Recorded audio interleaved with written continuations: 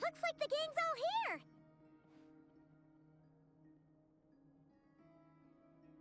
Yep, all ready. How about you two? Green and good to go? Paimon's ready! Great, let's get rolling then. Great. Well, first things first. Wait. Someone's here. We heard your footsteps. Although... You've been here for a while now. I take it you followed the Traveler, but I don't sense any ill intent in you. Come on.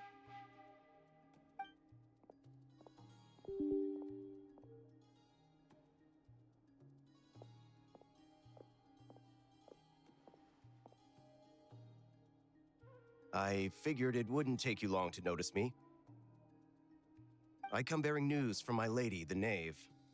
Dottore went through the motions of returning to Snezhnaya, but it was obviously a facade. However, he has not returned to the Kuvaki Experimental Design Bureau, nor has he made an appearance in Nasha Town. Well, in that case, he'll be in his lab way up north. I always wondered why he applied for his own private pad. He was planning this all along. Tell them that Sandrone and I will go on ahead. If they still intend to pursue this matter, they should meet us at the research center in the northern tip of Nodcry. Nice of Columbina's two best friends to think of us. We appreciate the heads up. Our sincere thanks to the Fatui for your aid.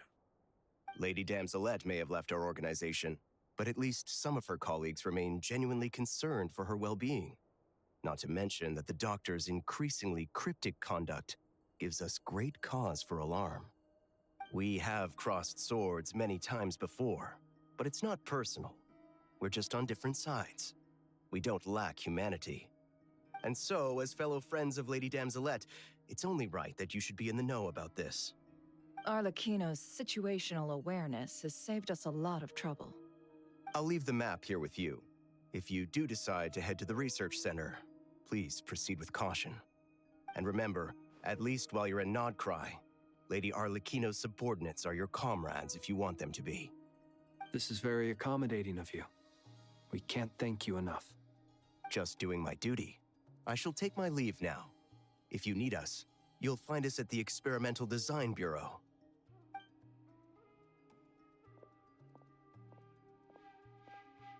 So, the doctors left the Experimental Design Bureau and headed to some research center up north. Marionette seems to think he's been planning this for a long time. But when did it start? Before he even arrived in Nodcry? It seems his loyalty to the Tsaritsa is lip service at most. Behind the scenes, he may even be working against her. Whatever his motives, we know that he's decisive and incredibly ruthless. Facing him unprepared would be a recipe for disaster. At this stage, it's difficult to predict his next steps. I suggest we split into 2 groups. We need some people to stay behind and guard Nasha Town. Well, as much as I'd love to help, infiltrating research labs isn't really my area of expertise. But at least take Cool Your Jet's Ducky with you. It should be some help during the battle. And as for Miss Inefa, I suppose you will stay to protect Miss Aino? Detecting operational logic. Protect Aino. Priority. High. Just in case, Servarka, I think it would be best if you stayed behind as well. You can leave the research center to us. I mean, I would have said the Knight of Berea should probably be out on the front line, but okay, fine. Leave Nasha Town to me. Be careful out there, okay? If things get out of hand, fall back right away. Yehoda will be on hand to assist you. In my absence, she can handle any intel gathering work. You got it, boss. You guys make sure to get back here in one piece, all right? We will. Things are moving fast. We'd better head off soon if we hope to keep pace.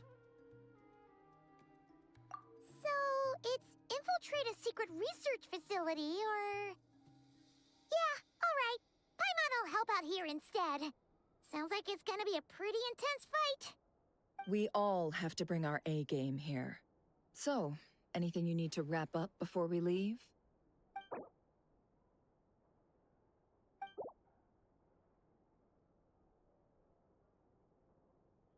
Then you'd better get going. Very well.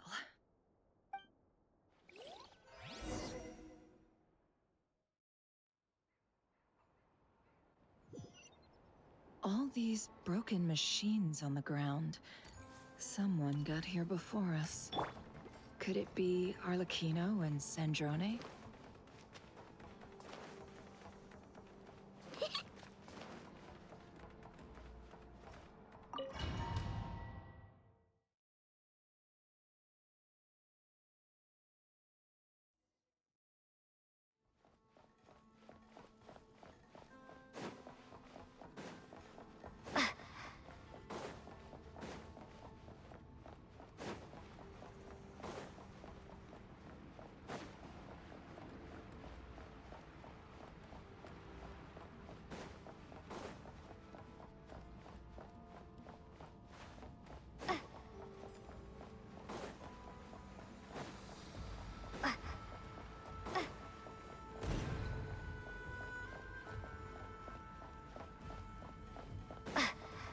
That's quite a welcome party. By the frost moon of old. Wipe out! Water jet! The mystery unravels. No more lies. It all falls into place.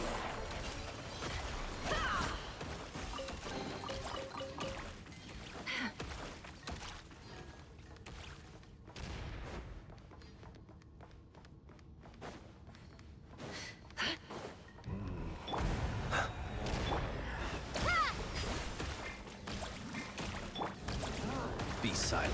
The long sleep beckons. Close your eyes. Get back! I said get back! Do you hear me? Why isn't it working? No! Don't come any closer! Don't!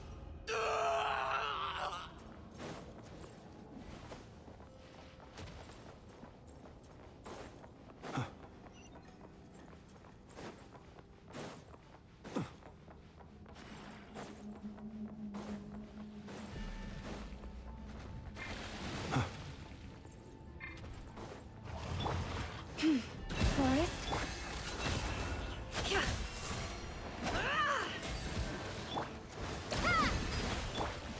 Observe to dust. You poor souls. May your spirits find peace. Grab that key on the ground. We'll probably need it at some point.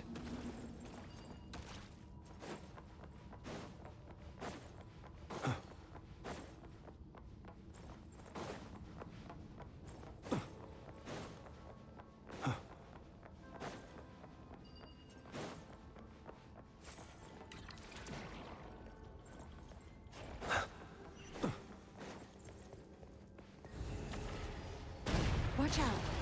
Ugh, there's no way through. Let's go around.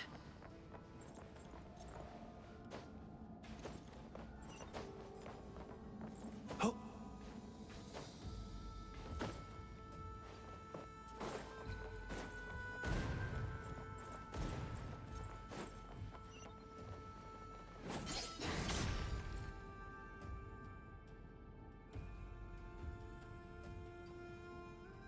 What the? Trespassers? Here? What's wrong with you people? We're looking for the doctor, and we understand he might be here. I see you're fleeing the facility.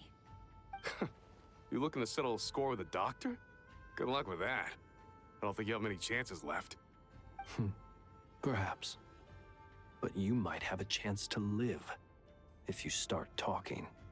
2 other Harbingers had the same idea as you. They're already inside. But what good is it gonna do? The doctor wouldn't do something like this unprepared.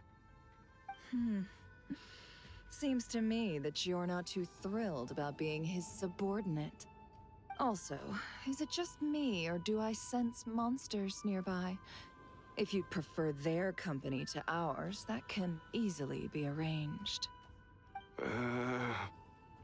We need to know what the doctor is up to. Please, if you know anything at all, tell me. This is about more than us versus the doctor. His actions could have consequences for all of Nodcry. And perhaps even your homeland, Snezhnaya.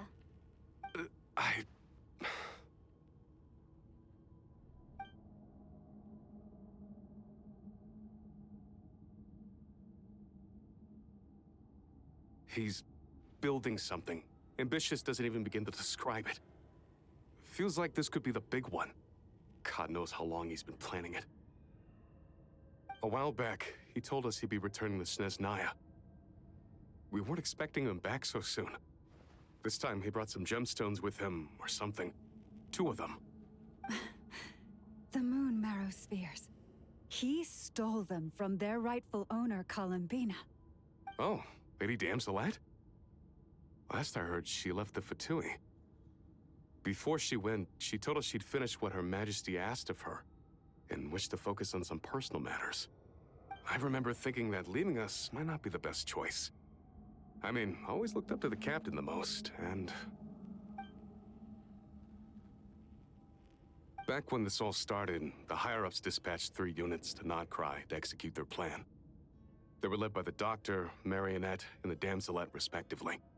I was a part of the Damselette's unit to begin with. She never really interacted with us much. In fact, she seemed sort of detached from everything. Not because she was distracted, just felt like she was indifferent to the world around her. Like she had no stake in anything that happened. She always seemed like she was staring off into the distance. Almost as if she didn't see anything worth living for in the present, so she had to look further afield. That's right. She always used to stare up at the sky. The Doctor used to stand nearby and watch her. Apparently they got along well at first, but somewhere along the way, she grew wary of him, started avoiding him as much as possible. After she left, everyone in our unit merged with the Doctor's. He's similarly indifferent to the world, except when it comes to the moons. He seems to have big plans for them. Right now, obtaining the 3 moons is his #1 priority. He even said if he can only get his hands on 2 of them, he'll create a 3rd one himself. How would he create an artificial moon marrow? Maybe the knowledge he gained from the Hyperborean phantoms has something to do with it. Thank you for cooperating. We appreciate the level of detail. I get the sense that you'd serve under Columbina again if you had the chance. Would that be fair? No, she's no longer a Harbinger. As a member of the Fatui, my loyalty will always belong to the Tsaritsa. I'm only telling you all this because I don't completely trust the Doctor. His actions do not align with the goals that first brought us to Nodcry. I understand. We'll do everything within our power to stop him. The Knaves unit is based at the Kuvaki Experimental Design Bureau. Maybe you can seek refuge with them. Well, now we know what's going on here. Artificial moon marrow. He's likely well on the way to completing it. Dottore's technological capabilities are far more advanced than I thought. I fear this could get ugly. Everyone, prepare yourselves.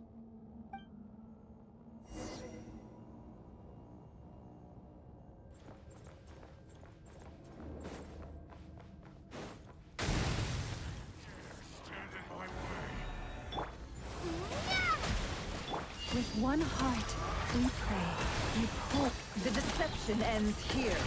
Can't hide the truth. It all adds up. Time to go clean.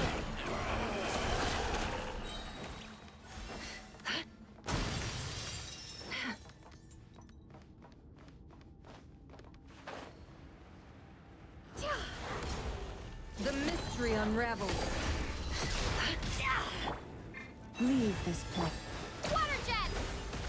Close your eyes to dust. Fear the dark.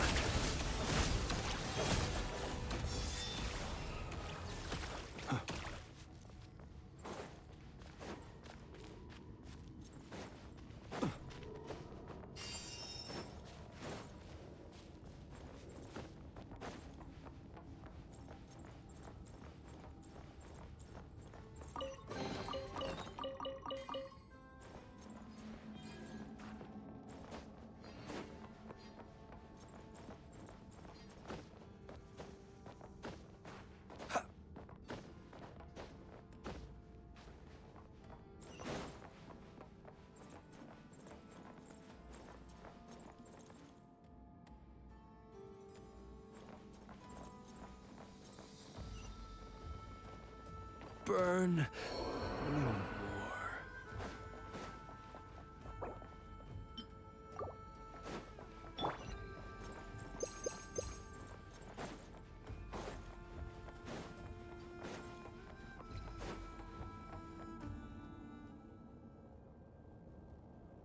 Welcome, one and all.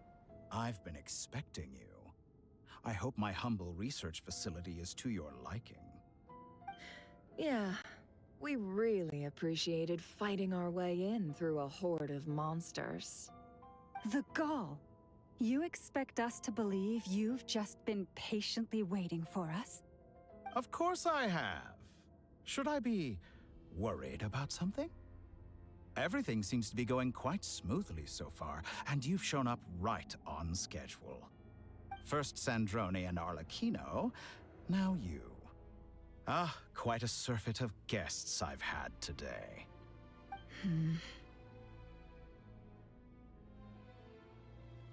If you were looking for them, I should probably mention that Arlecchino disappeared as soon as she entered the facility.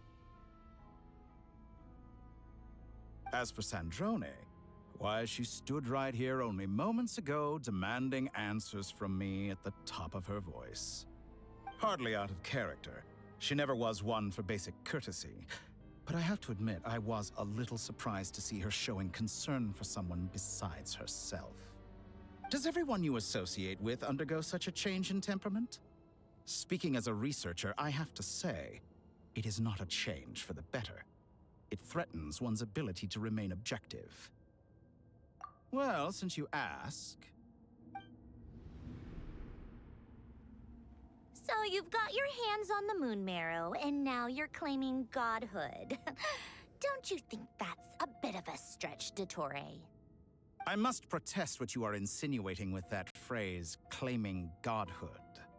I am not claiming anything. I am stating a fact. You're a researcher. I'm sure you appreciate the distinction between the two. Huh? Wait, you really think you're all that? You'll excuse me if I'm not being a polite little lady for you. We're colleagues. We both know what kind of person you are. By the same token, I knew you'd respond along those lines. You and I both understand that facts speak louder than words. To that end, I've had my people send you a small gift. It should go some way toward helping you understand my present position. What gift?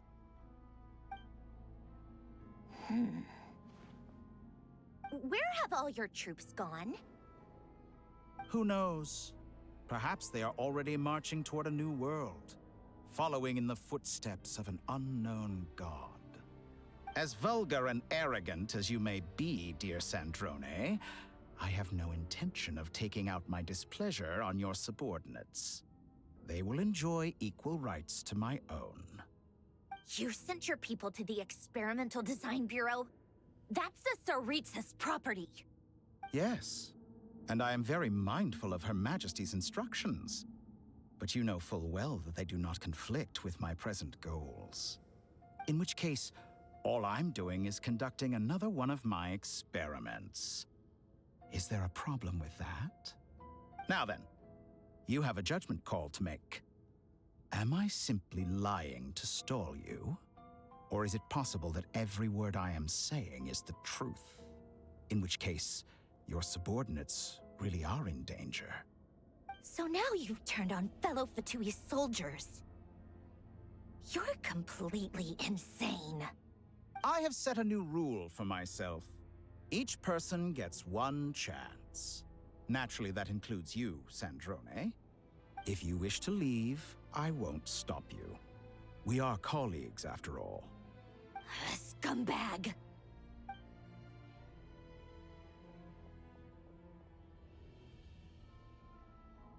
Still, I hadn't counted on Sandrone sparing any thought for the people of this world. Shame. I always found her self-centeredness to be one of her few better qualities.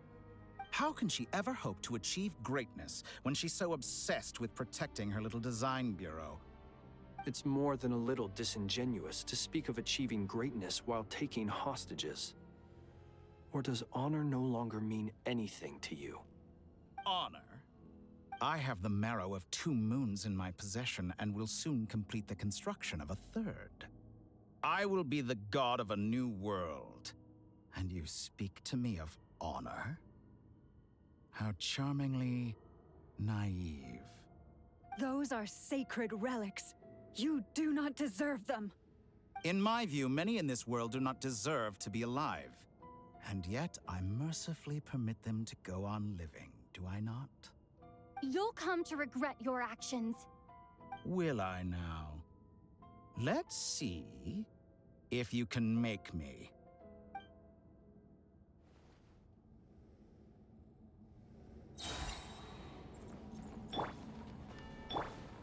By the frost moon of old. Wipe out! The night cometh. Be silent. Close your eyes. Seek within. No more lies. It all falls into place.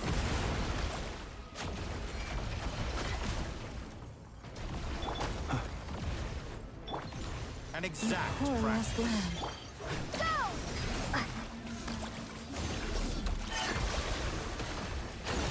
Get lost.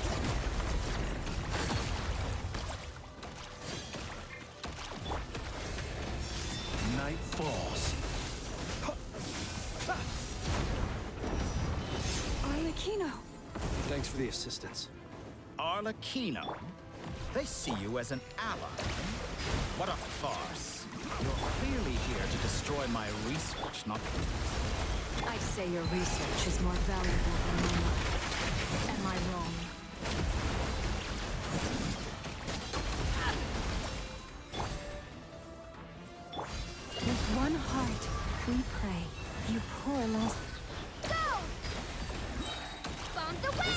best you can The do. mystery unravels.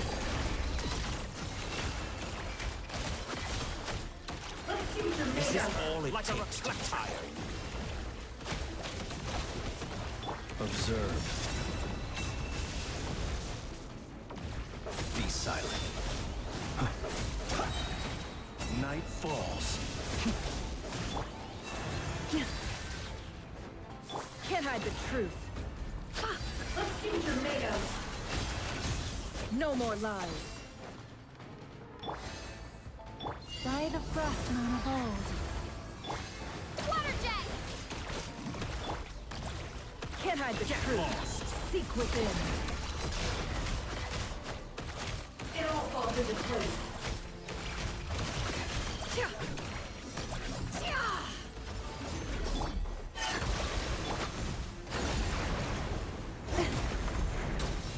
Leave this place. Water jet! Interesting. Vitore is too powerful with the artificial moon marrow in his arsenal. Fighting him is futile. Quickly! How's this?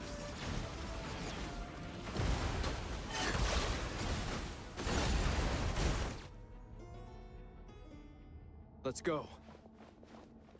I've always thought it is wiser to flee than surrender.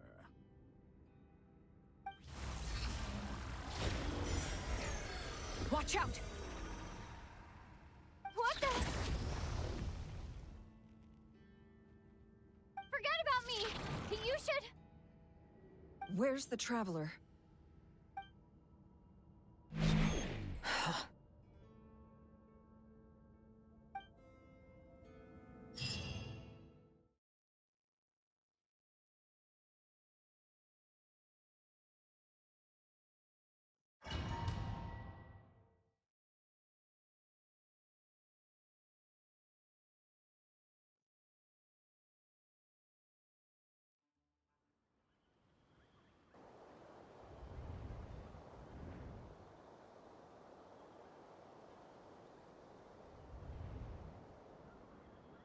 What just happened?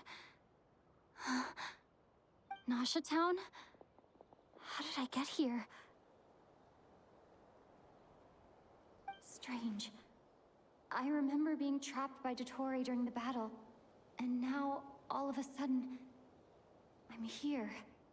Something weird is going on. I guess I'll start by exploring the area. Traveler? What brings you here at this hour? Huh? What are you in the mood for today? A hot dog? Or something else? We've got some special discounts at the moment. Want to see the menu? Sorry, I'm not hungry right now. Ah. Well, feel free to take a seat for now. Let me know if you change your mind. Everyone seems to be acting normal. Am I just overthinking? Oh, darling, look who it is. One of our regular customers. Get the traveler something to eat, would you, dear? Wait. Why is he talking like that? Well, I'd love to, but can't serve a customer unless they order something. Anyway, I take it your business is wrapped up? Yes, thankfully. It was a long trip, and it's left me feeling pretty exhausted. But the upshot is, I won't have to leave again for a good while. We can have some quality time to ourselves. Wait. These two are a couple? I see some kids around too. I didn't know they had a family. Hey there! I haven't seen you in ages! What's keeping you so busy? I've been looking forward to playing with you again. You forgot already? You're silly. Daddy brought you over to our house recently. We had some snacks together. What is she talking about? We've had a lot of customers over the last few days, so we've been real busy. And like my mom always says, some people are more than just customers. They're friends. Oh, another customer's arrived. I better go see what they want. This is all wrong. I never once heard the owner of this restaurant talk about their family. It certainly isn't a family-run business. And that child, I don't recognize her at all. Could this be a false memory? Very good. I knew you had it in you. Aren't you going to try the house special? When did he show up? No, none of this is real. You don't seem to like it here. That's fine. We can change venues.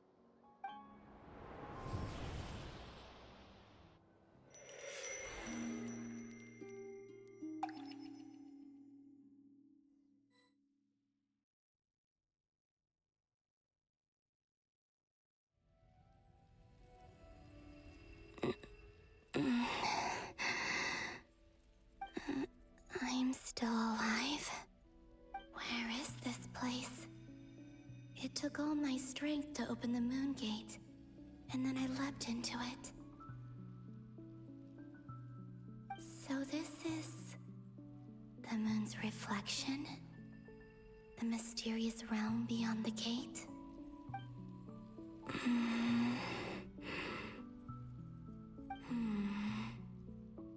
I can't sense anything. I guess I could try opening the gate once more.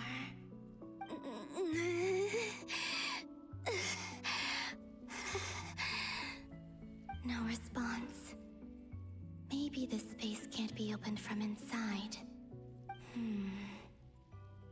If this was the space that killed both Revier and his lover, then why am I unscathed? Or... no, I'm not unscathed. Even the air here feels frozen in place. There is nothing here with which I can restore my power. I should conserve my strength and proceed with caution.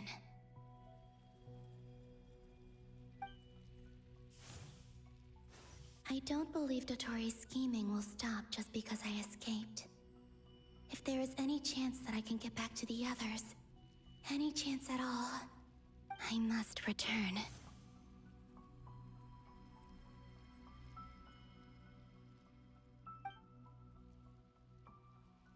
Emptiness, silence.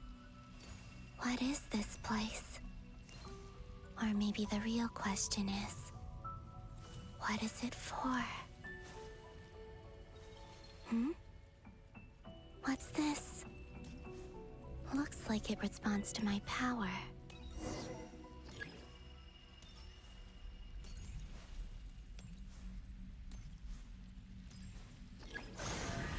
Golden. Like Kuvaki. Is it some sort of guide? And why does it feel so familiar? I might as well follow it.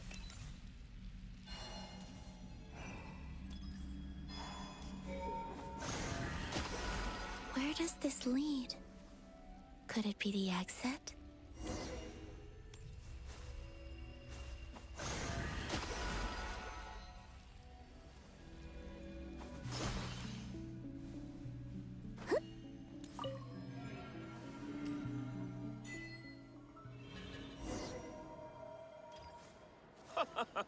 Welcome home, Moon Goddess.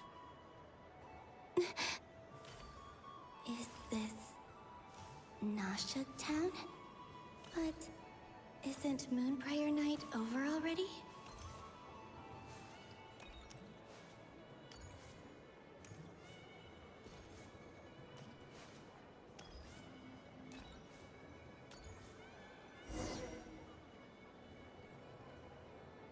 Goodbye for now, Columbina. I hope you have a wonderful night. I will. Llama, everyone else, and me?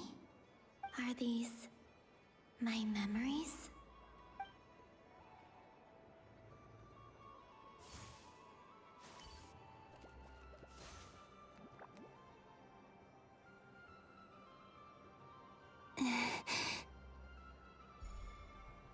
I can't touch them. It's as if we're separated by some impenetrable power.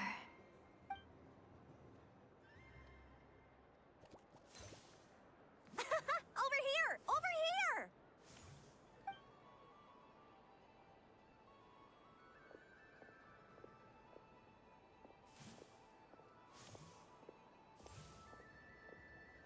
But the people in these memories pass right through me. Just like when I disappeared. If only I had known what would come to pass after that. Even so, I should still take a look around. Just being back here, it gives me the strength to keep going.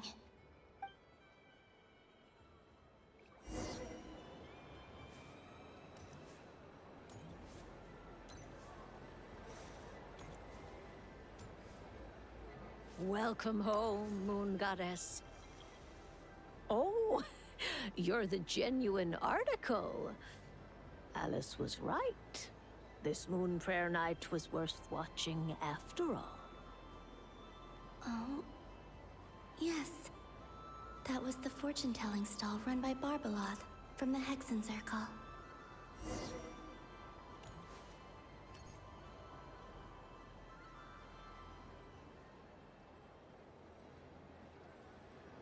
Please, draw the first lunar arcana. This represents destiny and is the foundation for the divination as a whole.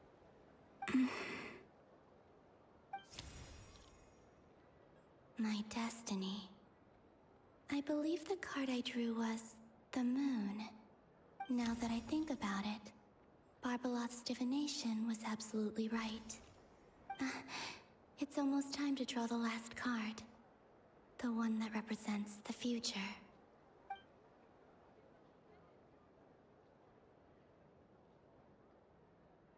That was the card that popped out on its own. From here, I think.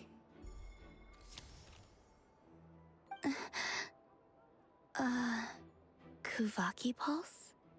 What? Fascinating. I've never encountered this before in my role as a diviner. What's going on? Did that card leave the deck? Because of my influence? All I did was try to touch it, and then... Maybe this memory space is not untouchable after all. Are there weak points in the barrier? Or... is it possible that there's more to this space than my memories alone? This card is death. I need to get to the bottom of this. I'll try touching something else.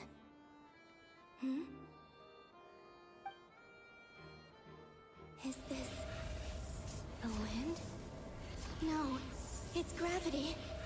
It's pulling me outwards. No, Traveler!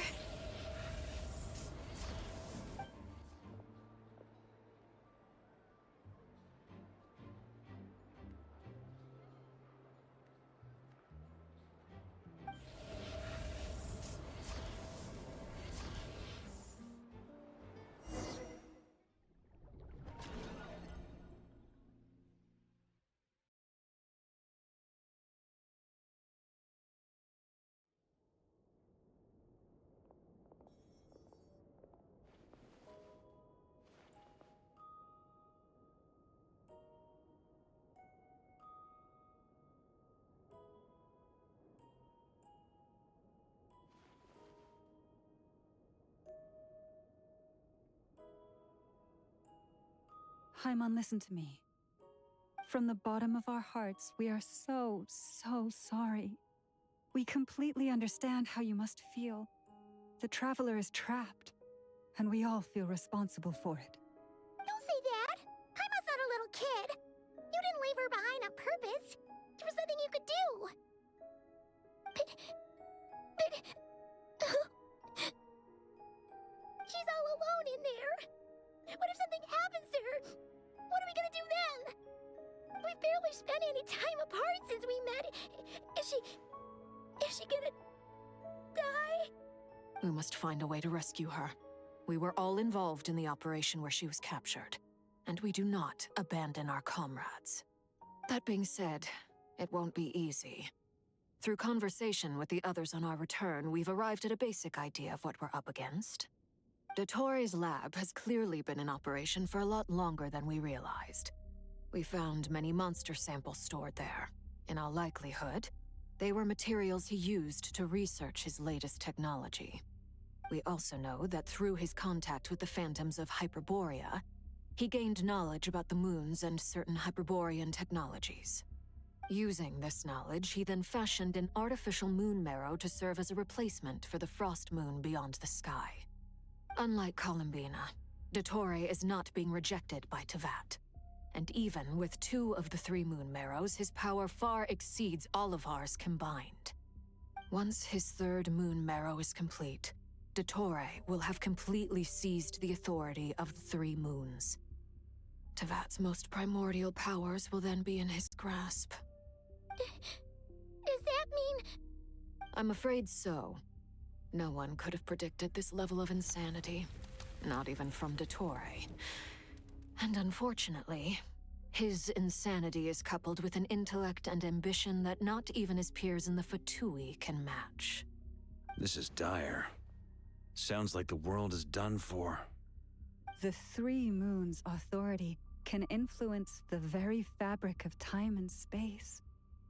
I dare not imagine what a monster like him would do with that kind of power.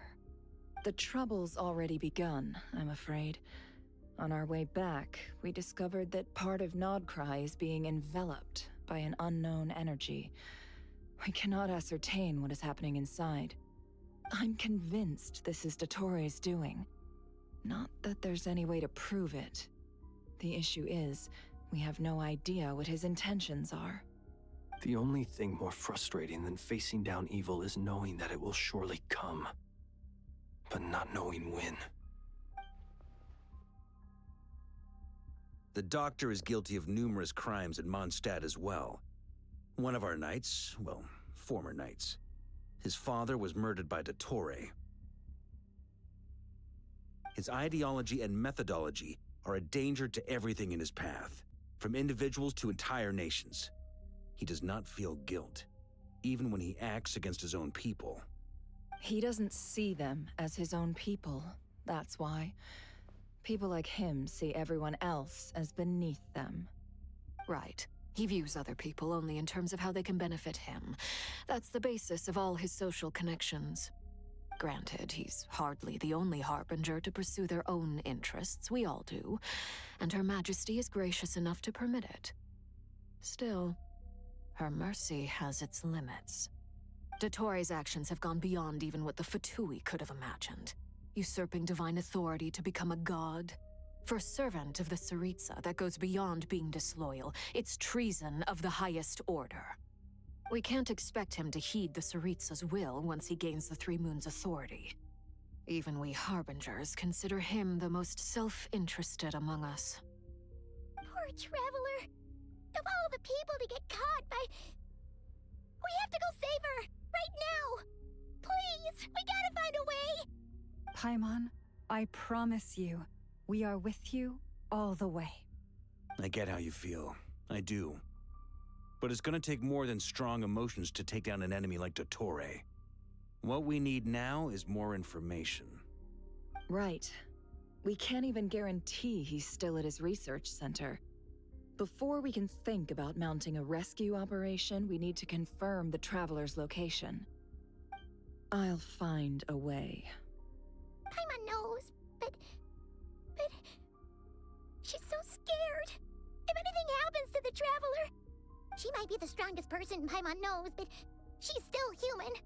She feels pain and bleeds just like anyone else. Then think things through before you stick your neck out. Unless you want to lose your head. Sandrone. Miss Sandrone, you're okay? Put the stuff over there, and be gentle with it. Am I okay? As you can see, I've had to move my whole livelihood out of the Experimental Design Bureau. It's been swallowed up by Dottore's energy field. If I'd left it any longer, I probably would have gotten stuck there. Ugh, Dottore always goes a little loco when he finds a shiny new toy. Not that he'd ever admit that. But this time, he's gone full psycho.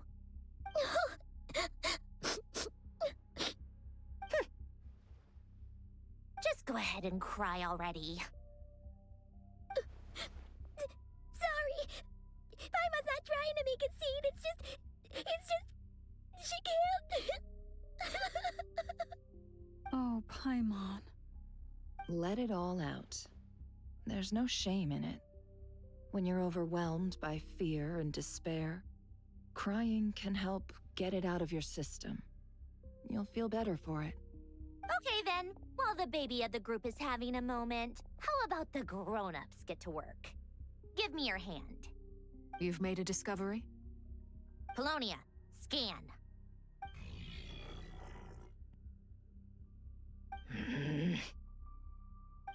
You, hand, now. Oh, I thought you'd never ask, my lady.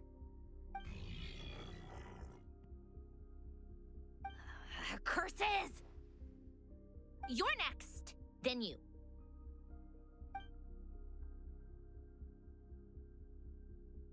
Dottore, you son of a... He's done something to us! Everyone who entered his research center has been implanted with some sort of curse. I don't feel anything unusual at the moment. Does that mean it hasn't activated yet? Is there a way to figure out its purpose and what might trigger it? My best guess is Dottore created it using the moon goddess's powers. 1 second, analyzing. Ugh! That friggin' maniac! So, what twisted game is he playing this time? The moment I analyzed the energy composition, some encrypted text appeared in my mind's eye. And when I deciphered it according to the Fatui standard encryption protocol, I got the following message. Feel free to run, or you will perish in nod cry. He's mocking us. Yep, he loves to toy with people. Only in this case, there might be more to it. But I didn't detect any murderous intent or malice either in the message or the curse's energy. As if this is him at his least malicious. Or perhaps all people are cowards in his eyes. Maybe he thinks the threat alone will be effective. What a despicable person. And he has the Traveler in his grasp. If I may, as unhinged as Dottore may be, he has always exercised great patience with the objects of his interest. I remember a comment he made when we first arrived in Nodcry. He said, "This world is, on the whole, an exceedingly dull place. But at least there are a few intriguing features, such as the gods, or the Traveler. Presumably, they interest him because they're unknown quantities. He wants to understand as much as he can about them." Agreed. The Traveler is Tevat's fourth descender. All Harbingers are aware of this. Since Dottore took such pains to capture the Traveler, he is unlikely to kill her right away. Okay. But we still have to do that rescue operation. Of course. I also think we need to read between the lines with Dottore's message. If he's encouraging us to run, that means we mustn't leave Nodcry under any circumstances. My guess is, his curse will only trigger if we leave.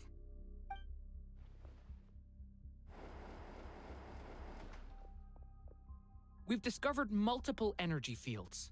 Albedo is still attempting to analyze their structure. He told me to report back first. Each field is slowly growing, swallowing up more of the surrounding area in the process. And the pace of their expansion has increased since we first examined them. He's probably trying to swallow Nodcry whole. His nefarious ambition knows no bounds. If this continues, the whole of Tevat will be in trouble, not just Nodcry. The loss of Columbina could not have come at a worse time. Do we think she's truly gone for good? She entered the space beyond the Moon Gate, knowing what became of Rerir and Thalindus.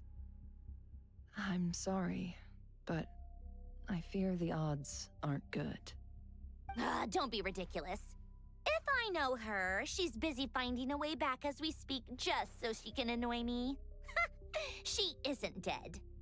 Whatever has become of her, the fact remains that we are two comrades short on the eve of a decisive battle. We need to find out the Traveler's location.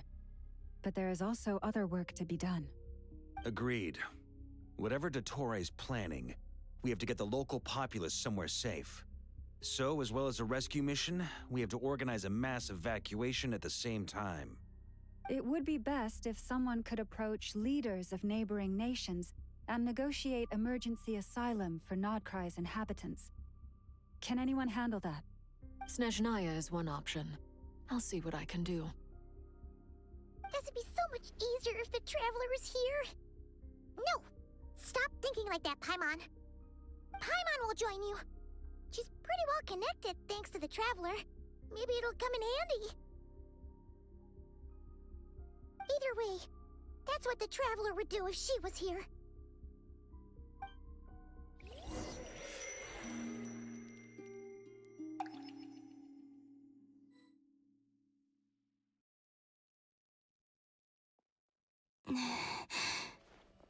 Back here again. That gravitational force that pulled me back. Is this where it came from? When I saw that memory of Moon Prayer Night, I think I influenced reality. Was it just a coincidence? Or...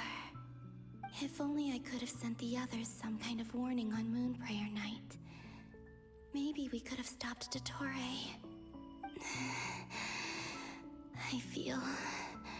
so heavy. Does entering that space consume a lot of energy? Well, even so, I have to keep moving forward. Back to emptiness and silence again. I should try and find my way back inside that memory.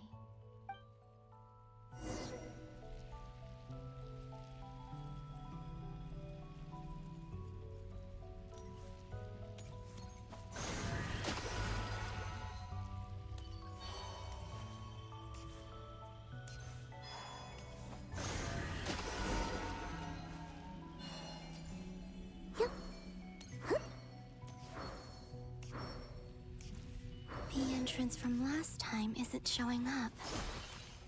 What am I missing? Looks like I need to gather these scattered fragments.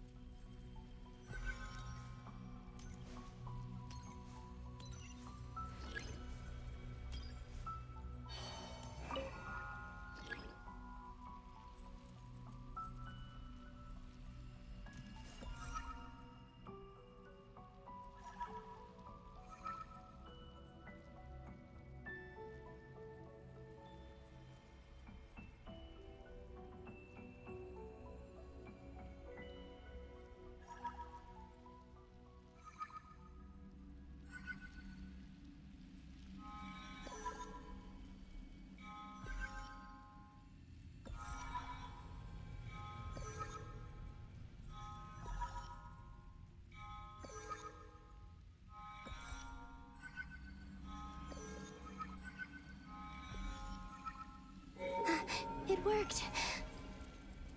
Hopefully I can stay inside for a bit longer this time.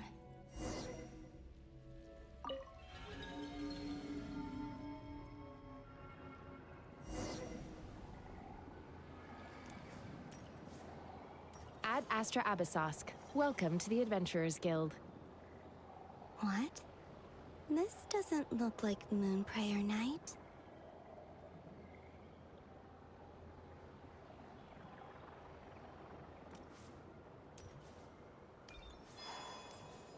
Extra, extra!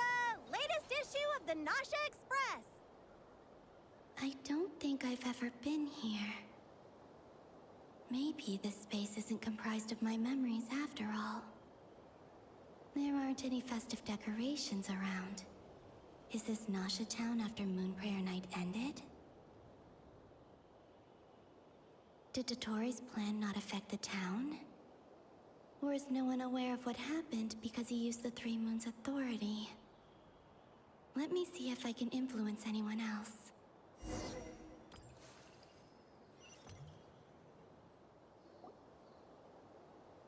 So, what do we do next? Wait, That voice. Paimon? The most important thing right now is to find that mage. Lauma the Traveler and Mr. Varga are here too. I'd better go pay the Fatui a visit. Traveler!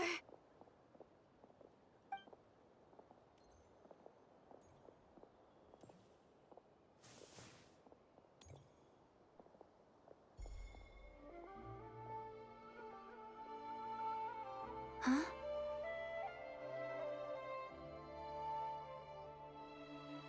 Columbina? I made contact. It's me, Columbina. Huh?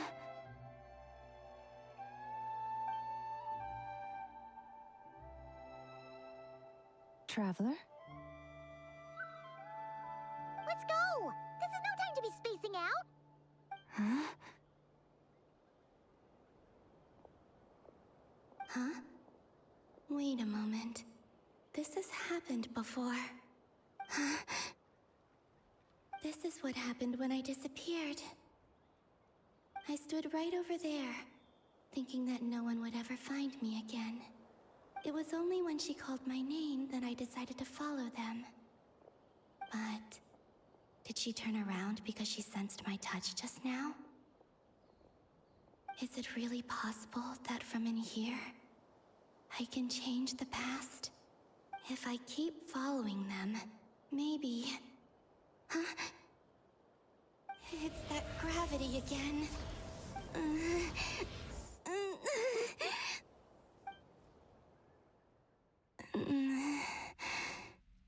Every time I influence reality within that space, this force intervenes and pulls me back.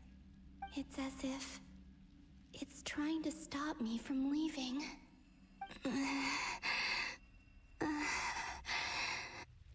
I'm getting weaker and weaker. I'll just have to try another approach next time. Come on, Columbina. Keep going. You have to tell everyone what happened.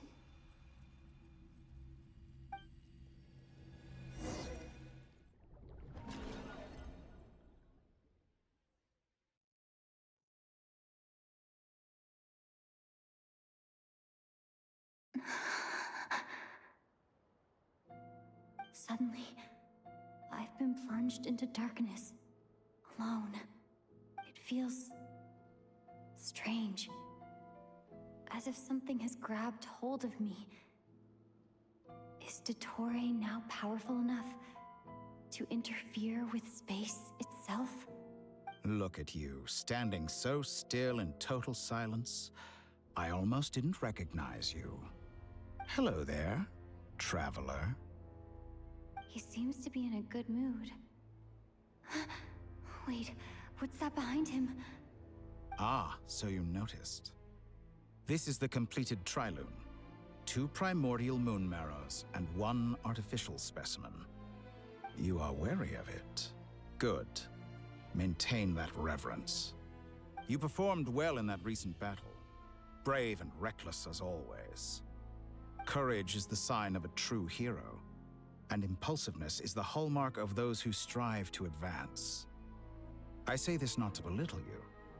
Most creatures are far more timid by comparison. 3 moon marrows. Does that mean the artificial one is now complete too? Well spotted. What do you think? For a replica I built myself, I dare say it looks the part. Dottore, are you planting illusions in my mind? I have no interest in fooling your eyes. On the contrary, I hope to show you the true essence of all that you see before you. Is this not a beautiful city? People live in peace and find joy in their work. The streets are safe. People can even leave their doors unlocked at night. You might say it is the Elysium everyone dreams of. All available data indicates your values and worldview conform with the mainstream. This kind of society should be quite to your taste. False beauty is deceitful. Lies are to no one's taste. I wonder, is it your moral standards that are too high? Or your expectations of reality? Answer me this. If someone existed in a sweet dream from the moment they were born, a dream in which they never once felt pain, which do you think they would consider superior? The dream or the reality? That's pure sophistry. It has nothing to do with your actions. As I suspected. You have yet to understand all of this for what it really is. What do you want from me? You sound impatient. Do you think the only reason I'm keeping you is because I want something from you? If it's not, then why haven't you killed me yet? No one can stop you if you're as powerful as a god. I'm delighted you recognize that fact. I believe we last squared off in Sumeru. Ah, the memories. How time flies. You and I have both grown. I'm not surprised that Arlecchino and Sandrone worked with you.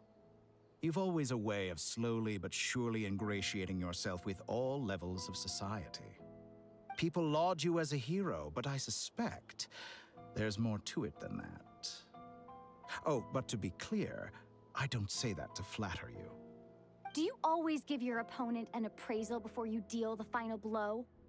Call it a long-time habit. I'm a researcher, and one of my duties is to give an objective assessment of my subjects. But you misunderstand. We are not opponents. Not at this moment. I just want to talk. Think back to Tartaglia, Arlecchino, Capitano, Columbina, and now even Sandrone.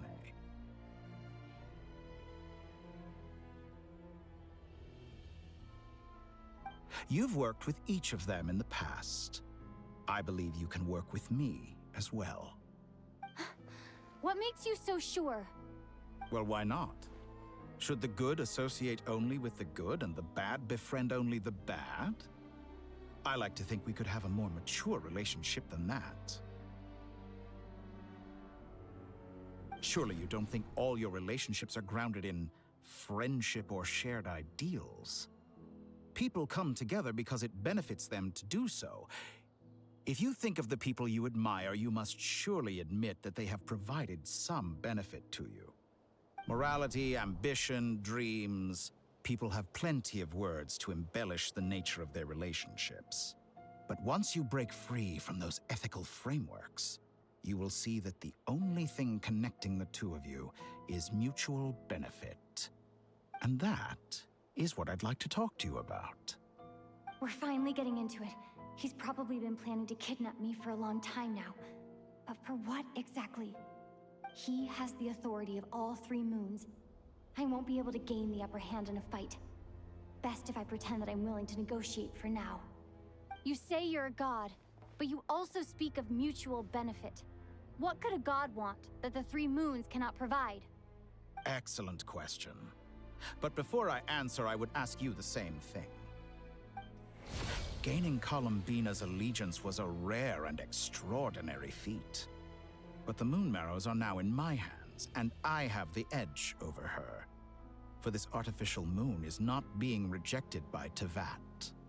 Her identity and lineage may have been a thing of glory in the old world, but they were also shackles that prevented her from ever integrating into Tevat.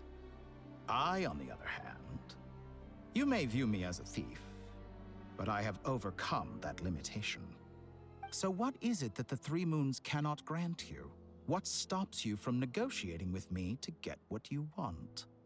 I don't make deals with lying psychopaths. That's quite an accusation. Are you expecting me to get angry with you? Well, this is one aspect in which my personal growth has served me well. In the past, my less mature self might have been disappointed, perhaps even angry, over a small setback like this. Like when you and Lesser Lord Kusanali joined forces to oppose me, for example. But things are different now. Just as the rich do not quibble with the poor, I no longer find myself perturbed by these trivial affairs. Human relationships end with conflicts of emotions and interests. But relations between humans and gods are different. And ours is even more unique. I have ascended to the highest heights and laid claim to unprecedented horizons. And you were no ordinary person to begin with.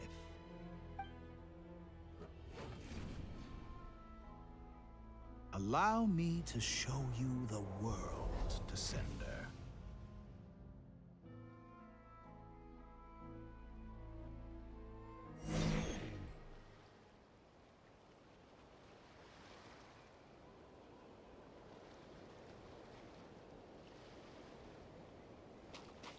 To stand, walk, jump, sit, and lie down. These are the most common of behaviors. Have you ever wondered why we were born following such laws? Who stipulated that we could not fly instead of walk?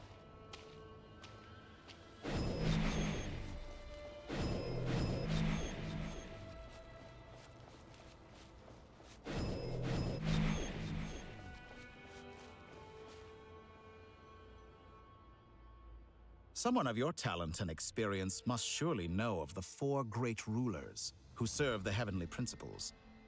They govern life, death, time, and space. One wounded by a blade will die from blood loss or infection, and one who falls into a lake will drown in agony. The elderly wallow in solitude, and the solitary age faster. Eventually, new life is born, only to embark on the same path of suffering. These 4 divisions anchor the world and shackle those who live in it. But they themselves transcend its boundaries, squandering the power bestowed by the heavens. All who live yearn for equality, but unless the gods prostrate themselves and profess that they are mere servants of the living, equality can never exist. Who makes the rules we must live by? Who has the right to restrict us? The limits of the body can be rejected.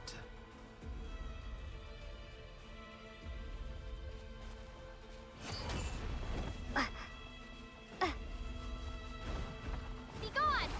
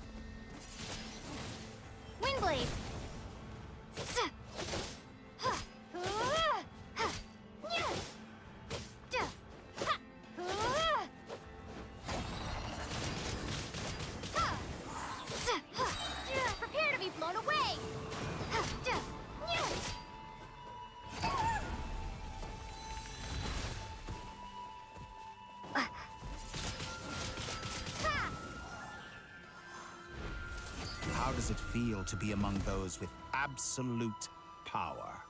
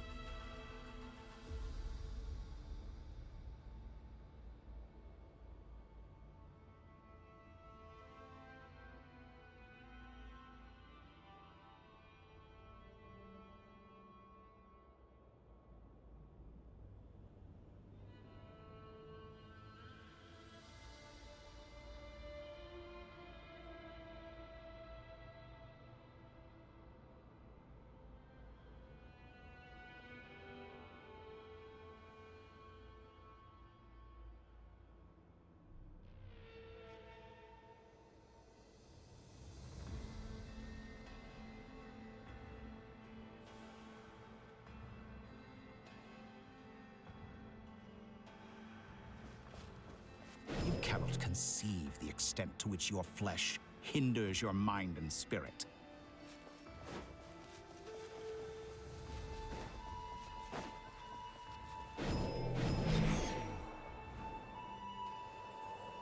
Only by discarding our useless, primitive eyes can we perceive a new world.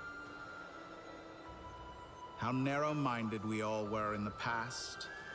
Why should the final answer of the world not be the power that predates those of life, death, time, and space? The power of the Trilune.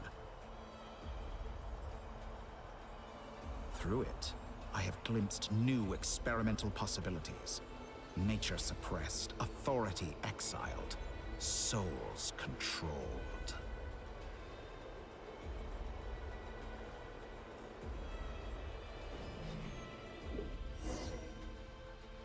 You know, I heard recently that a group of critics reviewed countless stories and drew an interesting conclusion. They found that it is more often than not the villains who strive tirelessly to push the boundaries of progress. In fact, long before this, someone voiced a similar idea in an academia editorial. I felt a great affinity with this perspective. I have never been afraid to step up and play the role of the villain. Fanatics are trampled down for their transgressions, and those who transcend are rebuked for their audacity. And so, the majority of creatures are too timid to follow my lead. But all sacrifices made during my experiments have been worthwhile, as you can now see. I can offer you something new, something unique, precisely because I am a villain. Think about it. We are eternally bound through mutual interest. Can you truly say you would never turn to malice if it could give you the life you dream of? After all, what value do perfection and purity really have? They are fragile and feeble things, utterly tedious. I say, better to be governed by a flawed humanity than a gnosis. The true seeker of knowledge is the villain who undergoes countless tribulations in pursuit of their goal. I'm sure many people have told you that you're different. Because I'm a descender? Exactly. Very clever. But what has that got to do with you? I do not conceal my wicked deeds, my selfish desires, or my greed. A true researcher must act as I do if they are to understand and speak of the truth. And yet, a knowledge seeker like myself will inevitably grow tired of studying Tevat beyond a point. You have traveled to all corners of the world and met many people. Along the way, there have been moments when you were misunderstood or even became a wanted criminal. And all the while, you have spent your days doing some of the most mundane jobs in the world. You fight and toil, claim minuscule rewards from my friend Pantalone, then you fight some more, winning some battles and losing others as your search goes on. And this cycle continues, with no end in sight. Surely you must sometimes grow weary of being stuck in this same loop day after day. We're completely different. I embrace everything that life throws at me. I am engaged in every step of my journey. How does that make us different? I too embrace what life brings, researching everything that interests me. Think of all the novel things I've managed to create, like the artificial moon marrow. Don't you see? As unique a specimen as she was, even Columbina is not irreplaceable. Take that back. She's gone because of your actions. I didn't say that to anger you. Though admittedly, I don't see what there is to be angry about. Anything Columbina could do for you, I can do better. I know what your ultimate goal is. You wish to walk the path your brother walked and seek answers from him at the end of that journey, don't you? Someone like you could never understand what it feels like to care about another person the way I care about him. Perhaps not. But that doesn't mean I can't help. I could find your brother right now, bring him before you, and make him give you the answers you seek. Don't be so presumptuous. You'll never begin to understand the situation between us. Oh, no. This is no presumption. I'm only offering what I know is possible with the power of the Trilune. But it seems like you would sooner continue with your journey through this world. Why? Do you truly desire this journey? Or is it simply a necessary process from which you cannot escape? Think of all the time and energy you have spent, everything you've had to endure just to make it this far. Is this really what you want? Or has your hand been forced by the promise of that final answer? Yes, you have made many friends. But do they ever spare a thought for the void in your heart and what it yearns for? What you want is not friends. It is family. But do they know this? I, on the other hand, am far more considerate. Join my experiment, and in return, I will bring your meaningless journey and all its struggles to an end. This is a malicious attempt to manipulate me. But at the same time, he's stating some very human truths. Of course, he's right about my predicament. How can I deny it? I have faced ungrateful strangers, never-ending troubles, an endless quest for answers. I want to see him. After everything I've been through, words can't describe how much I miss him, how much I want to be reunited with him. Wherever you are right now, do you miss me too?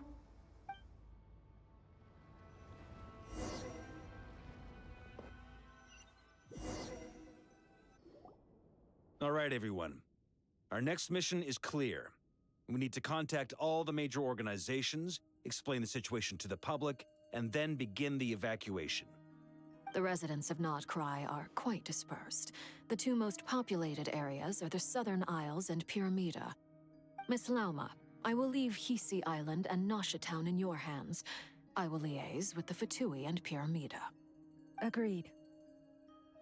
We will reach out to Natlan and Snezhnaya.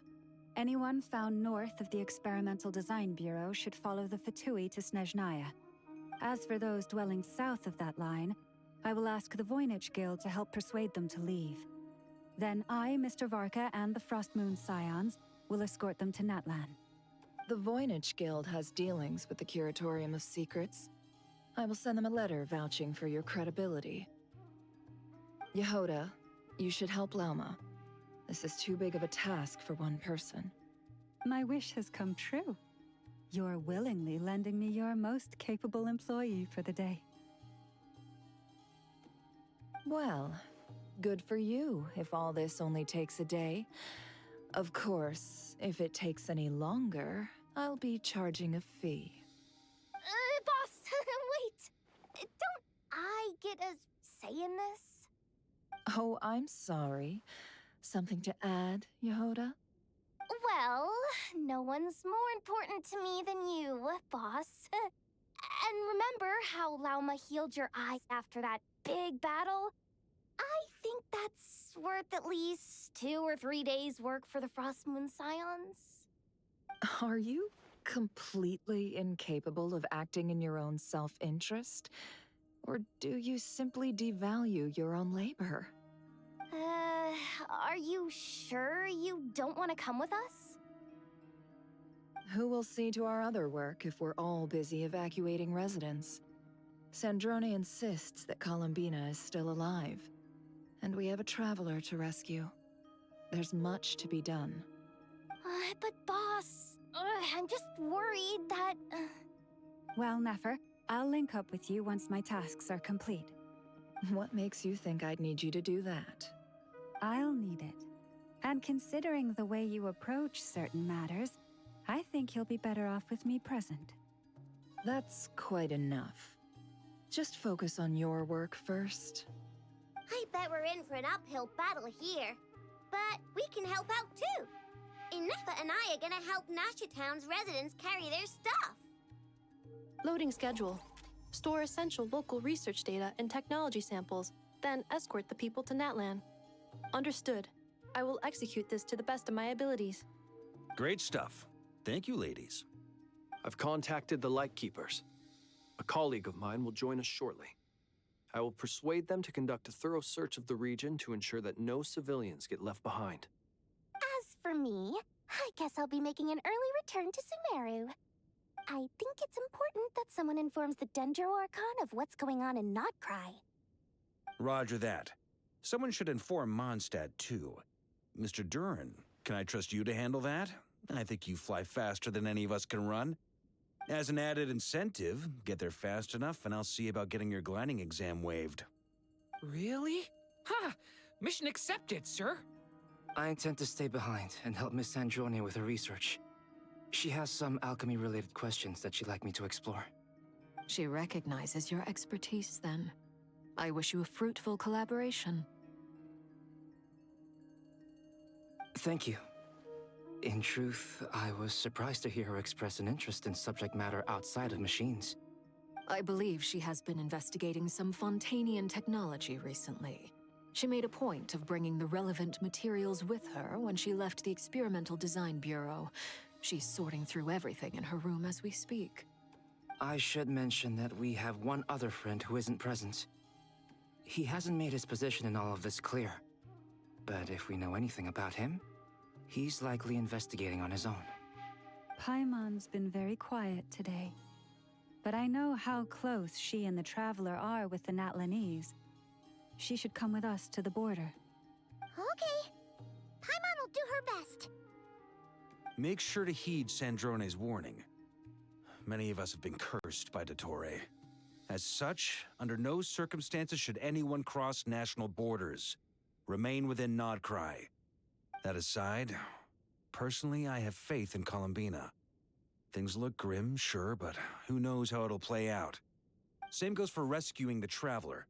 Both of them are important allies and friends. We'll be counting on you to gather intel on them, Miss Nefer.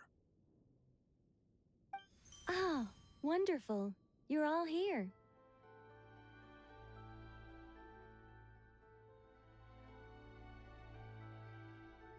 That voice again! Nicole? Whoa, that was loud! And it came out of nowhere. So mysterious. Sorry, this is the only way I can speak to you all right now. Please accept my apology. Anyway, time is short. I'll cut to the chase. We're still facing quite a catastrophe here at the world's borders. Alice has roped in every Hexenzirkel member she can get a hold of. Except for me. She told me I had to come and help you all out as a matter of urgency.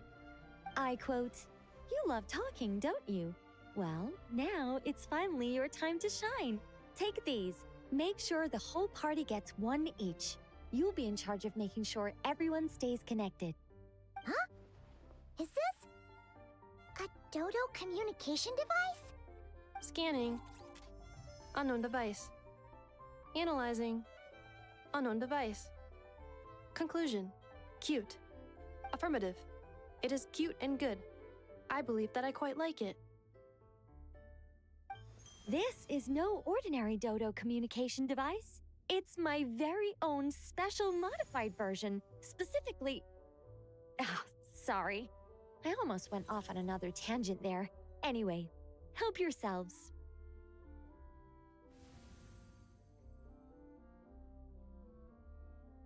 It will allow us to communicate over long distances within Nodcry. No more worrying about shuttling messages back and forth. What astounding technology. Am I right in assuming that it relies on your personal abilities to function, Miss Nicole? Yes, exactly. Right on cue, Albedo. Ah, I'd love to brag to you all about how it all works. But no, next time, next time.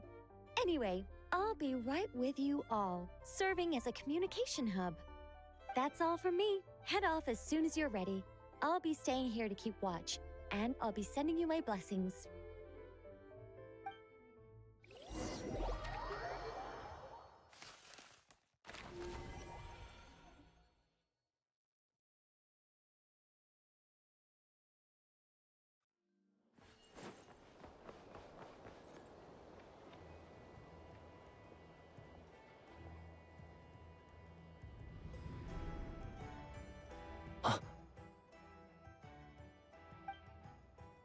Sir Flint. Perfect timing. I just arrived myself. You are most considerate, Master Ilua. But in fact, I know you have been sitting here for quite some time. If you saw me, why didn't you say something? I was curious to see how long you could sit still for. Also, shouldn't you have managed to sense me approaching? That would be a first. You always seem to appear out of thin air without making a peep. Also, how many times do I have to tell you not to address me as master? I don't qualify. I beg to differ. Why should a young man so well versed in social graces as yourself not be worthy of that title? Please, Lord Flint. Sir Flint. I'm begging you, don't flatter me into complacency like you do with everyone else. You understand me better than most. My newest acquaintances tell me I love complimenting others. What do you think? I think they don't understand why you do it. You just love puffing people up till they're a big, happy ball of hot air that floats away into the sky. In all sincerity, I can only hope that they bring good tidings when they come back down to Earth. Is the situation that bad? We just held a strategy meeting. Let me fill you in.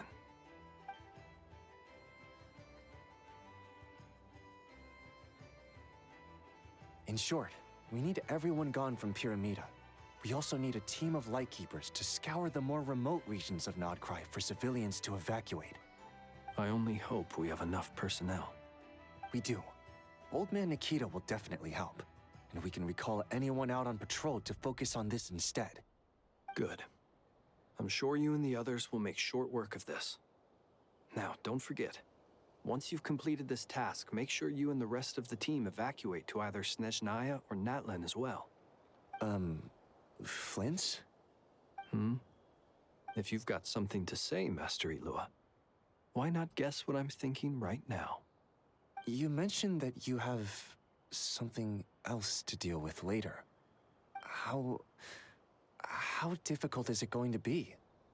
I doubt it will be easy. I know you're a Lightkeeper, and it's your duty to protect others in times of crisis. But I have a feeling that you'll be walking into grave danger. However bad things have gotten in the past, Nodcry has never faced a mass evacuation before. But from the sounds of it, you don't intend to come with us. I don't mean to pry, and it's probably none of my business. But whatever it is you're intending, you don't have to go through with it, you know. I've been afflicted with some sort of curse, and I'm told it may well trigger if I set foot outside of Nodcry. As such, I cannot leave. I have to act, if for no other reason than to fight this curse. What? No. Why? Why would anyone want to curse you? There are plenty of people out there willing to trample over others in pursuit of their own goals. Frankly, Sir Flint, I am furious. You're making light of what is an incredibly serious situation. Indeed I am. And? And what? I told you, I'm furious about this. Nothing I can do about it, I'm afraid. Things happen, and we just have to deal with them. If you find yourself feeling angry, perhaps start by drinking a big glass of water. Hey, you mean you're completely unmoved by my anger? I'm devastated. Then allow me to express my sincerest regret. Come by the lighthouse sometime. We'll catch ourselves a few fish, have a little barbecue, play some cards, and bask in the sun. Maybe I need to spell this out. Lean in a little, Flint. Oh my, this doesn't bode well. Word is that you were caught up in a real horror show recently. People were amazed that you returned safe and sound.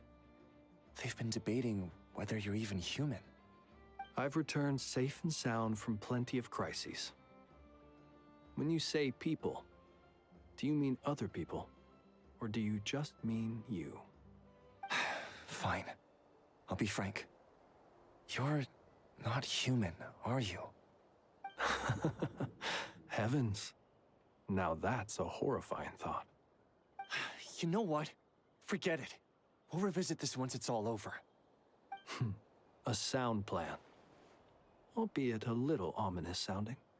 Just promise me you'll come back in one piece, all right? For you, Master Ilua. How could I refuse? Also, please pass my regards on to our colleagues. Tell them, thank you all for your assistance. Please put safety first as you proceed with the operation.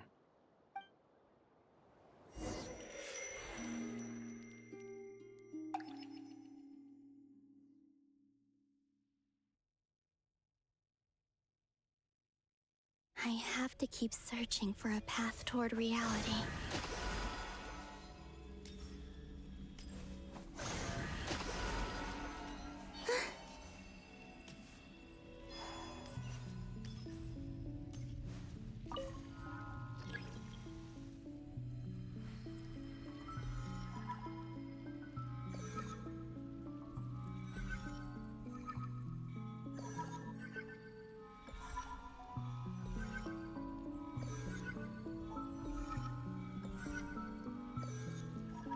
This should do it.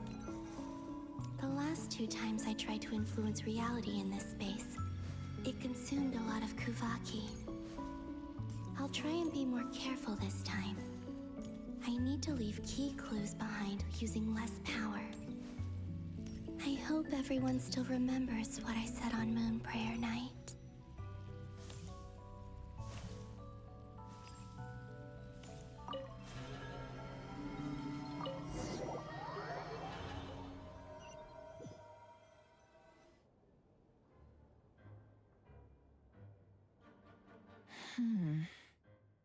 Nothing here either.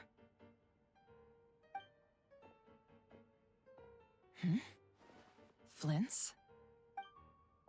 Ah, Miss Nefer. What are you doing here? Unless... I just spoke with Itlua about arrangements for the search and came for a walk nearby. As for you, why would... It appears we think along similar lines. And neither of us likes to accept things at face value. As well as figuring out how to gather intel on the Traveler, I wanted to confirm some of my own suspicions. Also, we'll need to bring a lot of force to bear against Ettore, even if we're only looking to rescue the Traveler. We can't leave anything to chance. You don't think Columbina perished either, do you?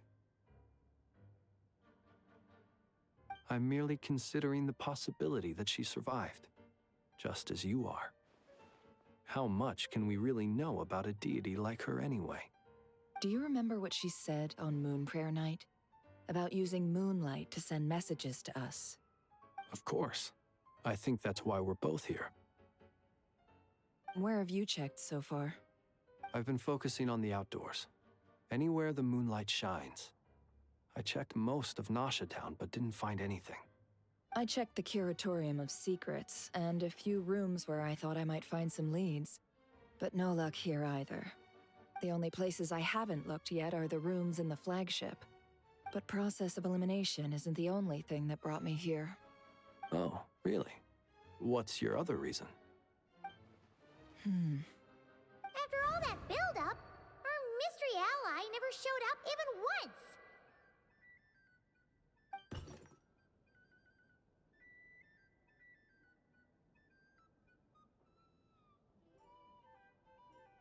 Huh?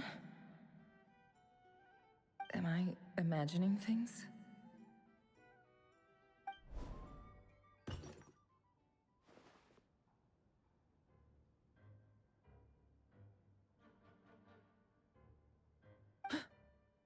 Come on, let's see what's going on. Oh no. I knocked over a vase as soon as I came in. It must have been caused by a Kuvaki fluctuation when I entered the space. Although, It seems like I'm not about to be pulled away this time. It looks like as long as I'm careful with my actions, it doesn't count as influencing reality. Anyway, is this the flagship? The Traveler mentioned that's where she was staying.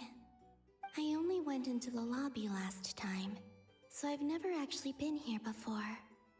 How does this space work? If nothing else, I can now be sure that it is not simply memory. She mentioned where her room was. I think it's this one.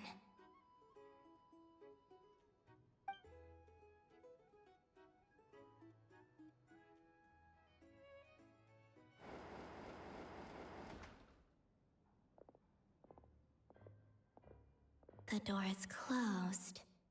But if this is anything like when I disappeared, then maybe...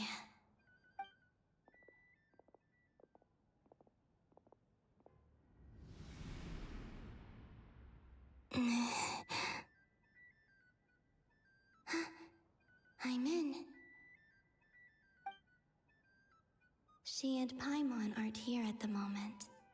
I hope she's okay. I wonder what happened to her after that battle with Dottore. Best not to dwell on that for now. I need to try and leave them some clues.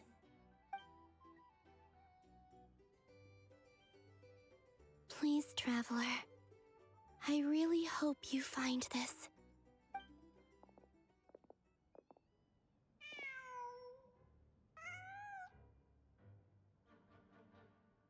Huh.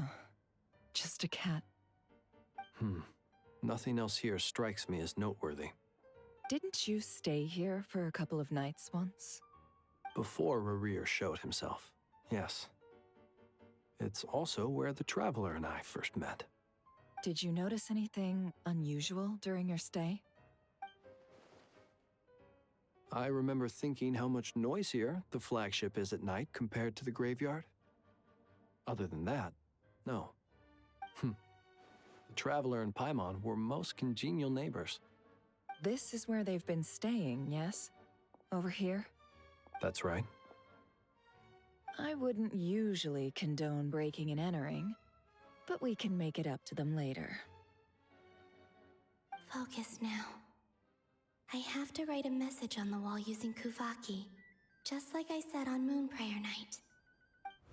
Simply open your windows on nights when the moon shines bright, and the moonlight will naturally flow towards the words I have written. Here goes. I'll need to carefully control my strength.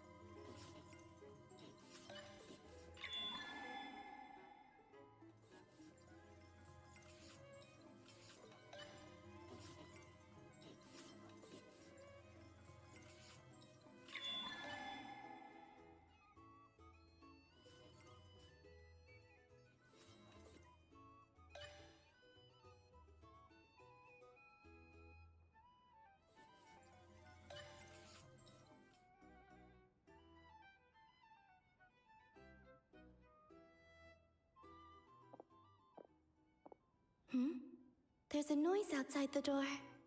Is she back?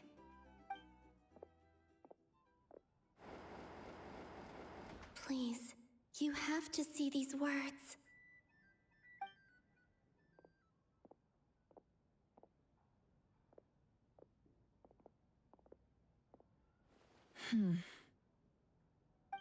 Well, do you sense anything?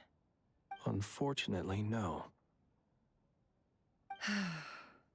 And this place was our last chance. Not necessarily. We've only looked in Nasha Town so far. Miss Columbina said she would leave messages at her friends' dwellings. It's still worth checking where Miss Lauma lives and where I live. Let's try and make some time to look into those then. Wait. What are you waiting for?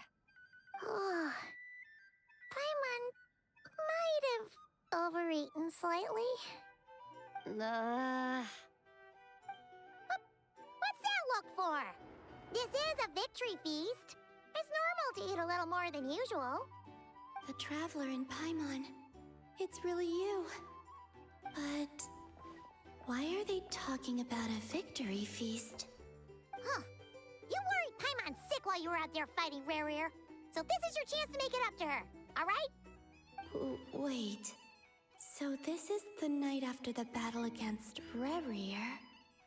How did I end up here? That's quite a long time ago now. Wait. Time. That's it.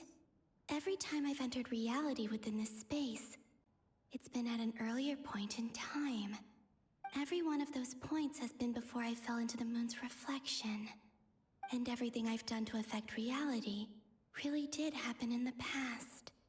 Does this mean that within the moon's reflection, time flows backwards? Starting from the moment I fell in? Not long till Moon Prayer Night now. It's gonna be even livelier than tonight. Although, it's gonna be sad saying goodbye to the damselette. She seems like a really nice person. Paimon. No, I can't. Even if I make contact, they probably won't understand what's going on. And in any case, I'll likely get pulled away again if I do. Instead, I have to find a way to get them to notice what I've written using the moonlight. Wait, even I hadn't thought of doing that before Moon Prayer Night. They'd never conceive of that possibility. Is there truly no other way? Don't lose heart. We'll find a way somehow. Huh? Oh, you say that, but the Frost Moon is beyond the fall sky. If we wanted to go visit her, how would we make it through to the other side? We might not have all the answers now, but I'm sure we'll find a way one day. Huh. Guess someone's gotta be the optimist. The present. The future. That's right. There are still things I can do. What's your plan? Flins, when you were staying next door, did you ever open the window? No. The rooms here are dark and damp, and there's such a buildup of dust on the windows that the moonlight can't even get in. I didn't think it was worth the trouble. The moonlight? I think I see where you're going. One moment. I'll see if the owner is available. Don't bother. Time is of the essence.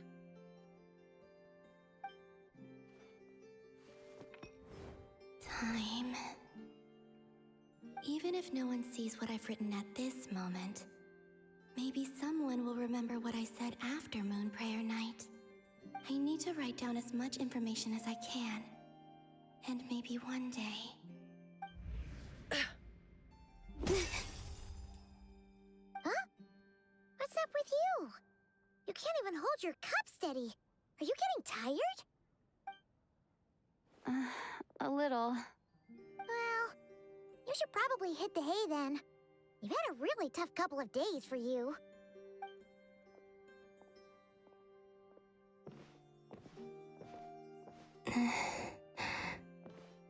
You truly have.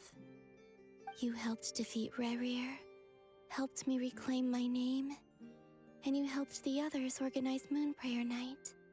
Wherever you are right now, I'm sure you're still fighting against the injustices of fate. This is all I can leave for them. How I wish I could stay here. But it's time for me to go. I hope to see you again in the next time. And if the opportunity presents itself. I will surely return to your side. Huh. Columbina. She's alive. Not only that, but she's left us an entire wall's worth of clues. She even wrote down what would happen on Moon Prayer Night. It's just a shame we found it too late. I am here. Time in this place flows backwards. I am constantly moving forward. It sounds like she's found a way to influence the past using Kuvaki. But her future is our past. So, these words have been here ever since we defeated the Ray Hero Solnari. We just never discovered them. Which came first, the chicken or the egg? Do you ever mull over questions like that? Only when I'm in a good mood and at leisure. Well, I never do.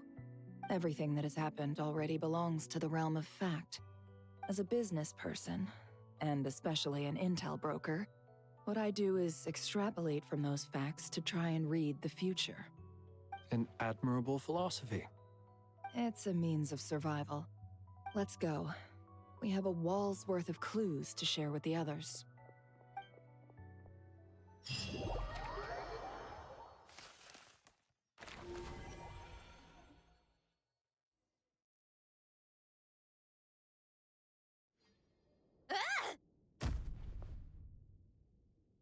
It appears that the doctor's energy signature has changed to something similar to Kuvaki, but not like the Kuvaki we're used to.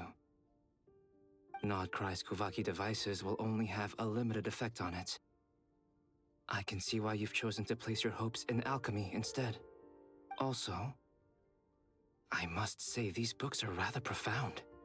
My subordinates just shipped them in from Fontaine. Some of them are from the Narcissenkreuz Ordo.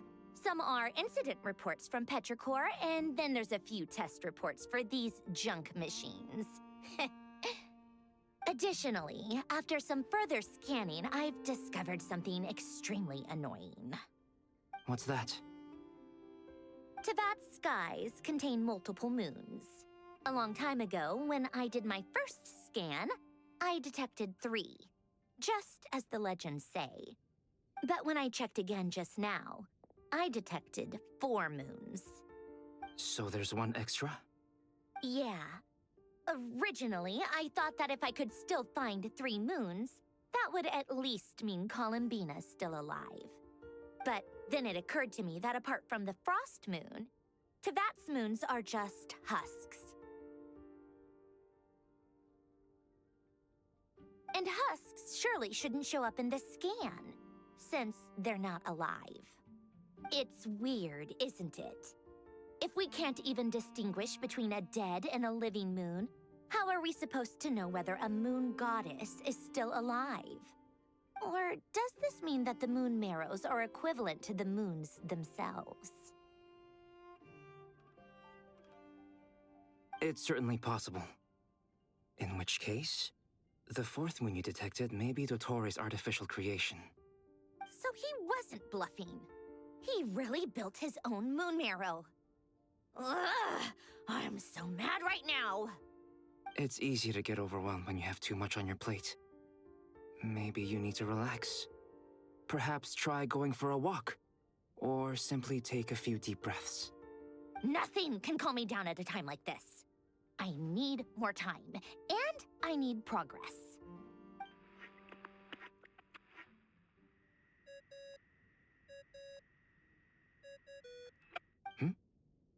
It's Mr. Flynn's. I really hate that ringing tone. Ugh. First the 4 orthants of the Narcissenkreuz, then moon marrows. Now what? Oh, sorry if we're disturbing you. Might I ask what's troubling you? What do you want? We're busy. Are you still at the Curatorium of Secrets? Yeah. Look, everyone else is still out, so there's no hurry. Plus, I'm busy, so I would appreciate if you gave me some space. Even though we have crucial intel to share? Fine, I'm listening. Do you intend to share it via the Dodo communication device? Ordinarily, I would, but this is a unique situation. I think it's best that we discuss it in person. See you at the Curatorium.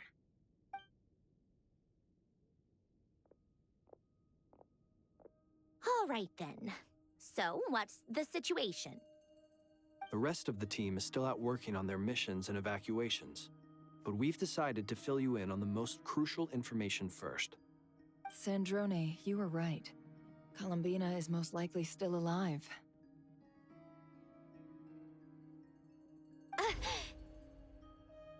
That's the best news we've received in a while, by a long way.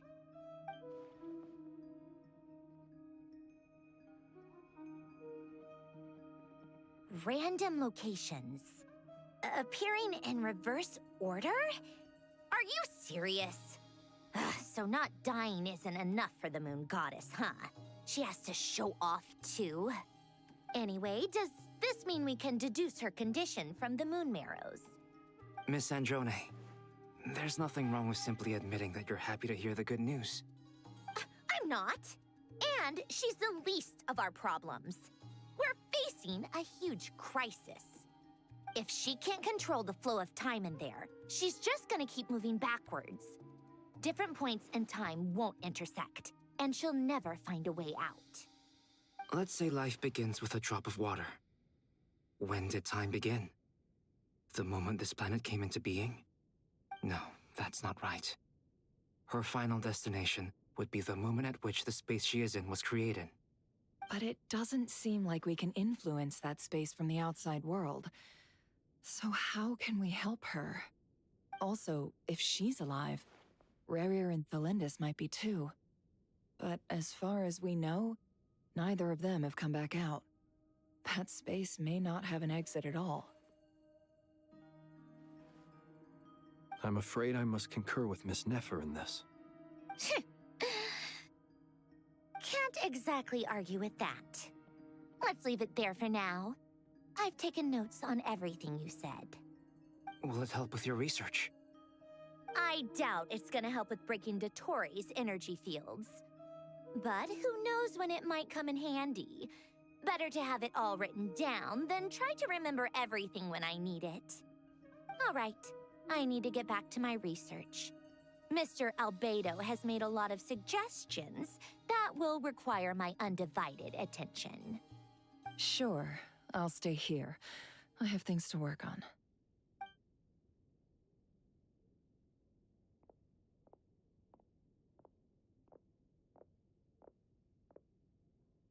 Paimon, are you there?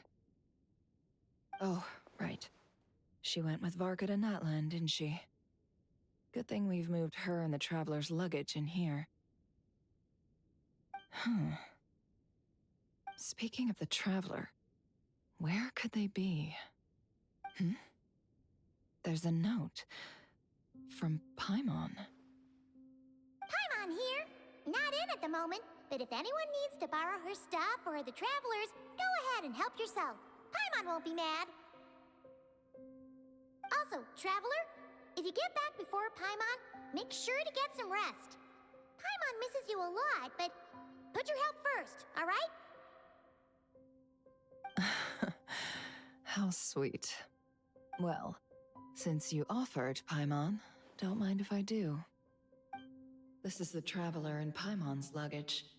All the items they use day to day are here. It's well organized.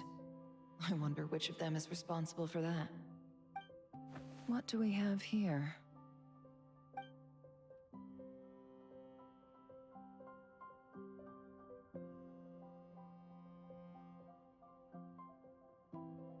The camera captured a special moment that can only occur between people who are close to one another.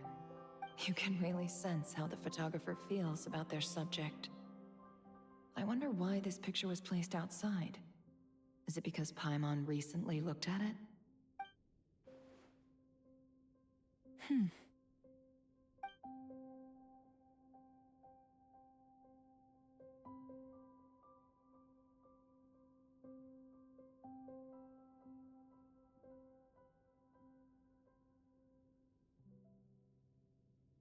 This must belong to the Traveler. Perfect. I'll use this. Hang in there. We'll find you.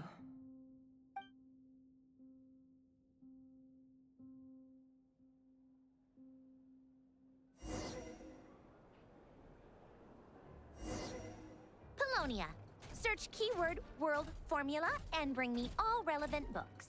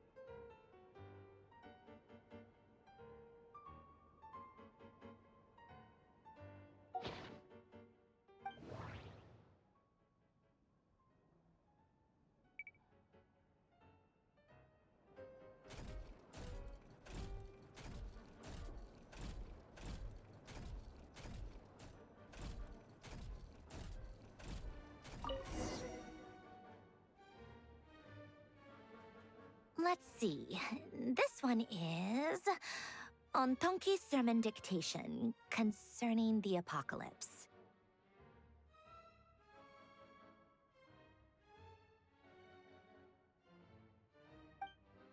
I believe that the correct term for this is Fortuna. This was an ancient Romorian technology, a wisdom unparalleled.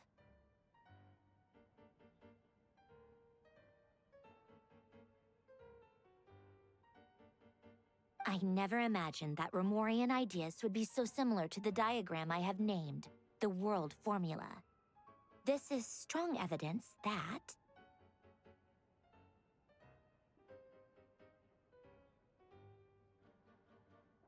human civilization should gradually shed possibilities as it continues to explore and evolve.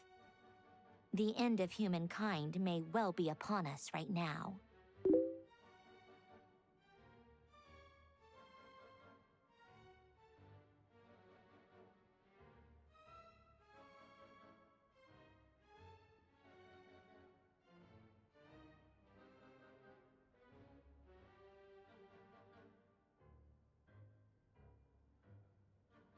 The sparks of civilization shall run out, unless we consider introducing variables from outside the system.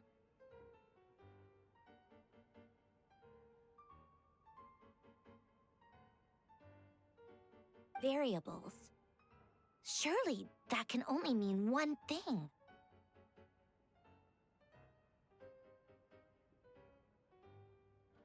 Descenders?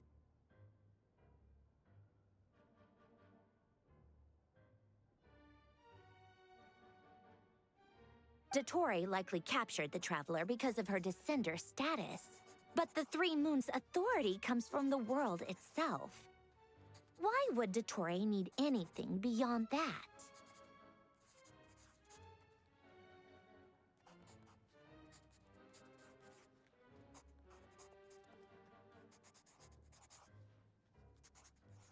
Where does this variable factor in? The world formula calculates the fate of an entire world. Introducing a variable would therefore give us...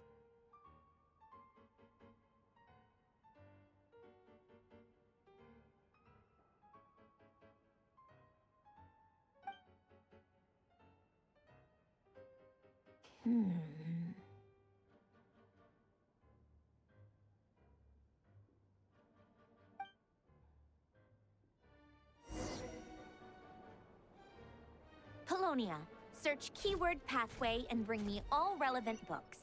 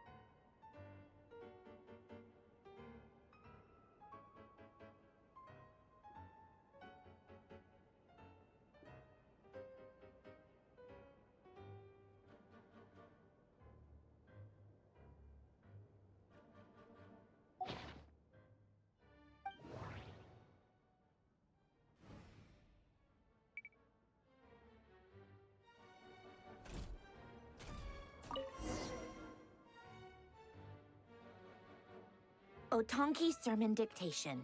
Explications on the Chemical Marriage. These titles are pretty esoteric.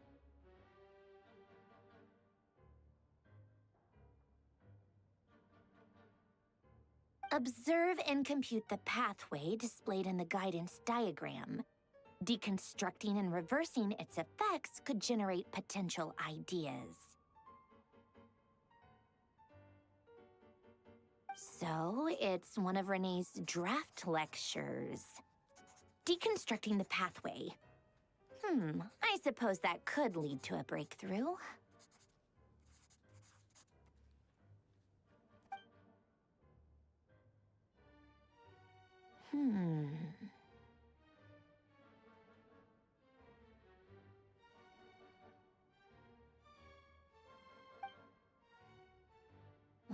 This is so long. This guy sure loves showing off his knowledge.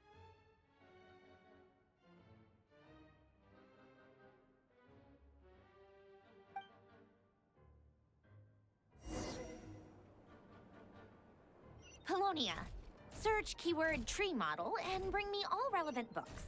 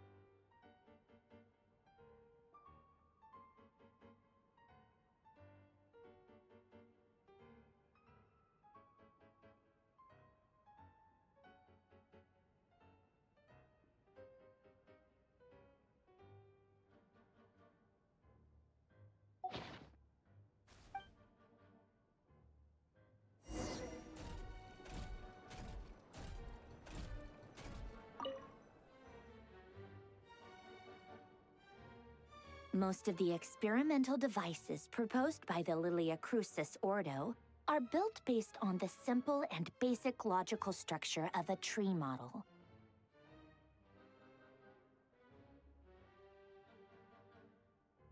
Lilia Crucis. Guess they were trying to cover up the name of the Nautitzenkreuz Ordo?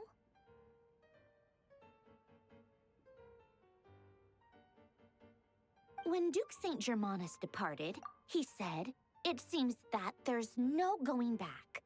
Alas, he is only a genius when it comes to machines. In all other things, he is but ordinary. Excuse me? I'm sorry. That's just ridiculous. What kind of book is this? Great Detective Herlock, the Alchemist and the Clockwork Saint? Isn't this a novel? Come on. Still, the author swears that they knew Renee well. Whatever. I guess it's not beyond the realms of possibility that Renee would say nonsense like that on occasion. Memory, wishes, souls, and persona. Frankly, this sounds more like occultism, but if Albedo vouches for it, I suppose there must be some alchemical basis to these techniques. The way Alain Guillotin saw it, the world was comprised of machines.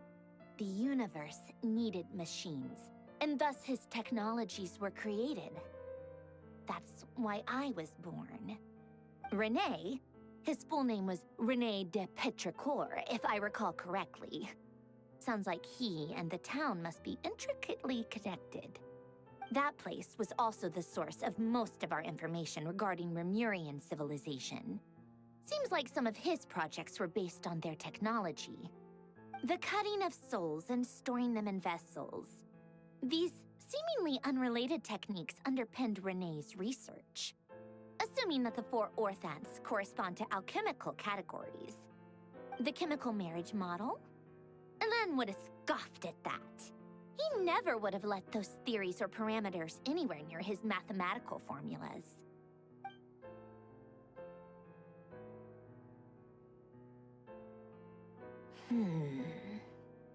What was Alain's view on René? I know he mentioned the name, albeit very rarely. Oh, now I remember. Alain's old notes are here too. They mentioned René once. René seemed most out of sorts when he spoke to me. A lack of sweet foods has dulled his mind, I should think. Either way, his words are not to be believed. Yep, that sounds like Alain. My subordinates actually did a half-decent job digging out all these materials. Makes a change. Good for them. Some of Alain's old files are completely consistent with these records. He must have gotten them from the Tower of Gestalt. I never knew he got his hands on René's records that early. He may have kept them, but he never even attempted to use them. Didn't believe a word they said. Come to think of it, René's world formula was filled with calculations of constants. That shows he believed that the fate of the world to be predetermined. As for Alain... it's been too long. I forget what he said. What would he have said? A guy like him, fervent believer in machines, but not headstrong enough. The world can be changed. It is worth persevering. Yes, that's how he used to think at least. He created that procedure to save this world. Yet the scale of the world's fate proved too enormous. The result was beyond his ability to calculate. He died having never seen the outcome. And there I was, left behind in the ashes of his dreams. Did you really never take a close look at René's research? Or did you read it but deem his philosophy incompatible with your model? The very thought of trying to incorporate his ideas probably made you feel sick to the stomach. Well, don't worry, because there's a whole new category of lunatic in town. Next to Dottore, every other madman looks sane. You once asked me what I wished for. Should have asked him instead. He's the one pining for things you'd sooner die than witness.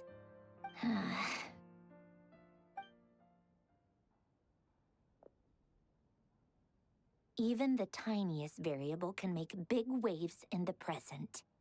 Now then, allow me to put these incompatible fragments together in your stead. First, establish and verify the existence of the Great Circle.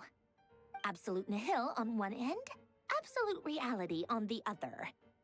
Now, search between these two extremes. Then, the construction criteria. Variables. The sparks of civilization shall run out unless we consider introducing variables from outside the system.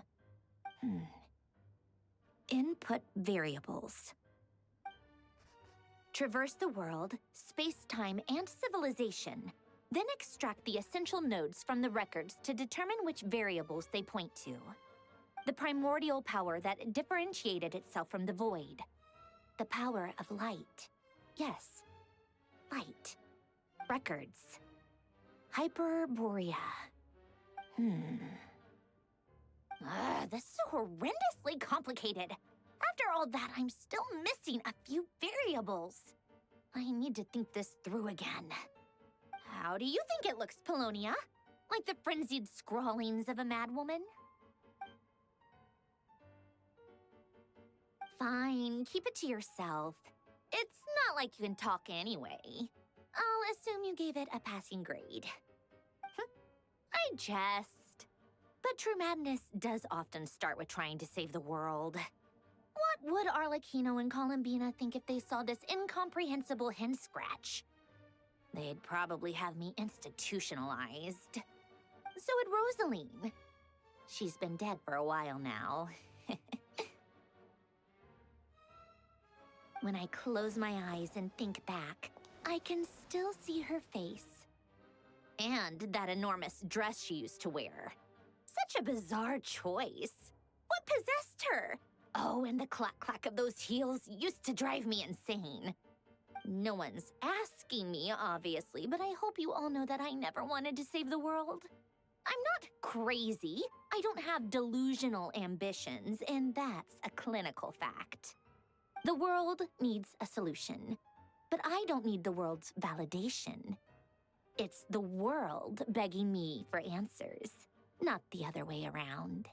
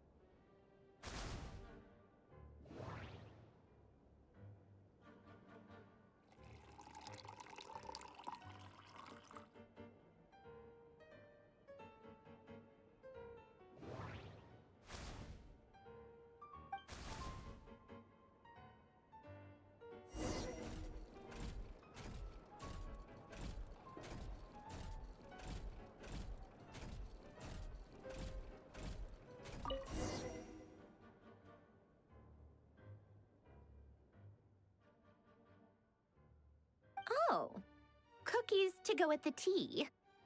Let's see. They must be from that person who brought those documents. I see they're from Hotel de Boer. Something's written on the box. We are proud to present this homage to the Fortress of Meropede's fun-filled mill collection system.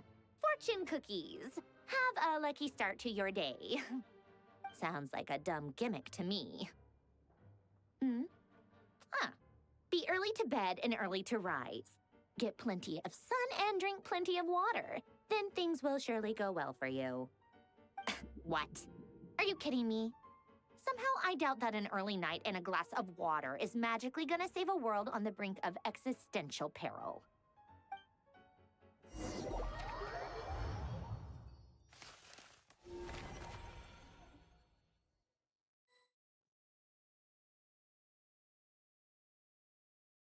Lady Arlecchino, word has reached us that Lady Marionette's troops are all in position. They are ready to act as soon as the order is given.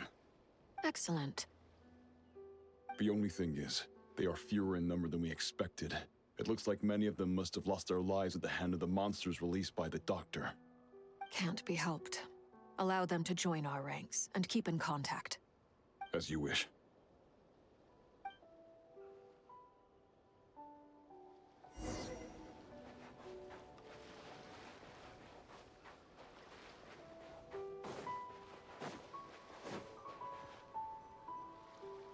It's been a while, Arlecchino. You look well. Did Dottore really have to build his lab right on the sole path between Snezhnaya and Nodkrai? Had to go on a huge detour to stay out of its line of sight. Sounds like an arduous journey. I assume you've brought word from Her Majesty? Of course, all part of the job. Firstly, the Tsaritsa has authorized Fatui Internal Affairs to review Dottore's case. They will reach a formal verdict on whether he has turned traitor and whether he poses a threat to Snezhnaya. While they're working on that, I've been ordered to come and receive the refugees from Nodkrai. They are nearby. My team will escort you to them shortly. Great. Aside from that, Her Majesty has a message for you and Sandrone personally. Huh? Where is Sandrone? She stayed behind to work since I was making the trip anyway. It seemed sensible to have one person on standby at base while the other came out to meet you. All right, guess that's just how she rolls. In that case, tell her that the Tsaritsa's decree this time is pretty awesome sounding. I think she'll like this one. Still, I wonder what... Wait, what's that? Did one of our troops turn into a monster? Take him out.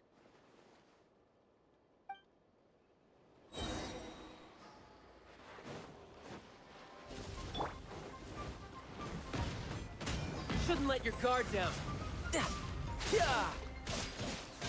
Everlasting as the moon! Laid bare.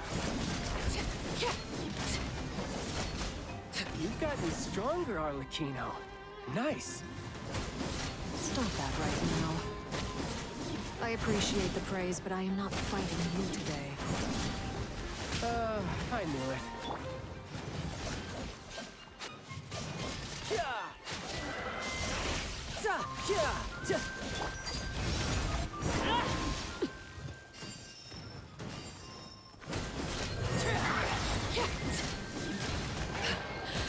My turn. I can't believe it.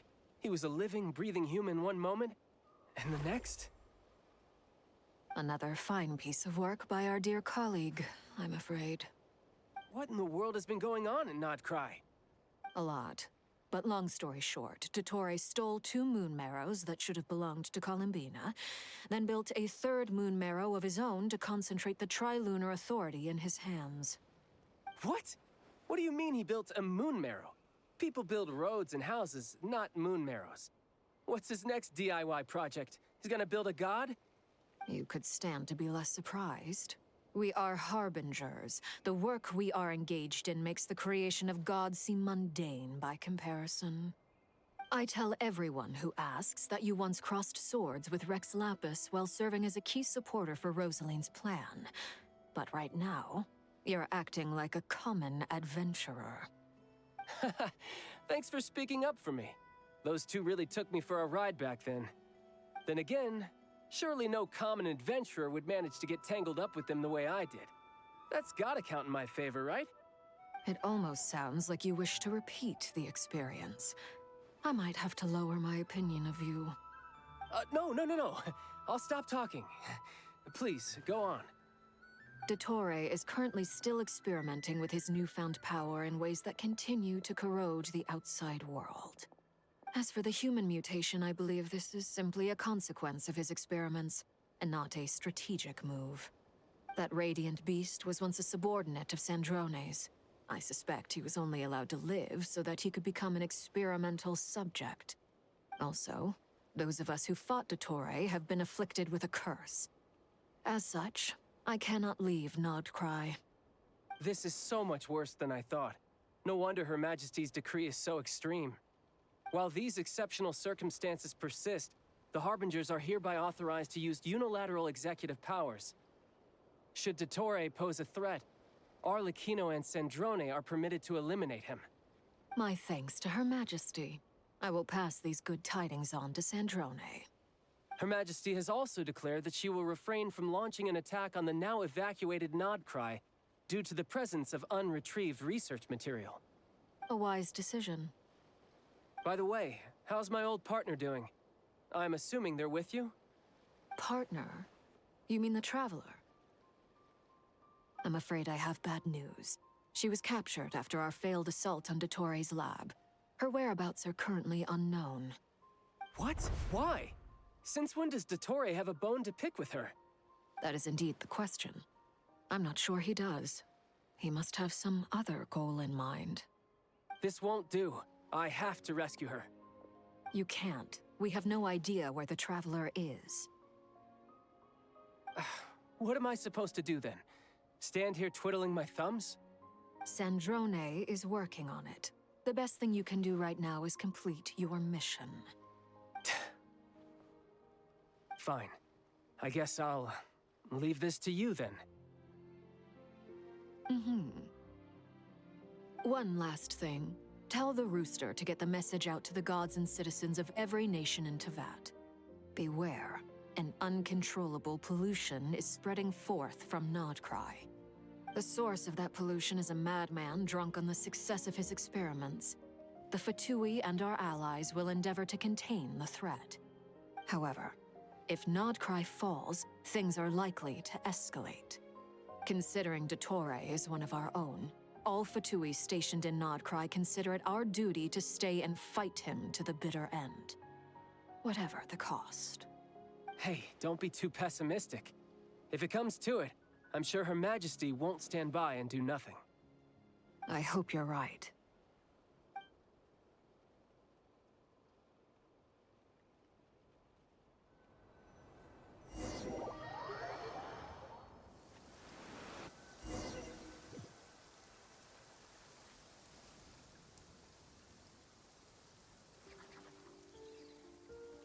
You're right on time. Thanks. Hey, do you think I'll get that gliding exam exemption? I made sure I was on my best behavior in Mondstadt. I landed well outside the city and walked in through the gates. I'll help you apply, don't worry. For now, let's see what we have here. What are the doctor's energy fields even made from? The usual attract and repel principles that govern Kuvaki don't seem to apply to them. They are very mysterious. But ultimately, they appear to be comprised of energies from the three realms. Thanks to research by Master in the Hexen Circle, we know that Teyvat's 7 elements are derived from the more primordial power of the Light Realm, which is antagonistic with the power of the Void Realm. Since you have the power of the Dragon Durin within you, I'm sure you can already tell that this energy field contains no abyssal energy. That's true.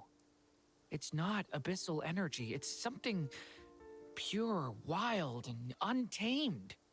I've been thinking about something. Do you still remember the device that Dory supplied from the Academia when you and Miss Columbina fought Rarier? That was one of the most marvelous feats of ingenuity I've ever seen.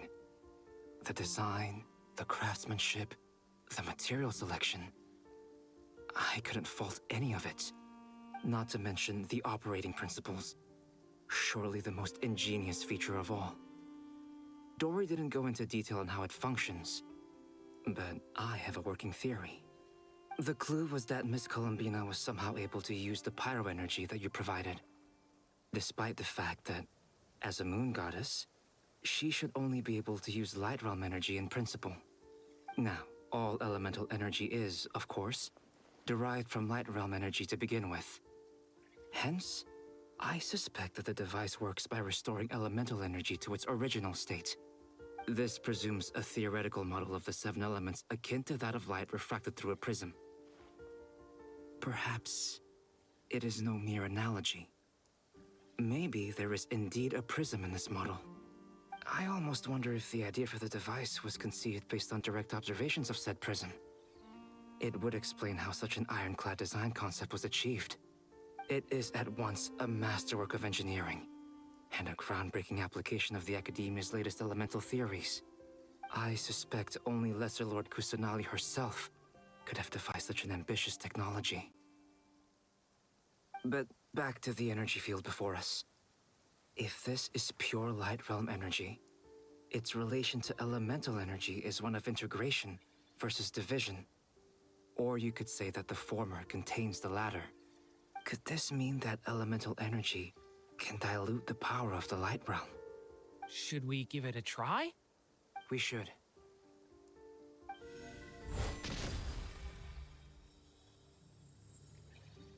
Ha!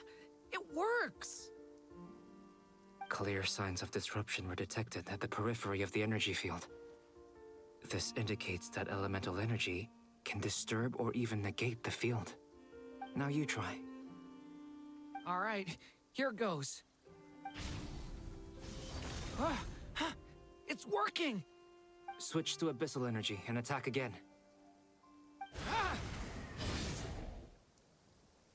No surprises there. Abyssal power drains the energy field to a significantly greater extent. I now feel confident in asserting that the energy field is indeed pure light realm energy, and that elemental energy can dilute it. But the energy field is huge. How much elemental energy will it take to neutralize it? We don't have to neutralize it completely. We can try other approaches. That's all for theory. Would you like to continue watching? So you knew I was here? Huh? When did you get here? A while ago. But Albedo sounded like he was working on his thesis defense back there. Back in Sumeru. You can end a person's whole career by interrupting them mid-speech. Very thoughtful of you. I'm truly touched. Could I ask you to lend me a hand? With what? A little test. Try using Anima to unleash a concentrated assault with circular blades, with the goal of breaking through at a singular point. Nice! This time it tore through the field. Tremendous. This is a major breakthrough. Should we go through? We probably shouldn't risk having mutually antagonistic energies in such close proximity. Durin, you stay here and watch the entrance. Hat Guy and I will go in to investigate. Sounds sensible to me. Keep your eyes peeled, Durin. Don't worry, I got this. You two be careful in there. Just give me the signal if you need help, and I'll dive right in. What do you mean, signal? It's based on a new alchemical concoction I developed last month.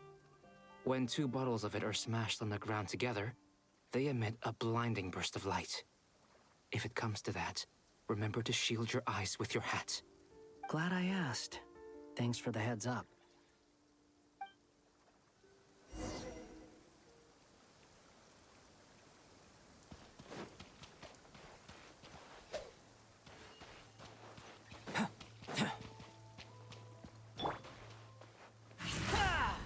Squall and Fury.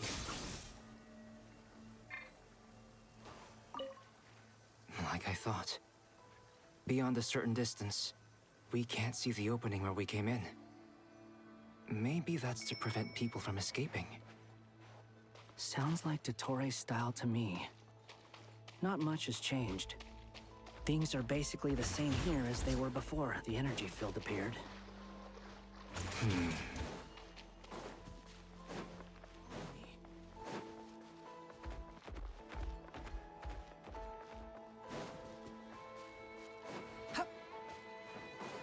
Behold!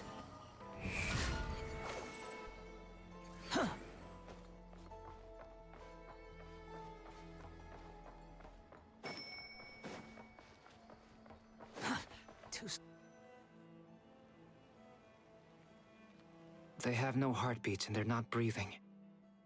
We can only assume they're dead. But there are no visible wounds. Also, there's an animal squatting next to each body. It's watching us. That's not an animal's gaze. What are you trying to tell us? Doesn't seem eager to talk. I guess maybe it's just an animal after all. Let's keep looking around.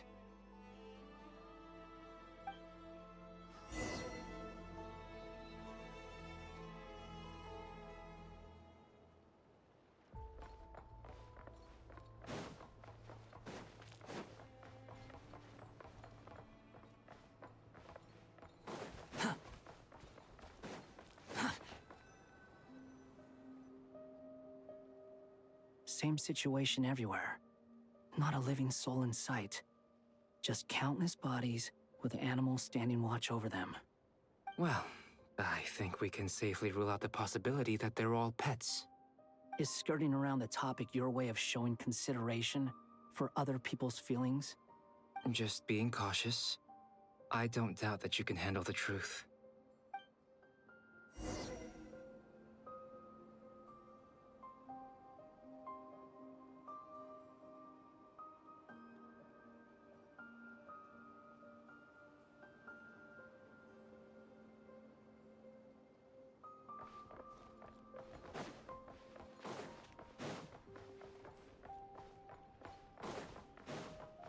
Squall and Fury! Careful. Please, help us. Please. Over there, I hear a voice.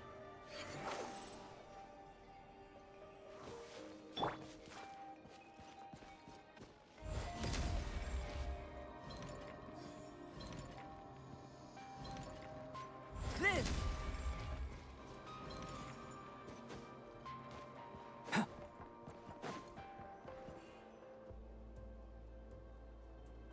Please, help us. Please. What happened here? I don't know. Suddenly, everyone collapsed. Then my line of sight got lower. I still have some of my senses left.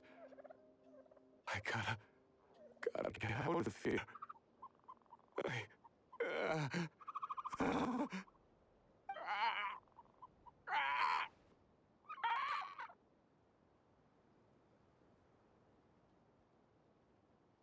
It looks like there's a huge experiment going on inside this energy field. Maybe each energy field is its own giant experiment. Vile. He's swapping human minds with those of animals.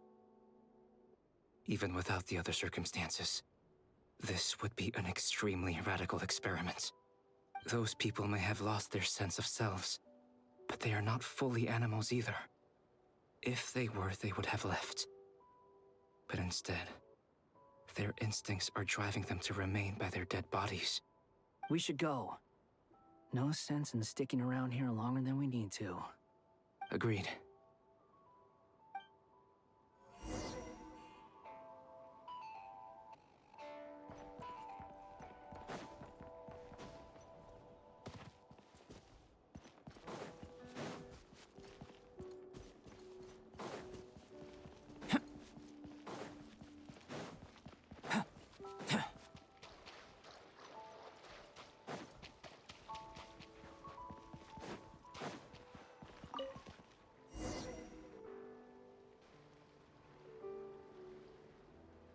You're back! Everything okay? We saw some things that take a strong stomach.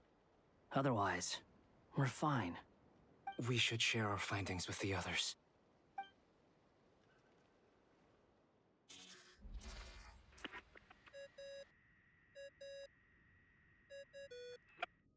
Yes?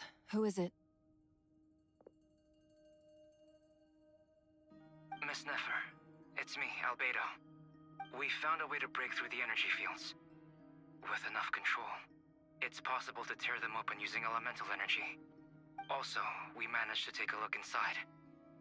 Dottore is carrying out his cruel experiments on an immense scale. Any residents who have failed to evacuate in time will likely meet a grisly end. Sounds like he's living down to our expectations. Might I ask how things are proceeding on your end? I'm just about to get started. I'll be in touch once I have a result. Understood. Stay safe. I will.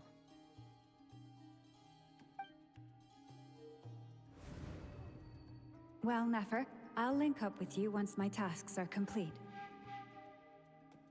What makes you think I'd need you to do that? I'll need it. And considering the way you approach certain matters, I think you'll be better off with me present.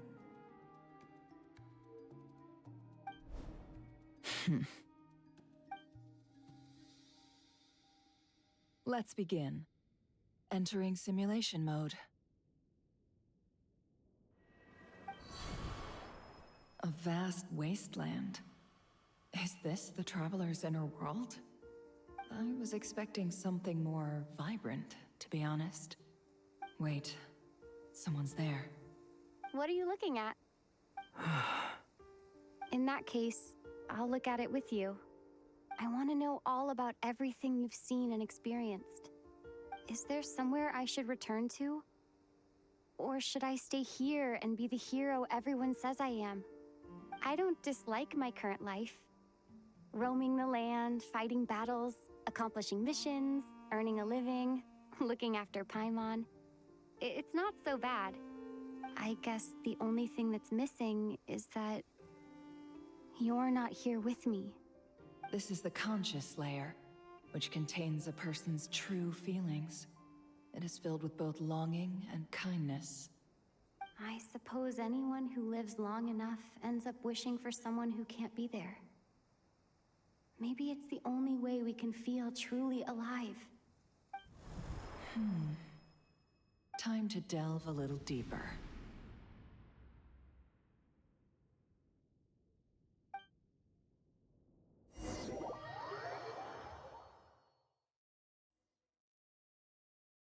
Nasha Town is hardly the optimal choice for a place to live, but it has character and a reasonable population density. What are you trying to say? Oh, don't be nervous. I was just thinking where might make a good starting point for your journey. Perhaps I should send you further afield. Conria, perhaps. Conria ceased to exist long ago. Once again, you fail to understand the possibilities that the Tri-Lune creates. Anything that has existed in the past, I can now recreate. You simply do not wish to see that happen. That might be because you miss your sibling and fear getting answers that you are not ready to learn. But this is not for me to judge. If we are to collaborate, we need to maintain an amicable relationship. In a moment, you will be able to... Oh no. What are you...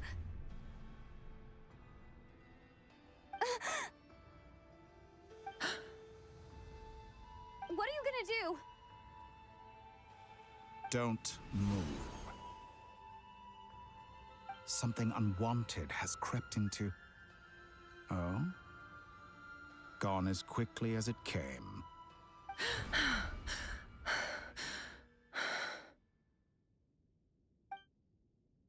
Did you save me? If I hadn't cut the connection, Dottore might have caught you from the other side and destroyed you. This was a good idea, but once is plenty. You were exceptionally brave. Excellent work. Thanks, but now's not the time for that.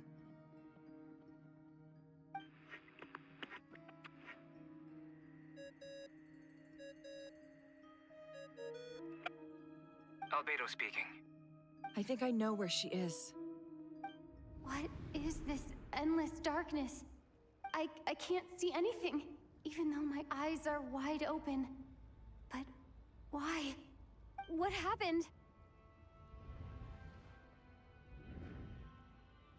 Ah, sorry about that.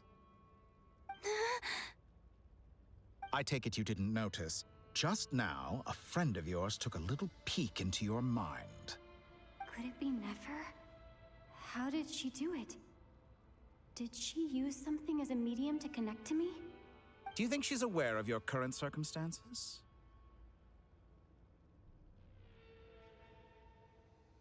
Oh dear. Have I stunned you into silence?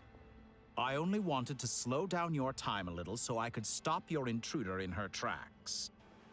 It would have been nice to capture the spy. I must say, I'm finding the ability to adjust the flow of time rather intriguing. The moment you closed your eyes, time seemed to grow impossibly viscous, didn't it? A whole month passed before you opened your eyes again, but only for you. No one else was affected. I dare say this is something only a god can achieve. Point taken. You've proven once again that you have god-tier powers. Oh, you misunderstand.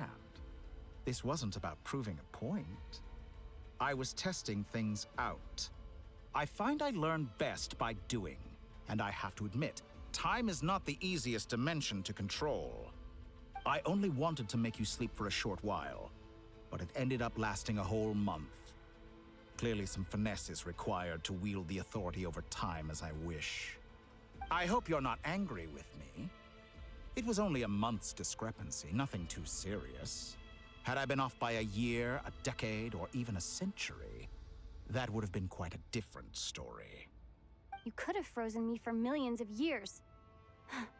So much for collaboration. You aren't showing much sincerity. Millions of years? To what end? I wonder if you don't understand humans all that well. They are very pragmatic creatures who understand only that which they can perceive with their senses. If I had you sit here for a week, I imagine people might sympathize. But if I left you here for 100, 1,000, or 10,000 years, the sheer size of that number would cause it to lose all meaning to them. They would not have the capacity to comprehend your suffering, and thus they could not empathize. Unfortunately, while gods do exist in Tevat, it is ordinary humans that account for most of the population. Their lifespans are so limited, their bodies so fragile. Did you ever really hope that they could begin to understand someone like you? Your long life and unique origins make you fundamentally different from them. How long will it be before they start to treat you like the alien you are? Before you are ostracized, outcast? Alien. Even I feel bad for you sometimes.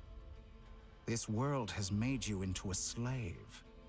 So many times you have served its will, and not once have the powers that be ever thought to grant you the one simple thing you wish for.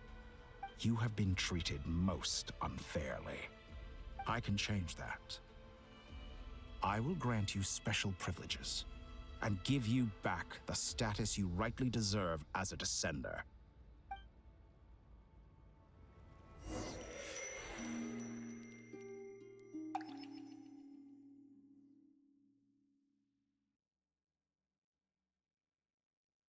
I've entered the past 3 times at this point, but I still have so many questions. For instance, beyond each point being further back in time than the last, what determines the specific locations at which I can make entry? So far, the common thread linking all 3 scenarios is that the Traveler has been present. But it's more than that. I know I sensed something familiar around her. What was it? I'll keep this question in mind as I carry on.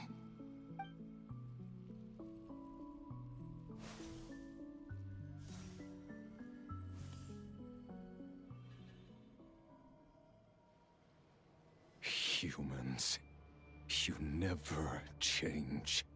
Always trying to use powers you neither comprehend nor control. This looks like Star Sand Shoal. Was this before Rerir regained his physical form?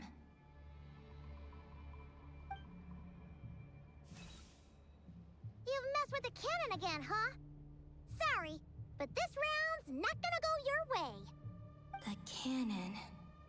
That's right.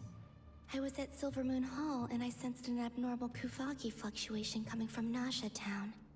And right after that, came an ominous power emanating from Star Sand Shoal. My body was once torn into countless pieces and hurled into the swirling chaos of time itself. But even so, my life and will were not extinguished. I wonder if I could try to prevent his resurrection. But how would I do it? What can I do, here and now? Traveler! Behind you! Look at that light!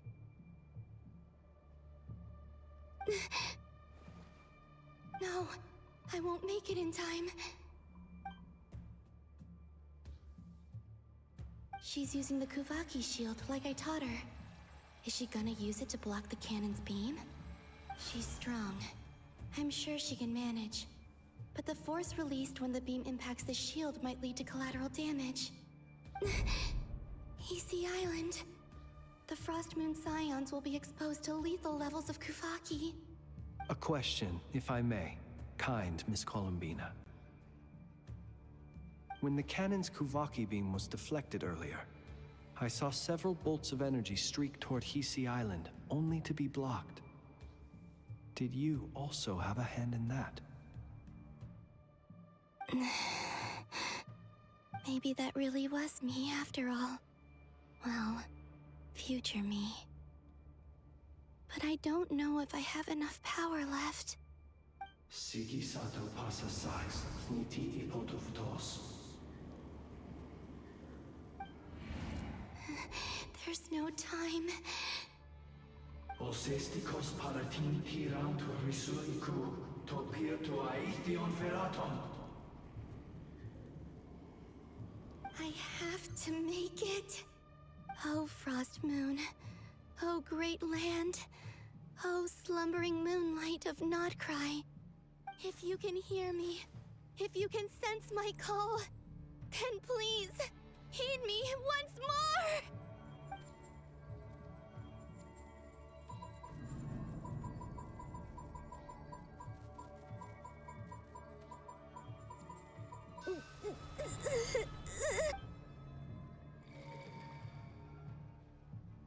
Did it work?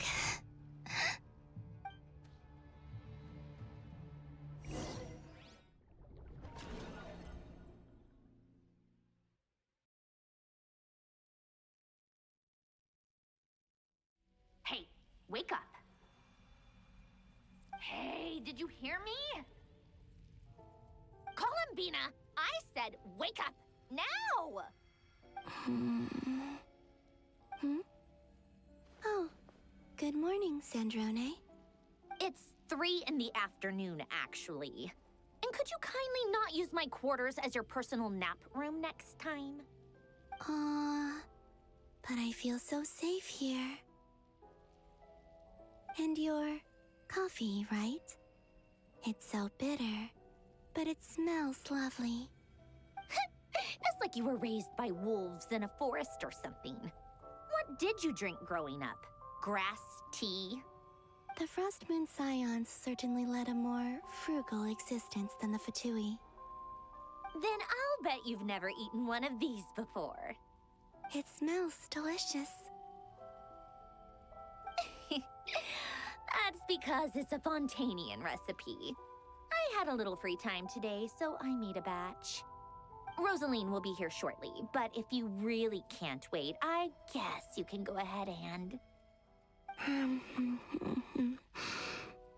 Hey, at least let me finish before you start eating! Did the Frost Moon Scions not teach you basic table manners? Or did the rules not apply to you because you're the high and mighty moon goddess? These are so tasty. Of course they are. I made them. I was worried they might contain traces of machine oil. What?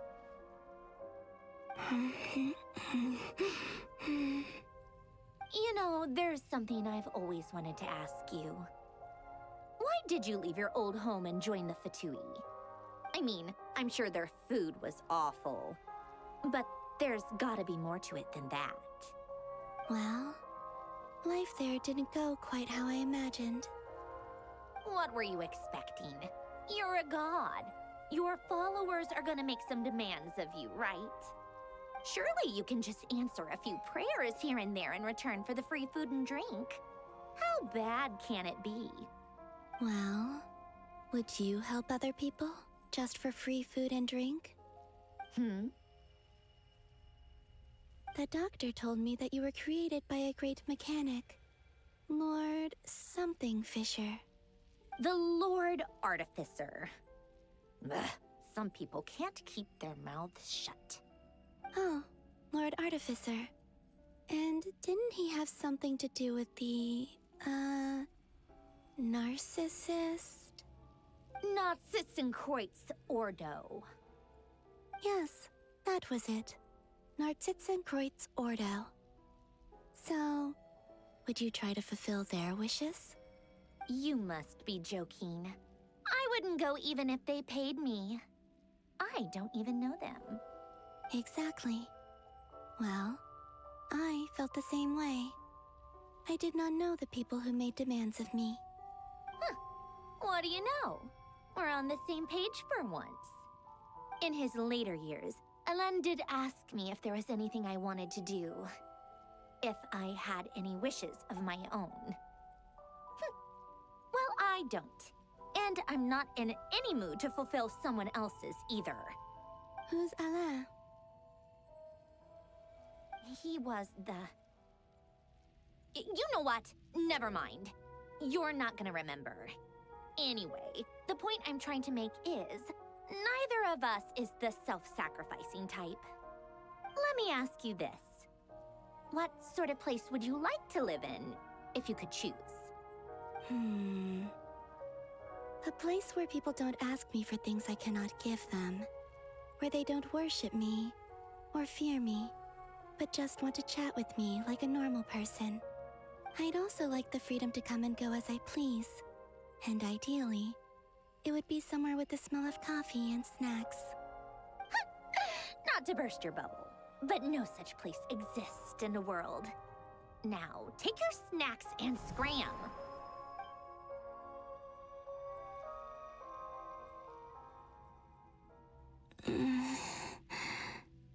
Did I pass out? Of course. I'm back here again. I dreamed of events from my past. Sandrone. Traveler. I miss you all so much. Back there. I guess I managed to harness all the Kuvaki energy on Hisi Island. But how did I do it? Time is flowing backwards here, and I can use that familiar power to enter the world of the past. That mystery ally everyone talked about. It was me all along. I can sense that there isn't much more power remaining up ahead. What lies at the end of all of this? Will time keep flowing into the past? And will I ever find my way back?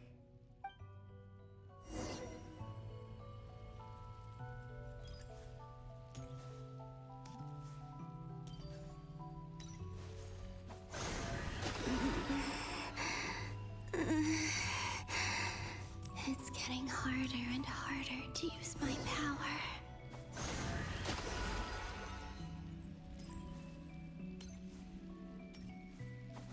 I'm no match for the Abyss in this state. I need to avoid the contaminated fragments.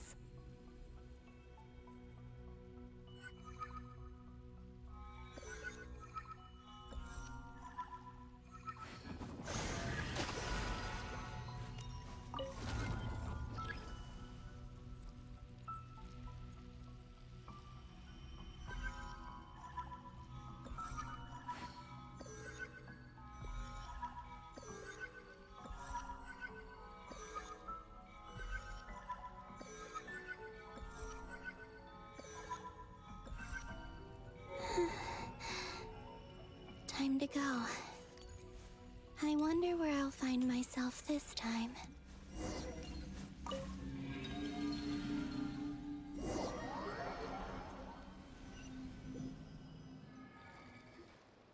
The Final Night Cemetery.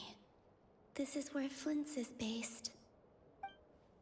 Or not! How are we supposed to read through this many files? Difficult, yes, but it is also our most efficient option. Seems like they're searching for information. Oh, I remember. Flint's and Varga talked about some files on the Wild Hunt. Was this my doing too? To expose the true intentions of this Rereer, we need to dive into Notcry's history. Are my actions changing the past? Or are they simply completing a process? Is all of this inevitable? Or am I the one making these decisions? If I choose not to help them now, will it change how things turn out? Hope we don't land on our heads then. They're my friends. I can't not help them.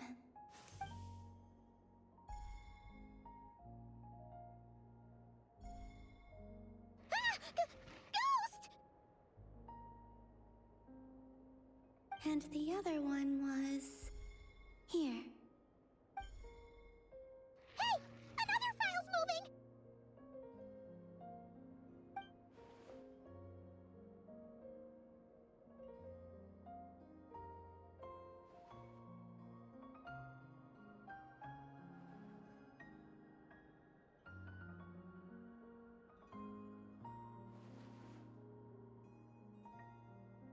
That should do it.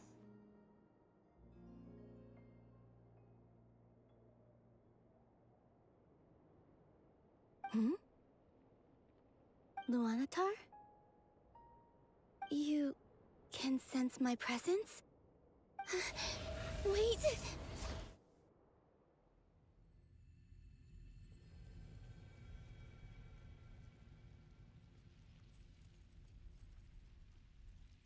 Luanatar. So she's that familiar presence I've been sensing all along. She's always been by the Traveler's side.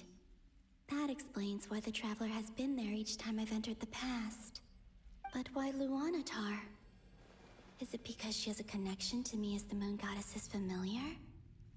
If so, why not any other Kuhenki? That's...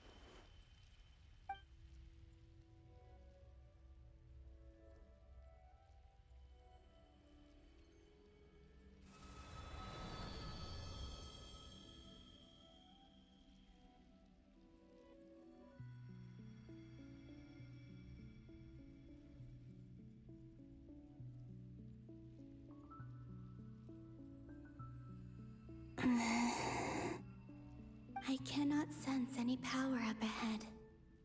Just a void, stretching out into infinity. This is likely my final chance to enter the past. It's now or never. I have to find a way back.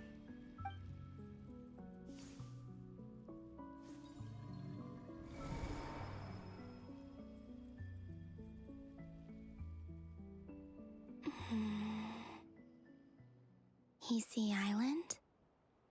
How far back in time is this? Where's Luanatar? I can't sense her presence this time.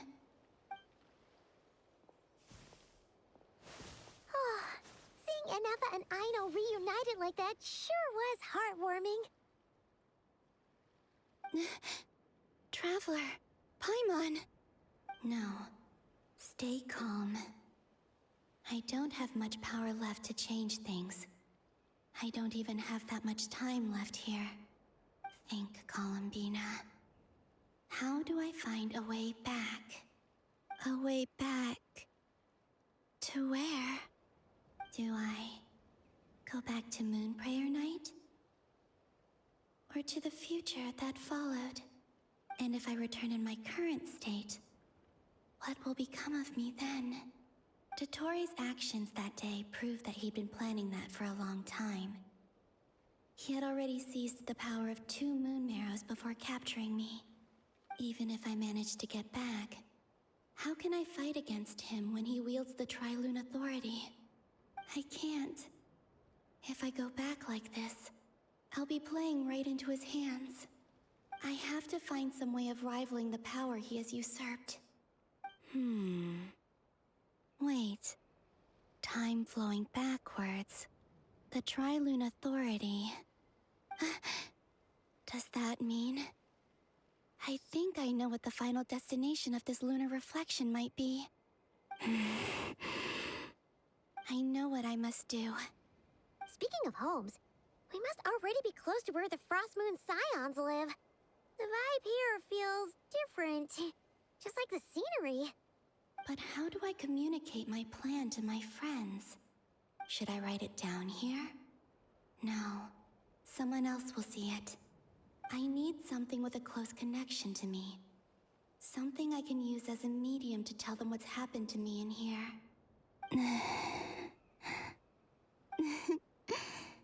Now it makes sense.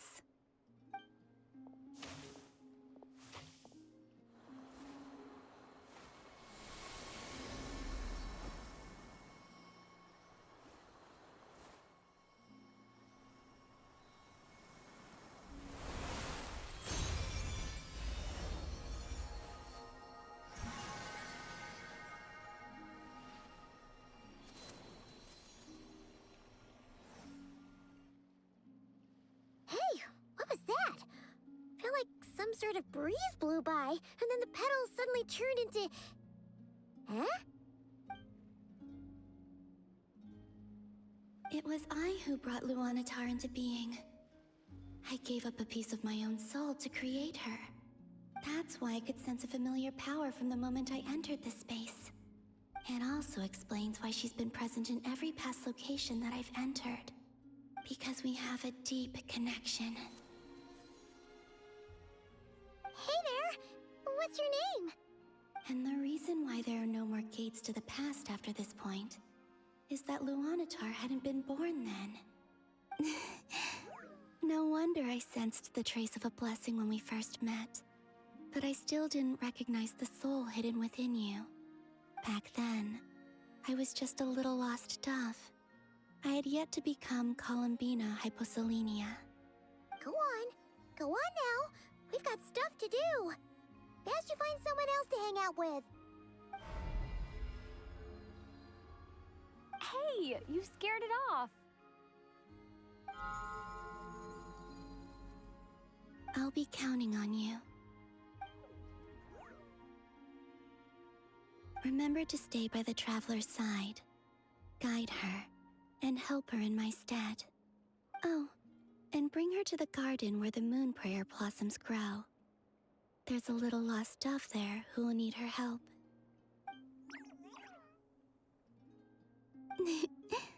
Go on.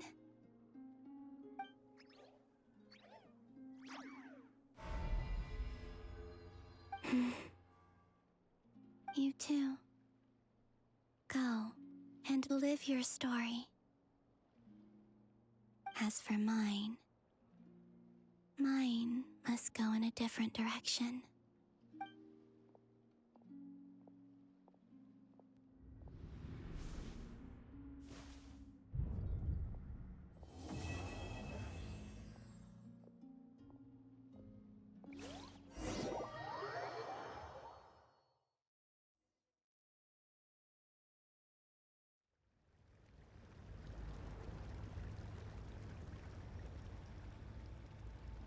How would you like to experience the thrill of never being held accountable for your actions? You could crush people like ants without consequence, or tear off their heads or limbs as you please. Believe me, such a life is but one small step away. What point is he trying to make? Freedom? But the freedom to kill? To do evil and get away with it? Why would you offer me that? The creation of a world is the ultimate scientific experiment. I have taken my research to the highest level, where I shall be not just a god, but also a servant to many sacred spirits. I shall heed the truth and perform holy deeds. A god's laboratory is the perfect playground. But it needs the right occupant to explore its full potential. Mortals are found everywhere one looks. Not so with Descenders. I'd prefer my first guest to be a distinguished individual such as yourself. And I know you could make the most of the opportunities it offers. So the condition for entering the new world is to take innocent lives. The same dilemma that Rerir once faced. Could I really bring myself to kill others for my own benefit? Rerir did. And look where it got him. Have you made up your mind? I can't do it. Your playground is no place for me. You're putting your hopes in the wrong person. But we both know I'm not quite the hero you say I am either. I have my own reasons for the journey I'm on, and they aren't all selfless. You've grown a lot since we last met, but there are still things you are unwilling to compromise on. This will only hinder you. Why don't I lower my requirements a little as a gesture of goodwill? I'll give you a little time to learn to be a less noble soul. That'll make things much easier for you. I really doubt I could live that sort of life. And yet you already sound less defiant than a moment ago. The benefits appeal to you because you can read the signs of the times. Why don't we return to my research facility? Your last visit was so rushed. There is much that I have yet to show you.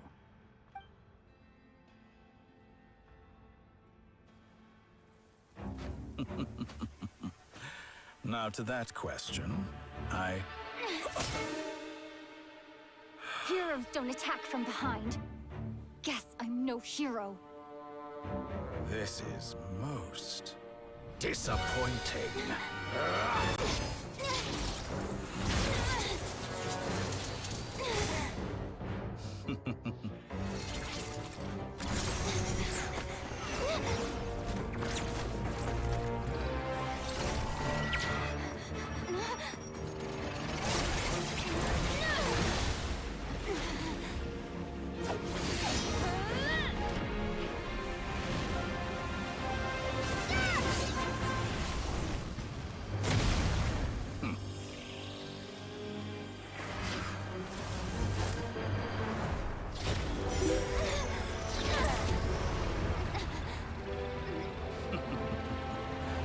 Now then.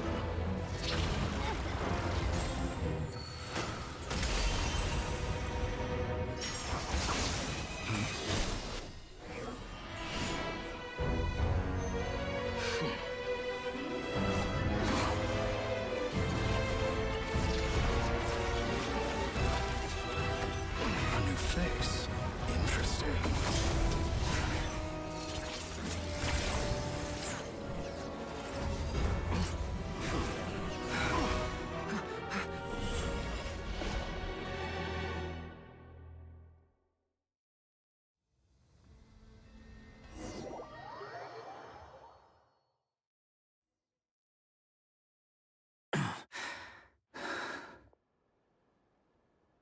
You're still gonna call me Hat Guy after that, huh? I didn't see anyone else in there who needed saving.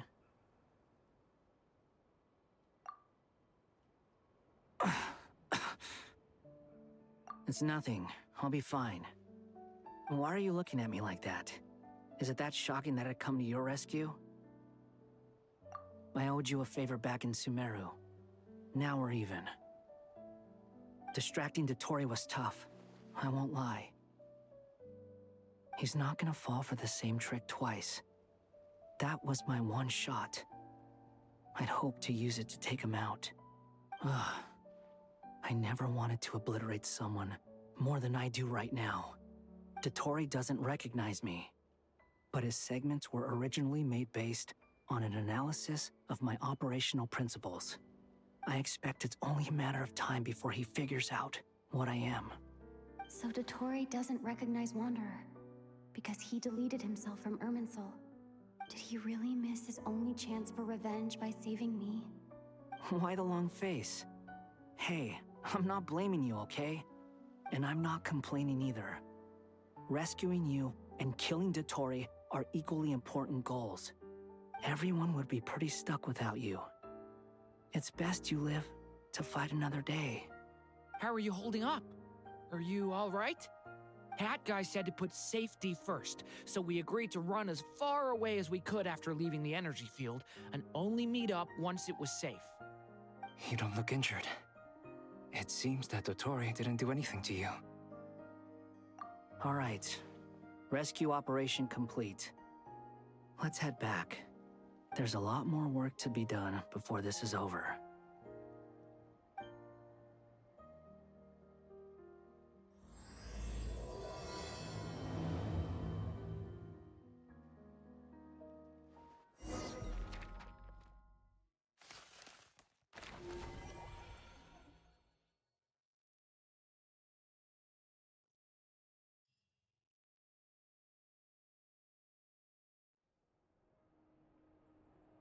Understood. I will bear the Tsaritsa's decree in mind. I don't see what's so awesome about it, though. Does he really think everyone else is as immature as him? I'm not stooping to Tartaglia's level. I thought you might say that. How's your progress? Quite promising, actually. That alchemist Albedo gave me a few ideas. Remember how I asked you to look up some files for me? That stuff on the Nazistenkreuz Institute. René de Petrichor and Jakob Ingold. Alain Guillotin despised René's theories and methods, but he never managed to come up with better alternatives either. So I adopted some of René's ideas. I thought Alain was like a father to you. He and René were mortal enemies, were they not? And what would you say if Linny and his friends one day learned something useful from someone you utterly detested? I would applaud them for it. That would mean that they have surpassed me. For all we know, Alain Guillotin might have thought the same thing. Not that it matters, though. He's dead, and I'm alive. So it's my call to make. Once you die, it doesn't matter how great you were in life. Only the living get to decide what happens next. Hey, come on out. They're back. Huh?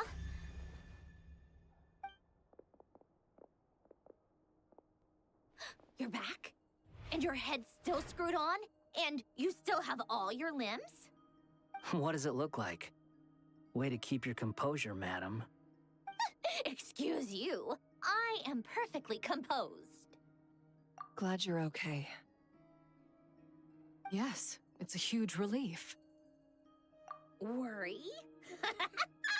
Oh, yeah, right. You think we, the Fatui, were worried about you? We were worried sick. Hey! The Traveler and I were already friends. You are free to join this mission in whatever capacity you please. Much like your tea parties. It's a laugh a minute with you guys. I must say, I was quite surprised when Mr. Albedo told me he would need no additional aid. We discussed this on our way back as well. I am rarely so unequivocal, but in this case, we had full confidence in Hat Guy. He said he knew what he was doing. Albedo and I pretty much had to just wait outside on standby. Meanwhile, Hat Guy broke into the energy field and rescued the Traveler solo.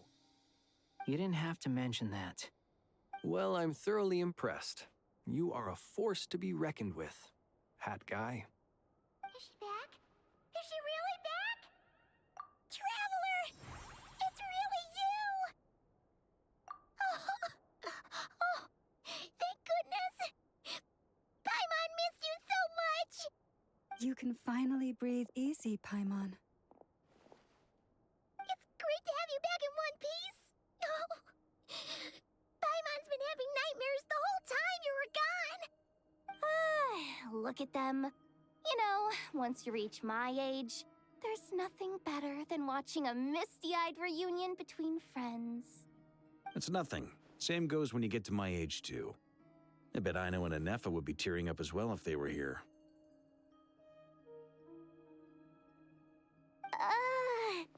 Varka, I'm not sure Anefa can cry.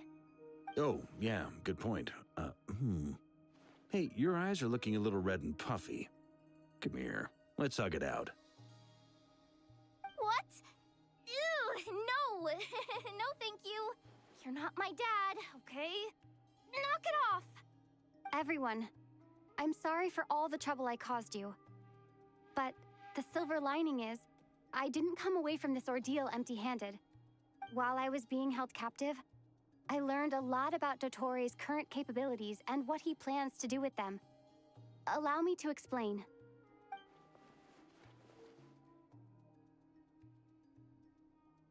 The three moon goddesses were even more powerful than we imagined. No wonder Dottore believes himself to be equal to the gods. Maybe even superior. Utter blasphemy. While everyone was gone, Nefer and I made an interesting discovery, and I believe Miss Sandrone has something to share too. Ma'am, perhaps you could do the honors?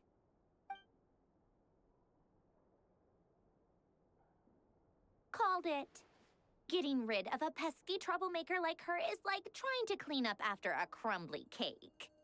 It always comes back to haunt you. Our next step is to find a way to bring her back. A place where time flows backwards, with no destination in sight. Surely it must have been created for a specific purpose. But I fear the answers are buried deep in Tevat's history, held by great powers beyond our reach. It sounds like she's on a specific path through time, just traveling in the opposite direction to us. The question is, where does that path lead? Or will it keep going to infinity? We considered that question as well. Strictly speaking, time is not infinite. Indeed not. Every road has an end. Nicole! You sure love quietly sneaking in mid-conversation. I do, in fact. It's something I've always done at our mages' tea parties. Quiet, mysterious, and persuasive. You wonder what lies at the end of her road. Well, just as the world has a beginning and an end, so too does time. And so, the end of the road is the moment that Tevat was born. But where Miss Columbina will end up along this road, that depends on where this particular river of reverse time began. What about the original moons and the moon goddesses? Do they have a beginning too? All things do. In the beginning, no moons adorned the sky. It was the Dragon King Nibelung who raised the 3 moons into the heavens, and thus were the moon goddesses born. They were shadows of the planet, born to wield Nibelung's authority and oversee the world on his behalf. They were extensions of his will, manifestations of his majesty. But then one day, they disappeared just as suddenly as they had once been brought into being. Nobody knew where they had gone.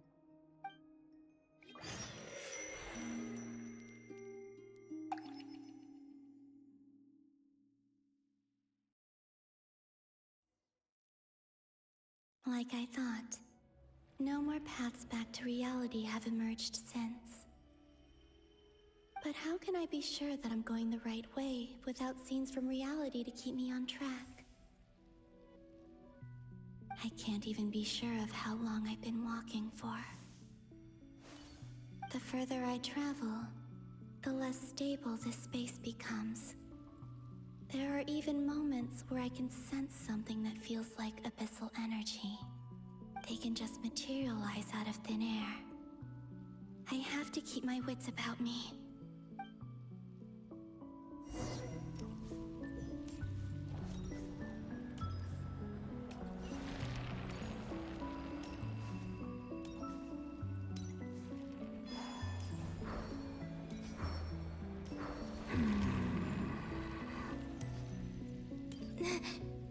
Is that the ray here of Solna?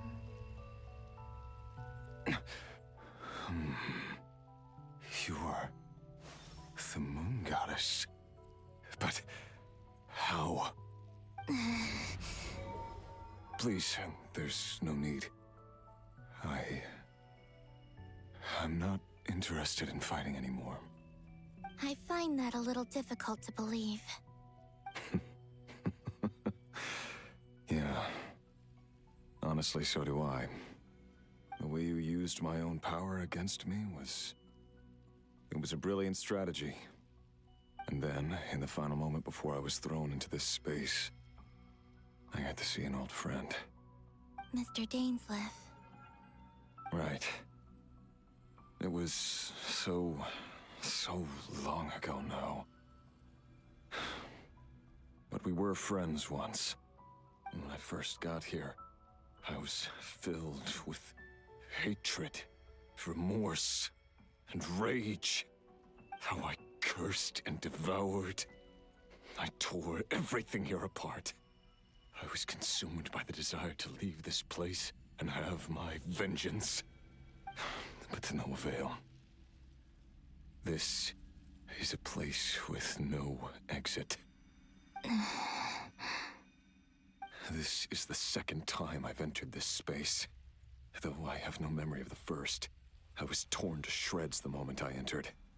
But this time I survived. It must be partly because of this new body. And partly because of all the Kuvaki I absorbed in Nodcry. Are you the source of the abyssal power in here? Not all of it. Some is from when I first arrived here and tried to destroy everything. But there was already a degree of abyssal power here before I entered. And like a venomous snake baking in the merciless sun, it tried to slither into my shadow. Tried to? So, you rejected it?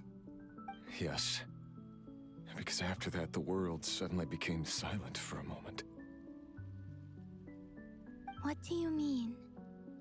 The voices in my head, they were gone. And then I saw her. Her? Thalindis. My former lover. Never mentioned that she saw a memory of Thalindis leaping into the moon's reflection. More precisely, I saw her afterimage. I'm sure the real her is long gone. She was just an ordinary Conrian. She couldn't have survived here for very long. Anyway, why have you come here? Didn't you know it was a dead end? If I hadn't escaped through the moon gate, my friends would have been in far greater danger. Oh, I see. Because of your power. The power of a moon goddess. What? You'd like to know how I know, wouldn't you? The one who resurrected me said so. I could hear a deep lust for power in his voice. Do you mean... Dottore? Dottore. So that's what he's called. He'd been collecting fragments of my body for a long time. Also that he could resurrect me at the moment of his choosing. I had no interest in his research. But being as corroded by the abyss as I was, we were aligned as far as hunting the moons and recovering my strength were concerned. So that's why the Wild Hunt suddenly became so active in Nodcry. When I left the Fatui in my weakened state, Dottore must have felt that his time had come. Moon Goddess, could I ask a favor of you? What? I know this is a lot to ask, especially from someone who tried to kill you. If you refuse, I won't fight it. But this is the only thing I desire now. Nothing else matters. What do you want?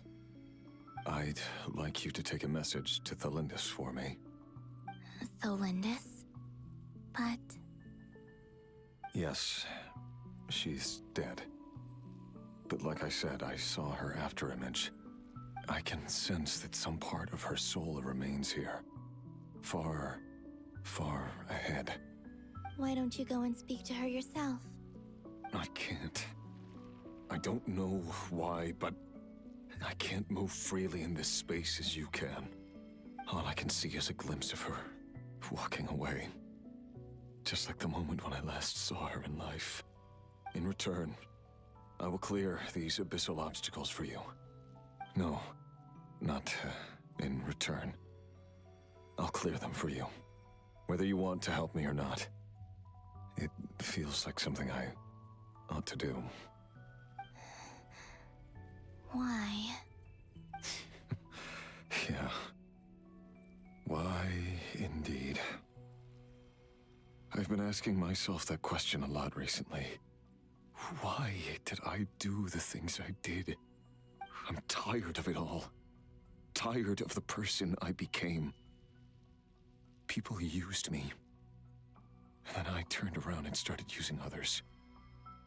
I hurt a lot of people. think I grew tired of it long ago. But I wouldn't admit it to myself. And ultimately, that's how I ended up here. What do you wish to tell her? All of it. My past. My mistakes. Everything that happened after we were separated. Is it okay if I give her the abridged version? Yeah, I'm sure there's plenty you can skip over. Just tell her the important parts. Whatever you think that means. Like the part where you relentlessly tried to kill us? It's up to you. Love demands honesty. But my relationship with Thelindis was built on lies. We hid too much from each other. But after living my whole life in the shadows, I don't want to hide anything anymore. I will do my best.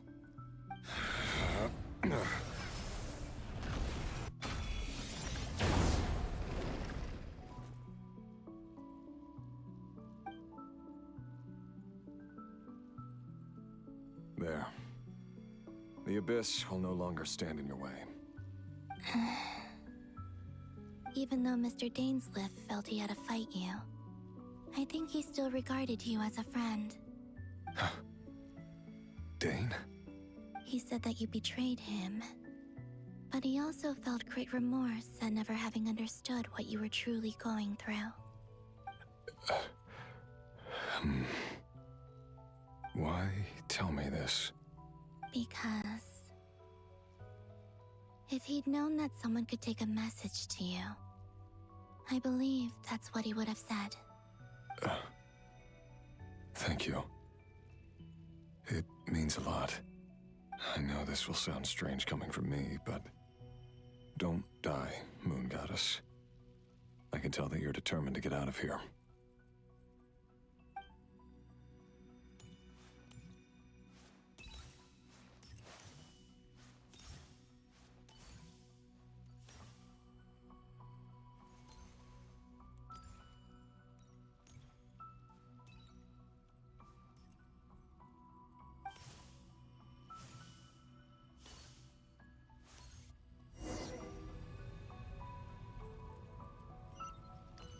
He kept his word.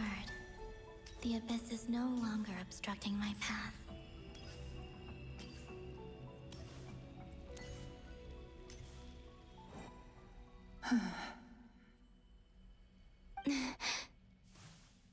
Is that the Lindis? She wasn't far off at all. And yet, they can never meet. Hello, Miss Thelindis. Who are you? How do you know my name? I've never seen anyone else here before. You can call me Columbina. I promised Rerir that I'd bring a message to you. Rerir? My Rerir? Is he well? He's doing better than he was. Better than he was, huh? Sounds like he's had a pretty rough time. Others have had a rough time on his account too. In many cases, their time ran out because of him. And I'm not just talking about the children of the Crimson Moon. So, things got worse before they got better. Could you tell me what happened, Miss Columbina? Are you sure you wish to know? Yes. This is my opportunity to learn the truth. No matter how hard it is to hear, I have to know. I admire your courage. However, time is short. I cannot stay here for long.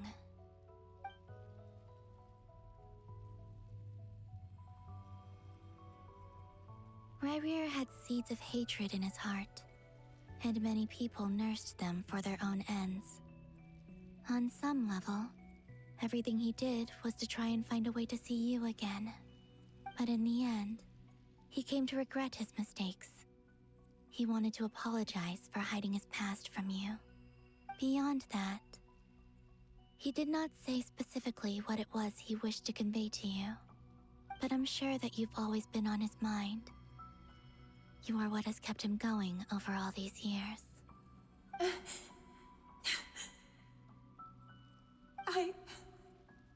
I'm sorry, Miss Columbina.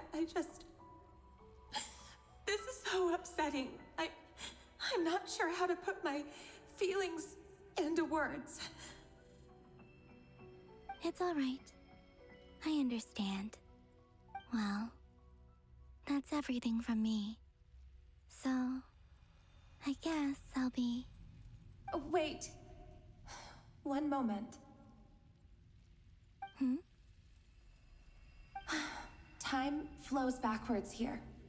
The road ahead only leads further and further into the past. I know. I intend to reach the end of that road. Without a moon marrow, without the 3 moons' power, you won't make it far. Wait, unless... Are you one of the moon goddesses? You could say that. I see. I often think to myself, if life is like a train ride, why haven't I reached the terminus? Where am I even going? And it's not just me, it's this whole place. Wherever it is, it seems like it's existed forever. It's such a mystery. Where is it going? I must seem so ridiculous.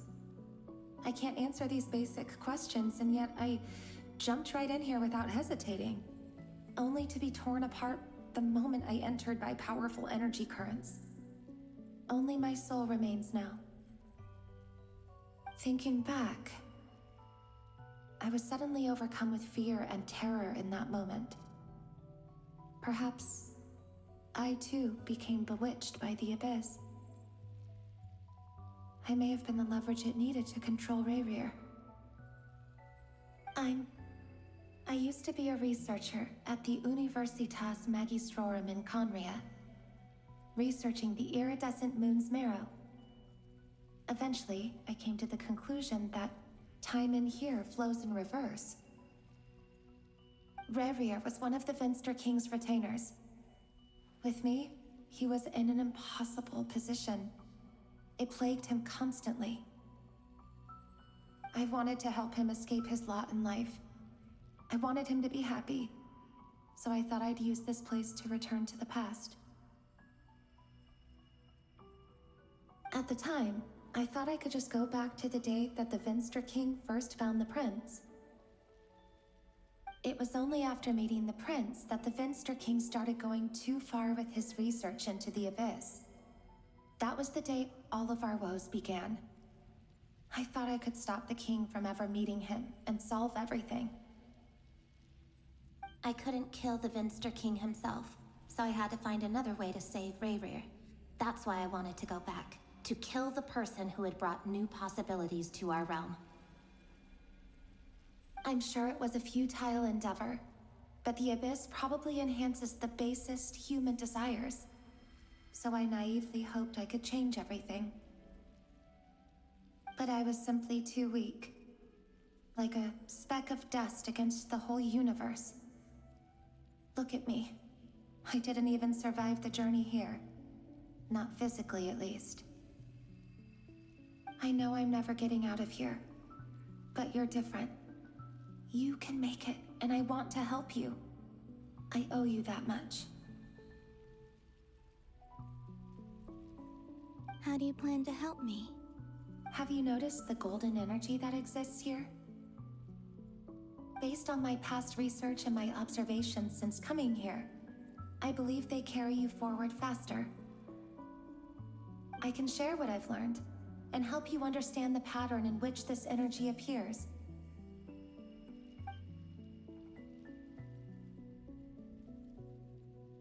I think you just might... Now, I know you will be able to change the past. Also, I've been speculating about where this phase ends. The documentation was scanned, but from what I know of the legends about the moons, the oldest ones seem to begin with Nibelung, king of dragonkind. I have no way of verifying any of it by this point, but if it's true, you might be able to reach that era if you keep walking. Understood. Thank you, Miss Thelindis. I'm the one who should be thanking you. If you hadn't entered this realm of everlasting death, what use would my deductions be? Thanks to you, they have some meaning. About Rayrir, I'm so sorry. For everything. It wasn't your fault. That's not true. Because we both feared bringing trouble upon each other, neither of us ever told the truth. And that dishonesty sealed our fates. But enough about that. I wish you a safe journey, Miss Columbina.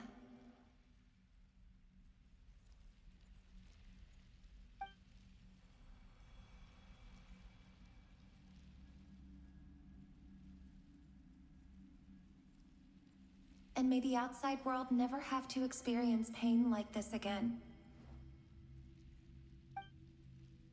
Rayrir, you're there, aren't you? I cannot see you, because you exist in the future. I expect we'll be trapped in this prison of space-time for all eternity. But please, gaze upon the past, and then sit for a while. Let's find a place to sit down together, just like we did when we first met.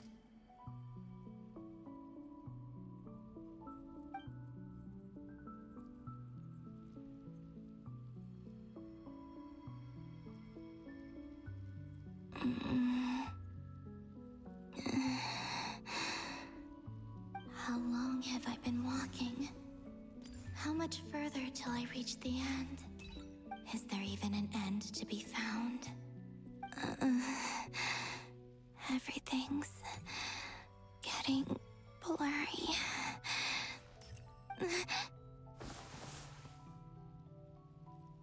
Huh? Are you all right, little sister? Have you come from the distant future?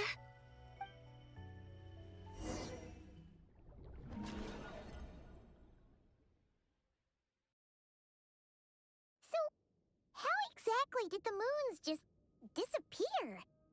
Shouldn't it be a little harder to get rid of major creations like moons? The world is a vast and ancient place. On a certain scale, all life lasts for but a fleeting moment. Miss Nicole explained that the moon goddesses likely perished in the War of Funerary Flame. The moons themselves were also destroyed at that time, save for the Frost Moon, from which a new moon goddess was later born. Am I missing something then? 'Cause the stories say that the moon goddesses were born on the moon, but doesn't Columbina say she was born in Nodcry? Huh, you're right. Why do their birthplaces differ? What's the difference between the two generations of moon goddesses? Also, remember what Sandrone said? Her scans detected 4 moons. In other words, 4 moon marrows. Technically, the result of the scan means that 4 moon marrows were detected and positively identified as moons in that moment. In other words, this piece of information alone isn't enough for us to know how Miss Columbina is doing right now. Yep, we have no way of staying up to date on whether she's dead or alive. She's on her own for now. But at least she's trying her best to get back to us. Yeah, she's a tough cookie. And a sore loser, too. We have to trust that she'll find a way. Because we really need her power. As much as it pains me to say it, we've got no chance of beating Dottore in a straight-up fight. He's much too powerful. It wouldn't even be close. That maniac is going to devour everything in his path until he reaches us. We need to find someone or something that can stop him before he does anything worse. I'll be frank. Our only hope of defeating this false god is with a real moon goddess on our side. I'm not just saying this because Columbina's a friend and I want her back safe and sound. It's just the truth. And I know that even she was no match for him when he attacked, but I don't have a better solution. We're not giving up on saving her, whether she can defeat Dottore or not. Right. Don't worry, Miss Sandrone. We're all aligned on saving Columbina. No one's trying to argue that we can only justify saving our friend because it will help save the world. This is about multitasking. We want to save both. So, she's more than just a moon goddess to you guys? Absolutely. Duh! She's part of the gang! And you are too, you know. Yes, I know. You don't need to labor the point. I knew that the moment I came running over with my documents that I was part of the in-group. I mean, if Arlecchino can fit in, I certainly can. Anyway, as for how we get Columbina back, I've been working on it constantly. But I think I'm still lacking certain information about the moon. I'd probably get there if I could continue my calculations, but the problem is, I've run out of computing power. Computing power? You mean you need more energy? No, the issue isn't energy, it's processing power. There's so much data to get through that the whole process has just ground to a halt. That's a tricky problem. René de Petrichor of the Nazissenkreuz Ordo once foretold the fate of the world. But I don't know how he did it. My guess is that he used the primordial sea's power. However, that won't work for me.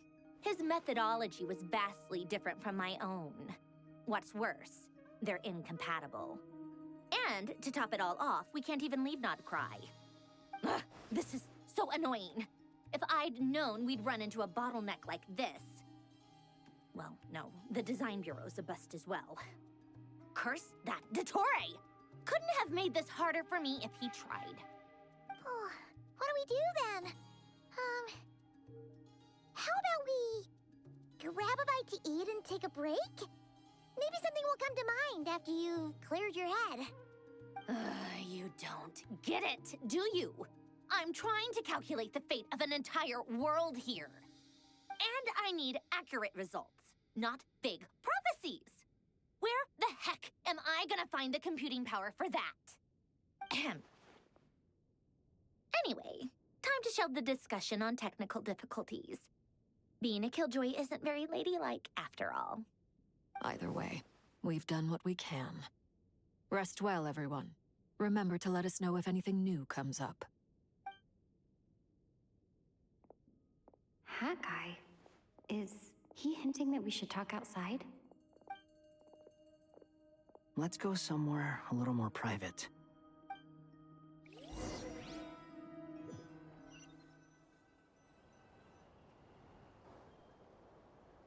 You know that Dory went back to Sumeru, right? Yeah. She mentioned she was planning to head back. Things aren't looking good for Nodcry. She's gone to spread the word so that Sumeru has a chance to prepare for the worst. From what I know of Dottore, there are two possible reasons why he hasn't made a move yet. One is that he's still working through some kinks in his new powers. The other is, he wants to see how we're going to react. He'll easily devour everything eventually, so I guess he's in no rush to make it happen. The first false god he made was me. Now it's his turn. Even though my records were erased from Irminsul, Dottore's ideas haven't changed one bit. He once told me that becoming a god was like turning yourself into a hungry wolf or giant serpent to devour the moon. Clearly, he began studying the moon goddess's powers long before he even tried making a god. He's always wanted to get his greedy hands on divine authority one way or another. And in the end, he devoured the moon where I failed. In the desert of Sumeru, there is a chessboard built by King Deshret. also known as Al-Ahmar. I don't know if it was a real game, or if he was just trying to challenge his servants and citizens in some way. But creating games and setting rules, gods do that as a matter of course. That's the kind of power Dottore craves. Now he has the Trilunar Authority. His power is leagues beyond the common people. I don't think there's any point in other nations rushing to the front line. They're better off focusing on defense and hoping they can fend off any threats that spill out from Nodcry. Either way, Dori will inform Lesser Lord Kusanali, and she will contact the other gods in turn. The Seven will have some recourse available.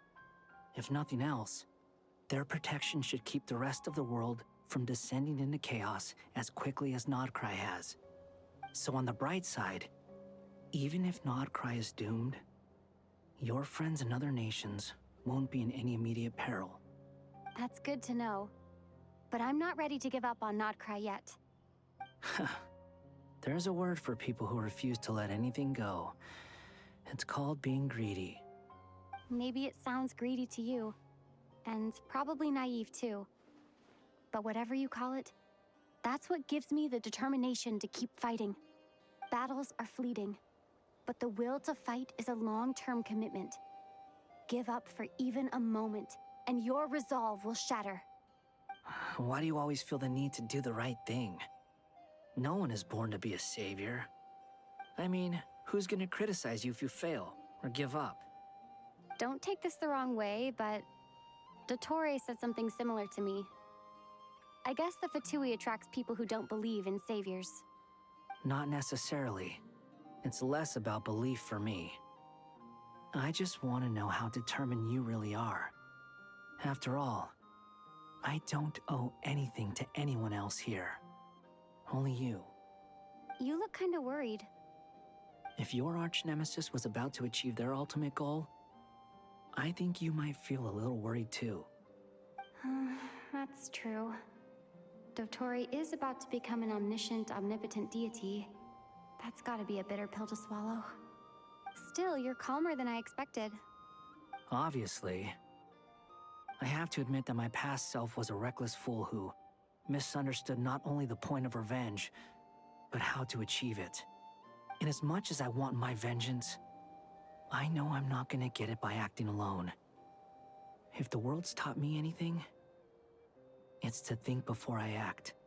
Too bad it never taught me any other virtues, though.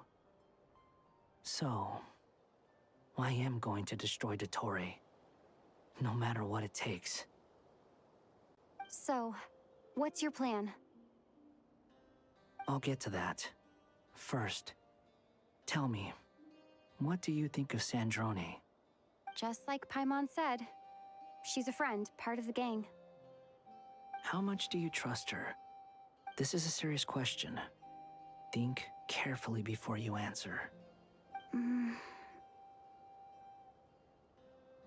Although she's with the Fatui, she has her own values, and she's helped us a lot. If nothing else, she's clearly going the extra mile for Columbina.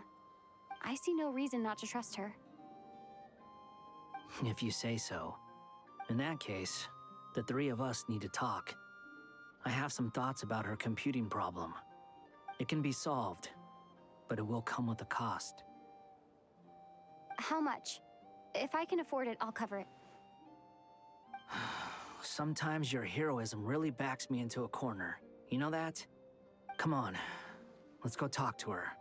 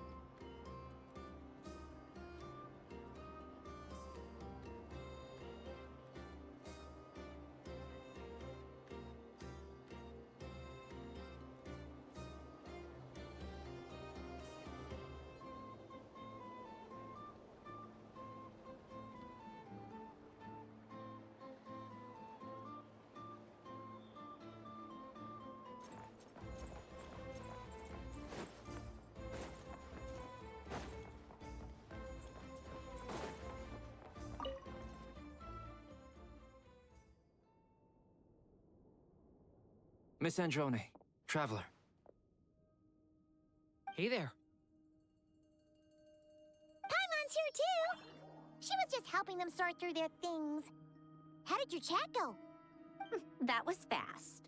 The call only just ended. Well, you said it was urgent, so we got here as quickly as we could.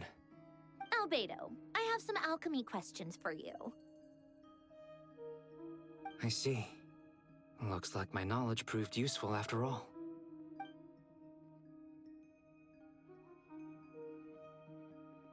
If I might ask, what is the end goal for the modified formula you'll be using?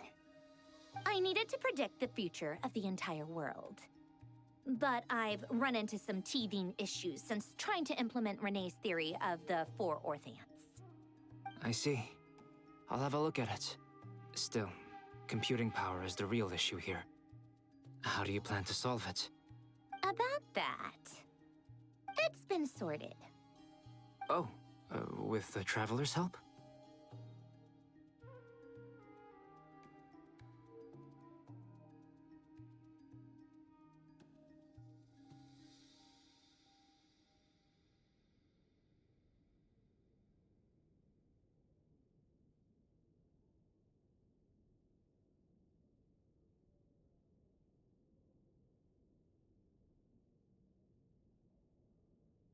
Actually, you're not wrong. She found the person with the solution. Was it Hat Guy? Yeah, it was him. Wow! Go Hat Guy!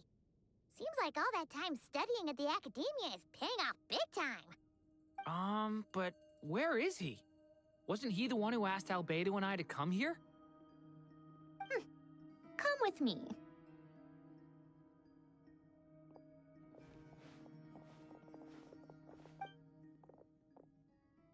Hat Guy? What's happened to him? Hat Guy, can you hear us? No response. I guess he's in hibernation. Hat Guy mentioned that he was a puppet. It seems that his functions are currently shut down. I presume this has something to do with the solution to your computing problem. That's right. He and the Traveler came to see me. Wait, what? You have a solution? Would you calm down? Why do you always react so hysterically to everything? Excuse me? How would you know? You shouldn't be so quick to judge complete strangers. It's very bad manners. Oh, please. It doesn't take that long to figure out that you have a temper. Where does a mere student get that kind of confidence? I've actually published more papers than you. Not that status counts for much. Even Paimon's applied for academia admission. Huh? Are you serious? See? This is why I can't be bothered to explain myself. She recognizes no one's skills but her own. Okay, fine. I'll hear you out. So, tell me, how do you propose to solve my computing power problem? This world itself is constantly processing all kinds of information. If it's the world's future you're trying to calculate, you need a processing device that's designed to cope with that volume. Easier said than done. Only Irminsul can handle that kind of... Wait, is that what you're suggesting? But surely we can't just plug my formula directly into the ley lines. You should be able to tell that I'm not human, right? Yeah, I noticed. The technology, though, seems pretty ancient. Very different from Fontaine's. It's a completely different system. Conrian, to be precise. I'm what they would have called a puppet. Puppets need an energy source and processing power. The artisans who built them sought out the materials most suited for that purpose. You. Do you mean... The Traveler and I have talked it over. She's willing to vouch for you. So, I'll allow you to borrow my core for your calculations. It was built using wood from a silver white tree, which makes it a small part of Irminsul. Conrian technology and Irminsul wood. Who in the world could have built you? Are you sure about this?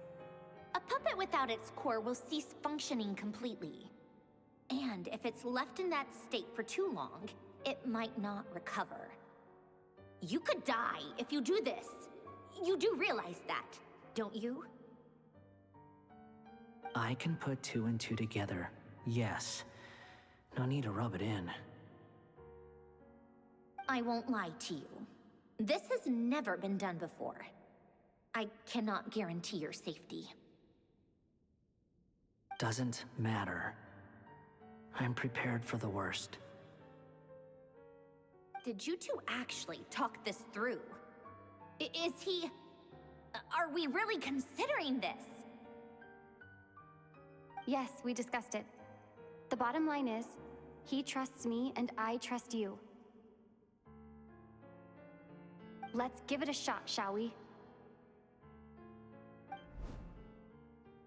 Honestly, I have no clue where this kid even came from. But for whatever reason, he lent me his core to use in my formula. I'm very close to finishing my calculations now, and the core is currently in use. So I'm sorry, but I can only show you a sketch right now. This is what the core looks like. A silver white branch. It certainly matches the legends told about Irminsul. Is Hat Guy gonna be okay? He's not gonna die, right? Right? In theory, he should be fine. As long as we put his core back in time. Beyond that, all I can say is that I'll try my best to avoid risk and make sure the core doesn't sustain any damage. I think I know why you called us here now. Someone needs to watch over his body and make sure it's protected until the process completes. Correct. He said that the only ones he trusts here are you two, and the Traveler. And the Traveler will have other work to do.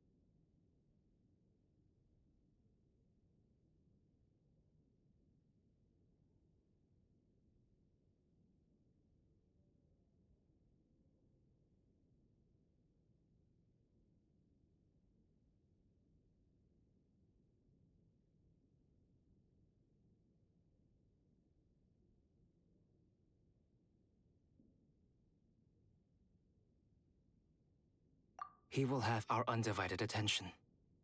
Aw, hat guy. On a more positive note, things are progressing steadily on my end. I'll call everyone in for a meeting once the results are out.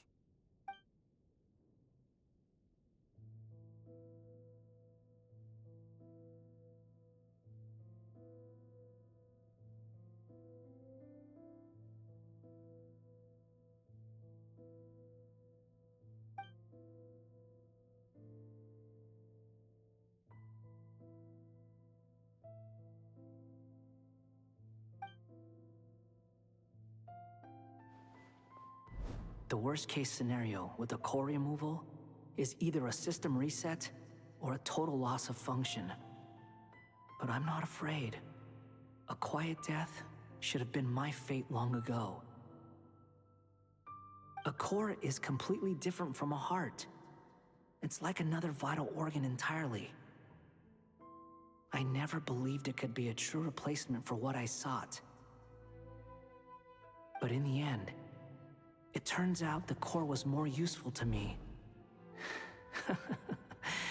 Pretty funny when you think about it. It's like the punchline of my entire life. Do you think there's any difference between a puppet and a human? If not, then this would just be another samsara. I have already experienced both a past life and a next life. Part of me wonders whether I'm only capable of making this decision because I've become a real human. What's with that expression? Isn't this a good thing? Sandrone will succeed, won't she? She has to. She will. We all have to persevere until this is over. That's right. And I'll protect you all until a moment of victory arrives.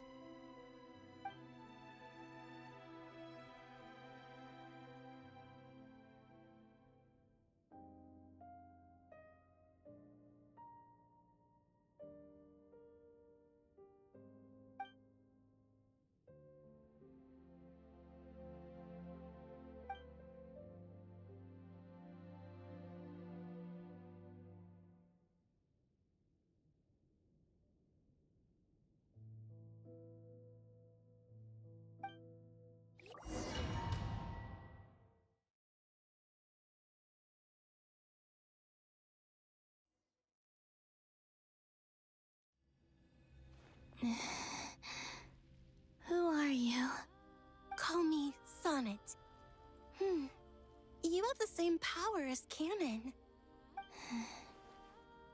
Sonnet. So, you're the goddess of the iridescent moon? Oh, goodness! You recognize me? Well then, what's your name? Columbina. Columbina Hyposelenia. Hyposelenia? What a lovely name. Did you choose it yourself? It was a joint effort between me and my friends. Friends? You mean your friends in the heavens? Huh? Oh, sorry. You must be exhausted. I apologize. Hang in there. Let me introduce you to my older sisters. Do you mean the other two moon goddesses? Arya and Canon? Wow, you sure know a lot. Hey, does that mean that our story goes on into the future? Oh, I guess that wasn't the best question to ask. It's all right. We were prepared for that possibility. You could say we were too prepared. I can't even remember how long my sisters and I have been here by this point. When did you get here? How long has it been? I can't say for sure, but it feels like it's been forever. I see. Are you feeling all right? You look a little unwell. I can hold out a while longer.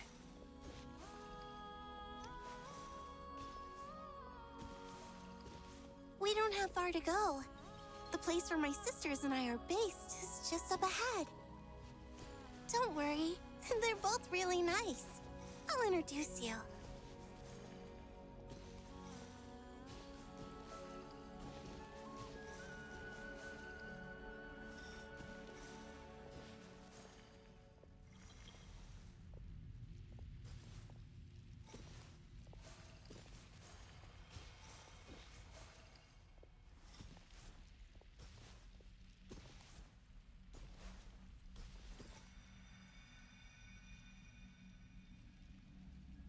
Sisters! I'm back! And look who I've brought with me!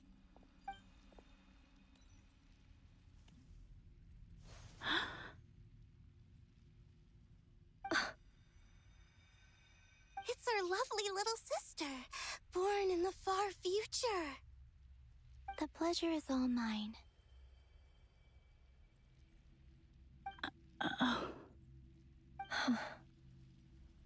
Allow me to introduce you to Columbina Hyposelenia.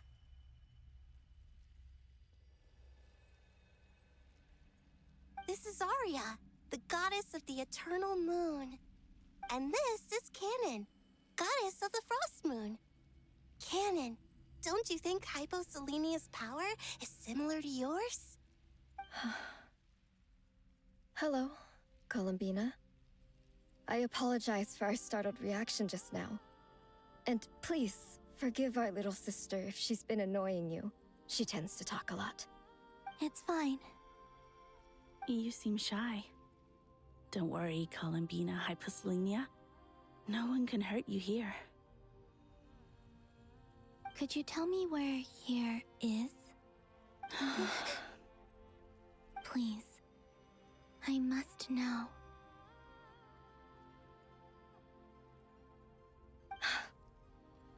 My dear sister, this is where Tevat's original ruler, the Dragon King Nibelung, imprisoned the moon goddesses. What? You're scaring her, Canon. No, I'm fine. Please, continue. Nibelung, our original master, created us in the distant past to maintain Tevat. But he left this world and traveled into the dark universe beyond, to explore worlds vaster still. Day and night, we fulfilled our duty in the heavens, until the day that the first Descender arrived. The great ruler of the firmament. The heavenly principles. Is that what later generations call them? I see. But we did not reject them at first, nor did they seem to harbor ill intent towards this world. We coexisted in peace. They were like a guest in our home. Slowly, however, we came to realize that our guest had a growing desire to change and dominate the world. And you didn't stop it? No. There was an order to the rules they set up that Nibelung never taught us. We wanted to know if this order would bode good or ill for Tevat.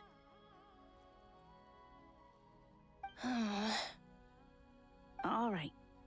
Canon and I wanted to know. Sonnet was against it from the outset. Later, we discovered that this great ruler of the firmament bore an almost paranoid hostility toward the desire of certain life forms to seek power. Or perhaps they feared them.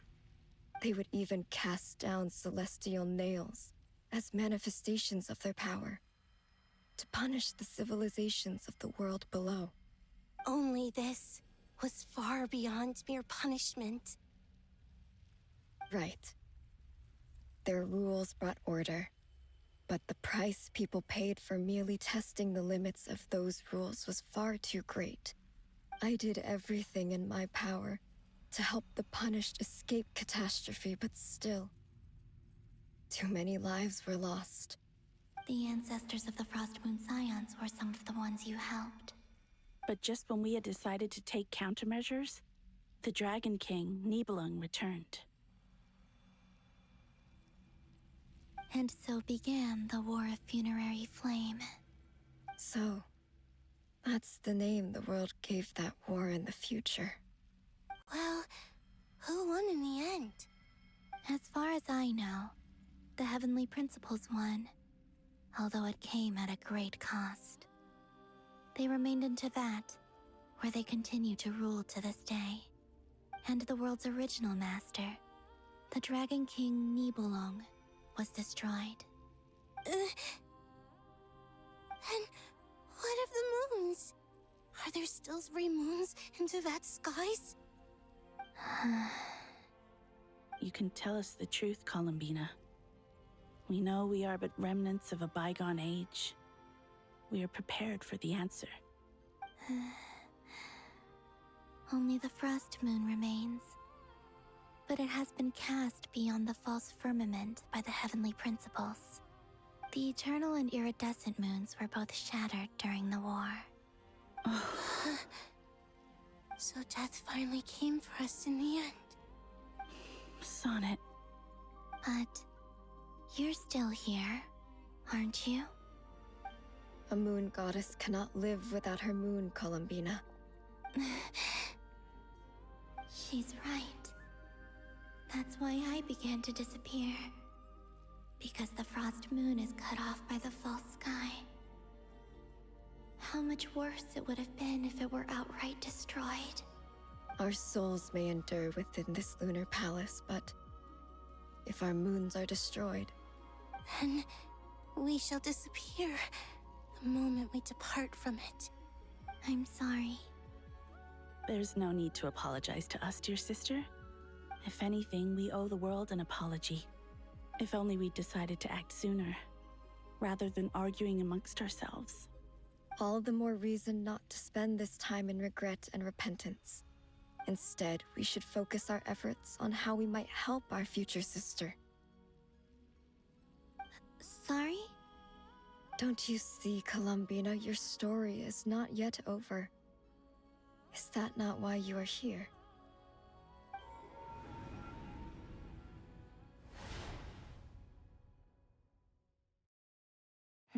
It's done. Initiate numerological array. Continue running primary process. Calculate the world's fate through extrapolation.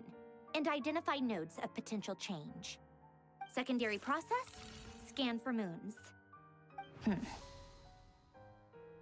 Still 4. The number of moon marrows hasn't changed. Wait, let me think. Is it possible that there's something I've been misunderstanding about the moons all along? Variables.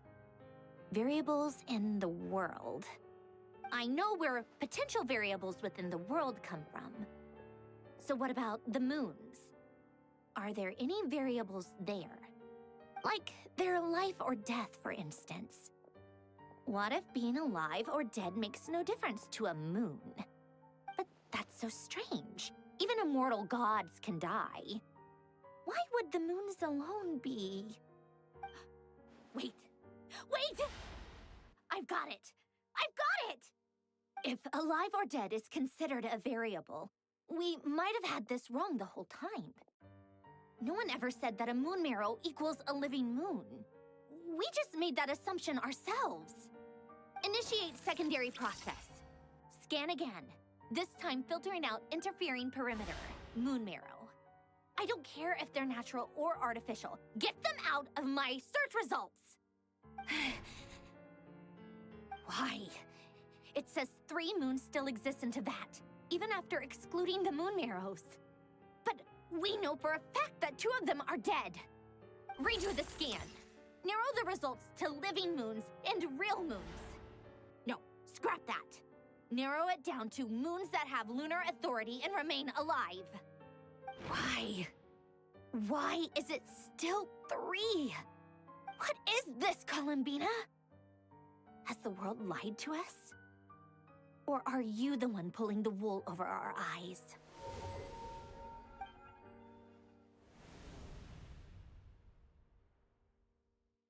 So, you think that the moon's reflection might be where Nibelung imprisoned the 3 moon sisters?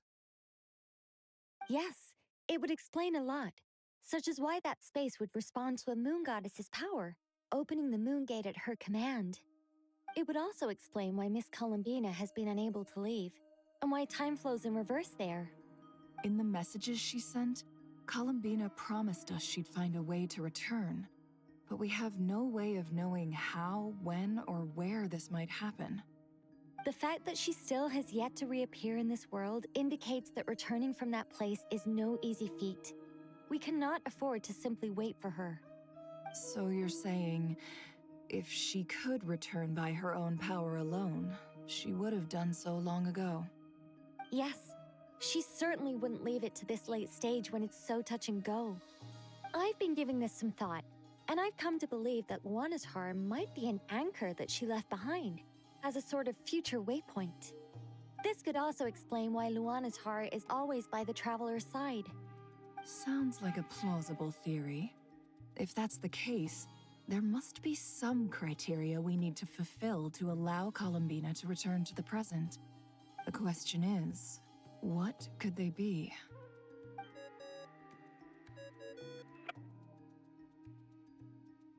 Hello? Listen up! This is extremely important!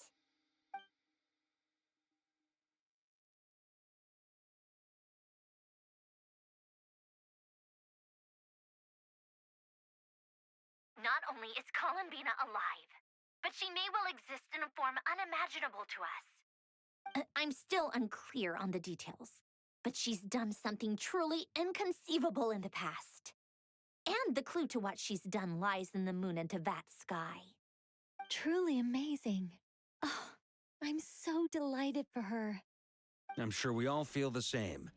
And I'm sure Columbina is ready to get back here and fight by our side. I'll keep my calculations going and try to find some way of coordinating with her. But that's not an excuse for everyone else to slack off, okay? All of you had better keep trying to think of solutions. How can the dead moon still live? And Luanatar...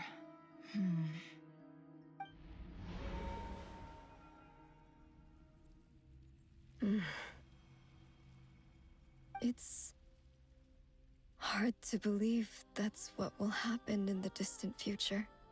Our authority is linked to the most fundamental rules of Tevat. I suppose it's no wonder that many would covet that power. I didn't realize that when you said friends, you meant people who live down in Tevat. That's so lovely. I always wanted to go down there and have some fun. Have you ever tried leaving this prison? Of course. Between us, we've tried everything. But no matter where we go, this space will eventually bring us back here. It's like the center of a whirlpool. Everything ultimately converges here, at the moment when Nibelung imprisoned us. In that case, have you tried using any of those pathways that connect this space to the real world? Sorry? What are those? They're passages through which you can make small-scale changes to reality by using Kuvaki. Or am I the only one who can use those passages? Because part of my soul remains in reality. Kuvaki. What is that? You don't know? It's a unique kind of elemental energy found only in Nodcry, the land from which the moons arose. Oh. Well, it's true that the moons first rose up from the part of Tevat you say is called Nodcry. But there is no difference in the elemental energy between there and anywhere else. What? Could you show us some of this Kuvaki? Hyposelenia? Maybe if we see it, it'll make more sense. Okay.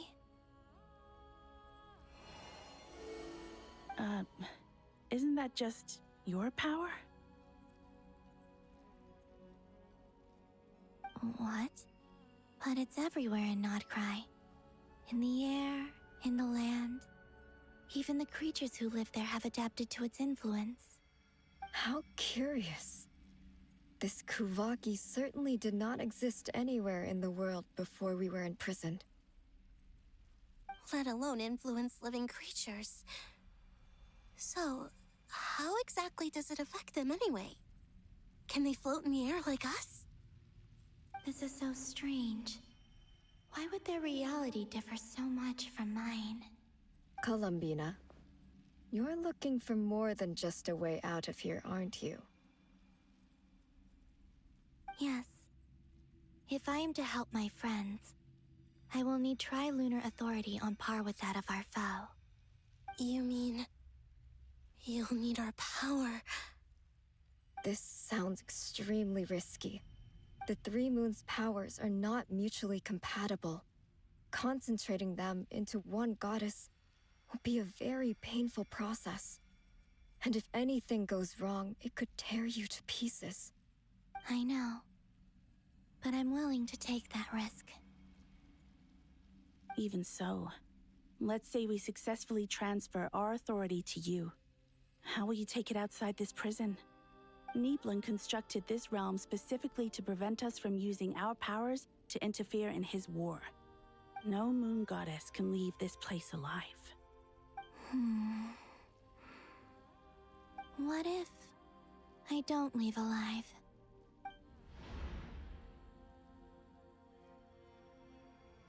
Where do we even start?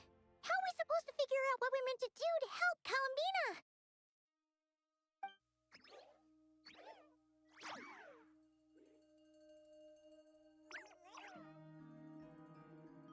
Columbina, what do you need from us?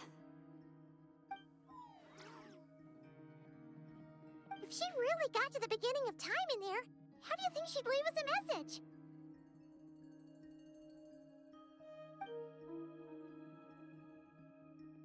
You don't think she'd write it down on a stone tablet somewhere in the hopes that we'd find it, do you?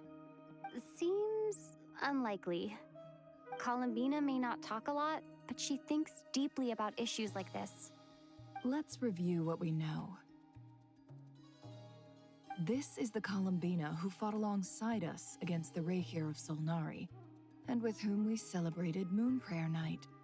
She knows our personalities, our ways of doing things, even our unique strengths and abilities. So, if she wanted to tell us something from a long, long time ago, what would she do? Oh.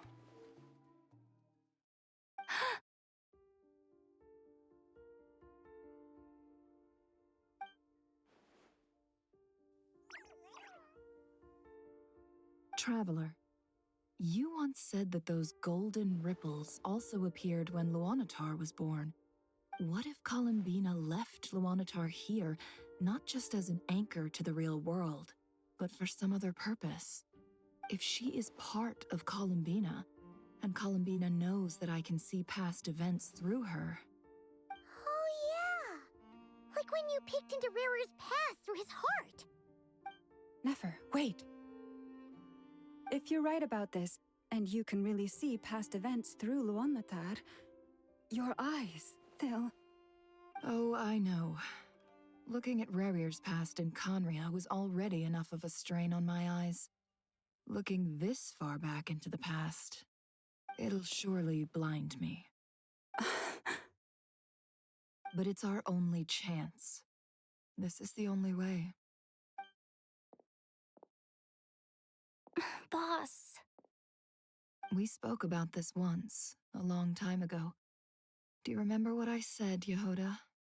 The day I lose my sight, the Curatorium of Secrets will be yours to run.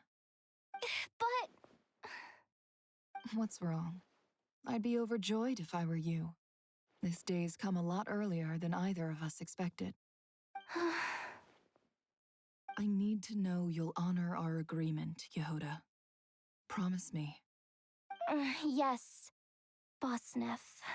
I promise. Are you sure you don't want some time to think this through? What is there to think through? I should have gone blind after our battle with Rarir. Frankly, it's almost criminal that I got away with it for this long. Then at least let me take some precautions on your behalf. And if you really do lose your sight, I'll visit your office every day and make sure you're well looked after. Oh, please, anything but that. I was actually ready to go through with this. Are you trying to scare me into backing out? As if I could ever scare you. I'll assume you're just joking to calm your nerves. All right, enough chit-chat. Let's do this.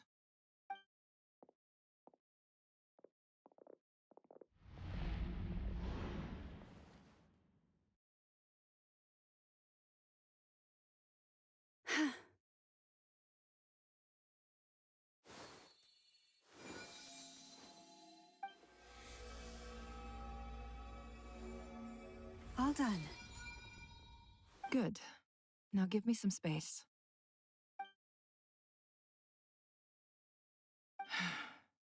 Come on then, little one.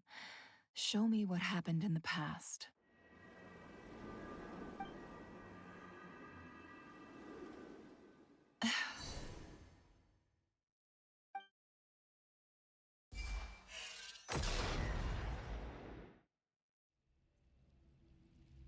Between the Trilunar Authority, Kuvaki, and the soul-surviving moon, the Frost Moon, I think I might know how to get back. But I will need my sister's help. Time to go talk it over with them.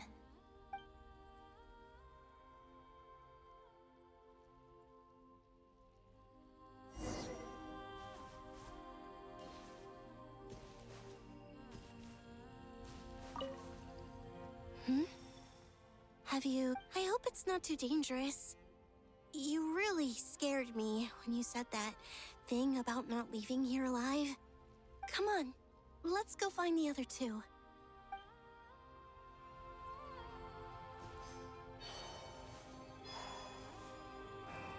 It seems you have reached a decision. I'm all ears. What do you propose?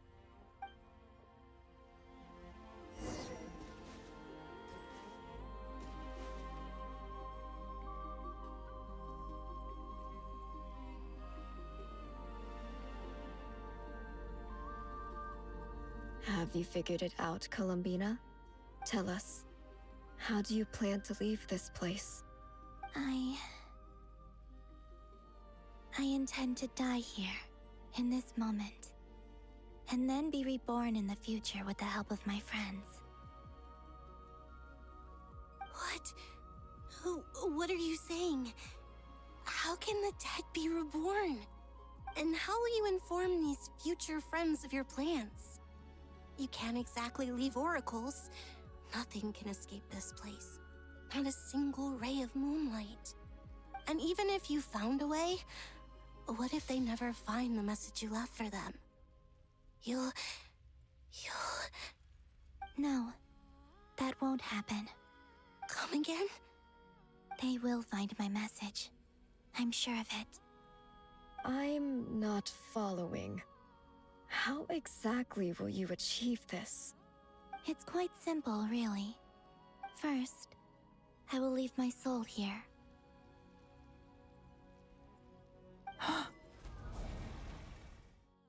I see it. Your soul? You mean your divinity? Yes. I once left a portion of my soul in the future. One so small that this prison barely noticed anything. In this very moment, she can resonate with my soul across time. When the time comes, I believe that she can serve as an anchor to pull my soul from here back to the future reality. Just as gravity connects the world to the moon. Exactly. In the future, where I came from, the moon has been cast beyond the false sky, but I can still feel that it is there. In a similar way, I can feel a connection to the soul fragment I left behind even now. My friends can use it to detect my presence. But how do you just leave your soul here? Is that even possible? On my way here, I met an ordinary mortal who entered this place long before I did. Her body is long gone, but her soul remains.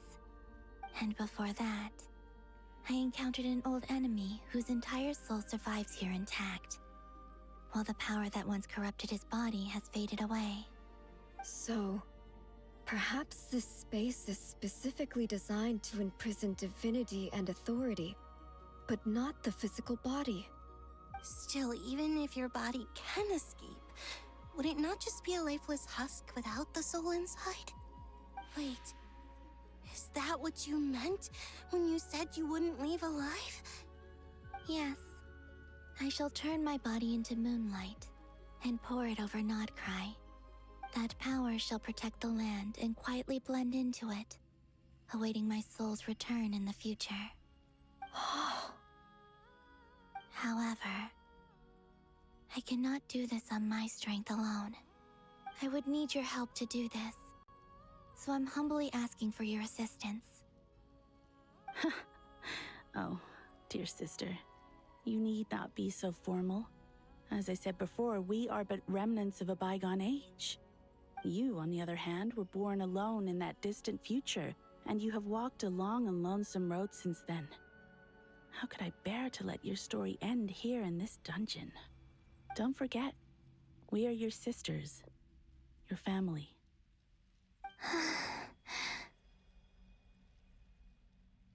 Arya's right.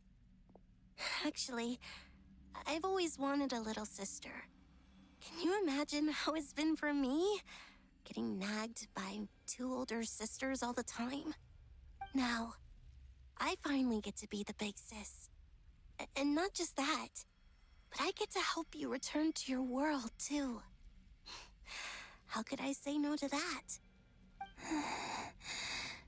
Sonnet. Canon?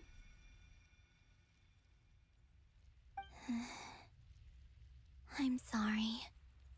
I know this is a bold request. The Frost Moon is rightfully yours, and it remains intact. Oh, no, please, don't misunderstand me, Columbina. I was just thinking back on the years that the three of us once spent together. You cannot imagine how happy I am to hear of the future world you describe. The Frost Moon Scions, your lovely, kindly friends. For the three of us, whose purpose in life was to maintain the peace in Tevat. It is a great relief to know that the people of this world live in such an abundant future. If your plan can save them and save Nodcry, I will gladly give you all that I can. Besides, the three of us have been together since the day we were born. I could never abandon them to live on alone without them.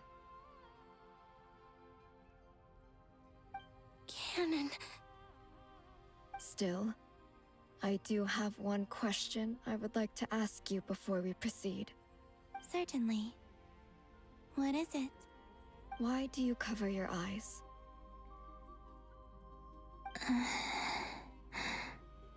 Yeah, I was curious about that too. But it seemed personal, so I didn't want to intrude.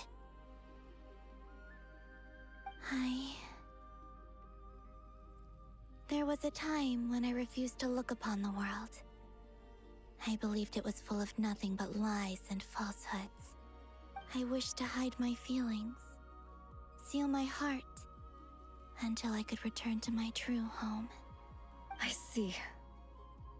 Perhaps that decision saved you from ever having to see the false sky again. But at the same time, you likely missed out on many true and precious things, like the smiles on your friends' faces. Promise me this, Columbina. When you return to the future, open your eyes, take a look at the world around you, and see your friends. I'm sure that you know this already, given that you long to return, but that is your true home. Give me your hand, Columbina.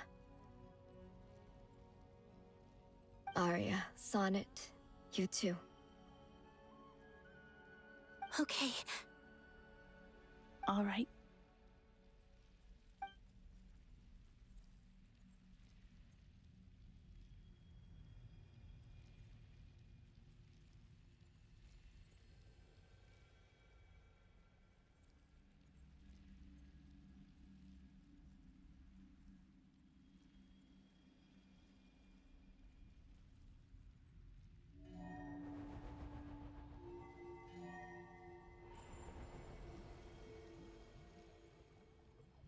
We once were the songs sung for eternity, but now it is you who must continue to sing.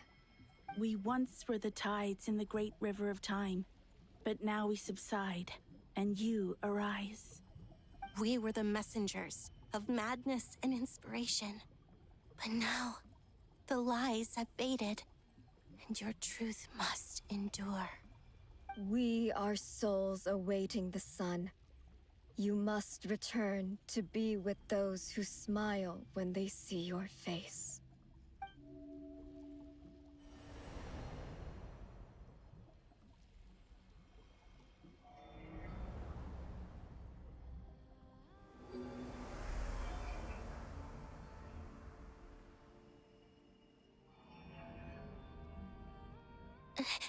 Is it done? Yes. We have transferred the authority over all 3 moons to Columbina Hyposelenia. From this moment on, she is the Tri-Lune Goddess, the one and only moon goddess of this world.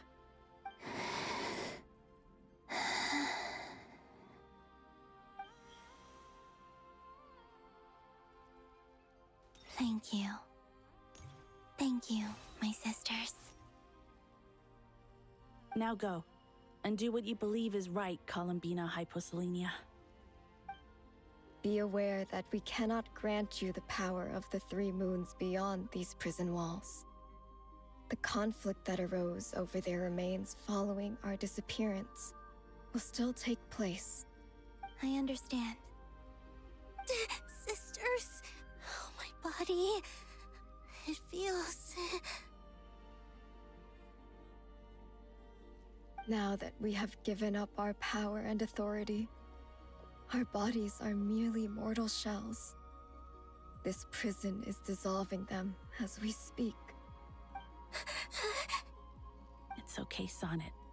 The end must come for every god, just as it does for every human.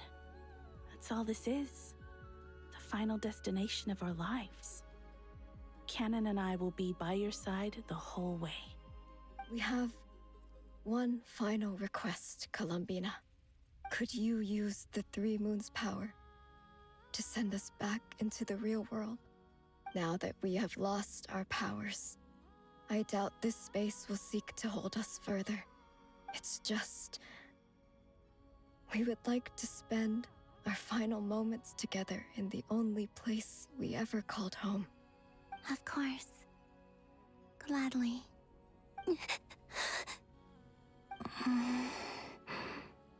Sonnet. Yes? Don't... I wish I could tell her not to give in to the abyss. Not to be afraid.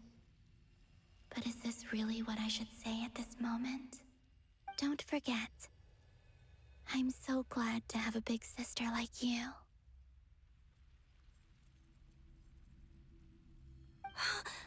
No, Hypo... Thank you. I'm okay. I'm not afraid. As long as my sisters are with me, I won't be afraid.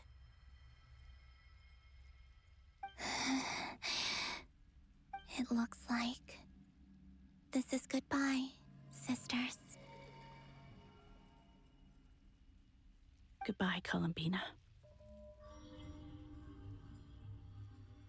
Take care of this world in our stead.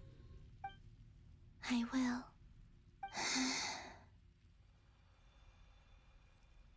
And now, it's time for me to bid farewell to my body, too. May it become the moonlight that keeps Nodcry company through the long years ahead. So this is why Nodcry was not always home to Kuvaki. It only appeared after I poured my body out upon this land, and only this land. Kuvaki responds to me because it is me, my body, answering the call of my soul. And the golden energy I've encountered on my way here was, in fact, that very soul, which I am about to leave here to guide me.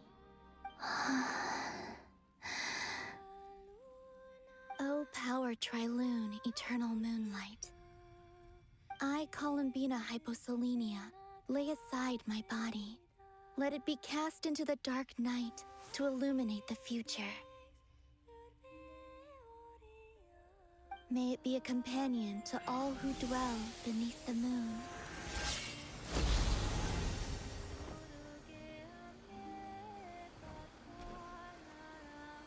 Until the time comes for me to return home.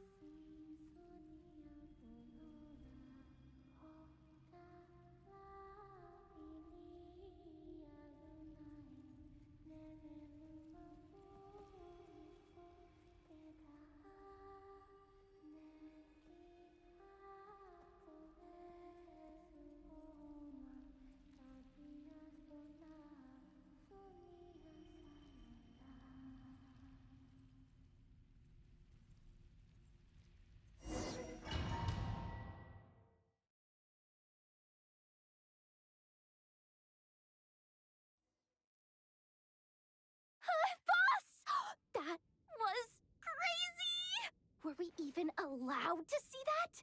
Is anyone? Oh, can you still see? How many fingers am I holding up? I see 2 fingers, and a look of sheer terror on your face. Truly astounding, Miss Nefer. Your eyes have glimpsed the very ends of the world, and yet they remain as sharp as ever. Or is the credit for this miracle due to Miss Lauma? It seems that even time itself is no match for your medical skills. Surely you jest, Mr. Flins. I suspect we have Columbina to thank. She must have realized the immense toll that the ritual would take and purposely set aside some of her power in the past to protect Nefer's eyes when this moment arrived. There is always a great price to pay for witnessing the truth, but it seems that this time, Columbina has shouldered that burden on our behalf. She chose the perfect method of getting a message to us. Though her eyes were always shut, she was clearly so perceptive. She knows us well. She knew exactly how we would think and what we would try. Despite being separated by time and space, we're seeing the same possibilities and seizing the same opportunities. We still don't even know if she's okay right now. But as long as there's a chance we can do something, we'll fight to make it happen. We'll get you back somehow, Columbina.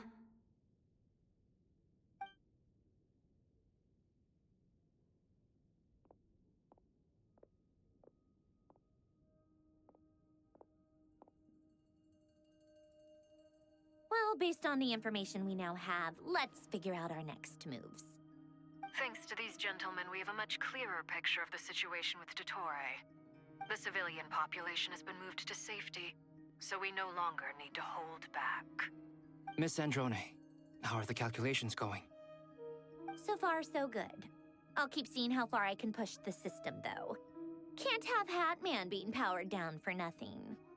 There's still a long road ahead. Where should we begin?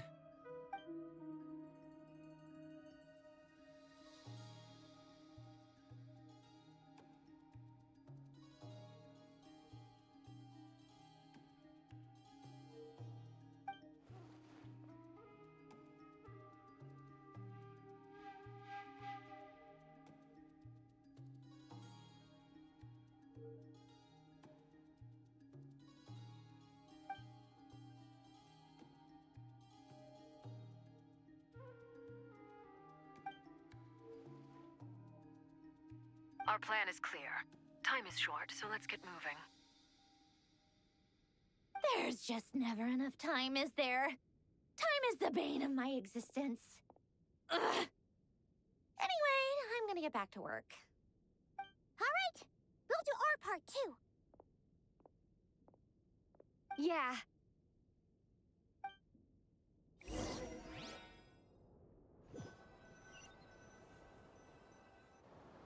Albedo's theory says that elemental energy can dilute the Light Realm's power, but I'm no expert in building elemental defenses.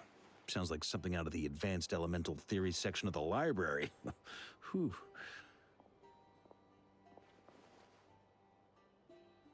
You seem quite troubled. Well, yeah. I mean, who doesn't get a little flustered when they're completely out of their depth? You were the very picture of confidence back when you approached the Hexen Circle. Eh, I could have been faking it through that whole meeting for all you know. Who's to say I'm not just a ball of nerves in a charming and gregarious package? Oh gosh, really? I'm so sorry, I had no idea. Well, you're all the braver for it. Still, I was much more in my comfort zone than I am here. At least in Mondstadt, you can cry for help from a cliff top and actually stand a chance of summoning Barbados himself. Things have never looked bleaker than they do now. If we don't pull this off, Tevat's doomed, isn't it? Oh, you think so? Actually, yes. Yes, it probably is. It's a shame. Don't put too much pressure on yourself. Tevat has faced annihilation many times in the past, but it also gave us you, didn't it? Hey, don't give me that. It's not like I'm anyone special. I disagree. Every human born in this world is special. We angels have always believed that. In that case, this humble human being has a big favor to ask of you. I thought you might say that. I'm sure Alice, in her great wisdom, sent you here precisely to help us in this difficult time, yes? Well, that has less to do with her wisdom and more to do with my power. Of course, of course. Well, the thing is, these elemental defenses we're about to build, I don't think it's a question of if they'll fail, but when. Durin's findings from his patrols make it clear that Dottore is constantly expanding his territory. First it was his lab, then the design bureau, and now this. It's not realistic to completely stop him encroaching on the rest of Nagrai. Rather, our goal should be to stall him for as long as possible. If Miss Sandroni's calculations are correct, well, they're the closest thing to certainty we have in this situation, so let's assume they are. Anyway, her calculations suggest that our best hope for victory lies in Miss Columbina's return. It's up to us to slow Dottore's advance and buy time for her to make a return. Are you asking me to help you with building the defenses? No. I'd like you to prepare for what comes next. When he eventually reaches us, we will have to fight him. You were an angel once and a mage now. I'm asking you to lend us your protection. Oh. Can I take it that you're triggering the terms you fought for during our three-way talks? Well, technically those terms were about protecting Mondstadt. But if you're happy to agree to the change in location, then yes, let's do that. You're cashing in on this much sooner than I'd imagined. Well, yeah. The way things are going, I might not get another chance. Very well. The mages have heard the knight's plea, and we will respond. To tell the truth, Alice and I had already discussed how we might help you all, so I didn't come empty-handed. I always like to be prepared.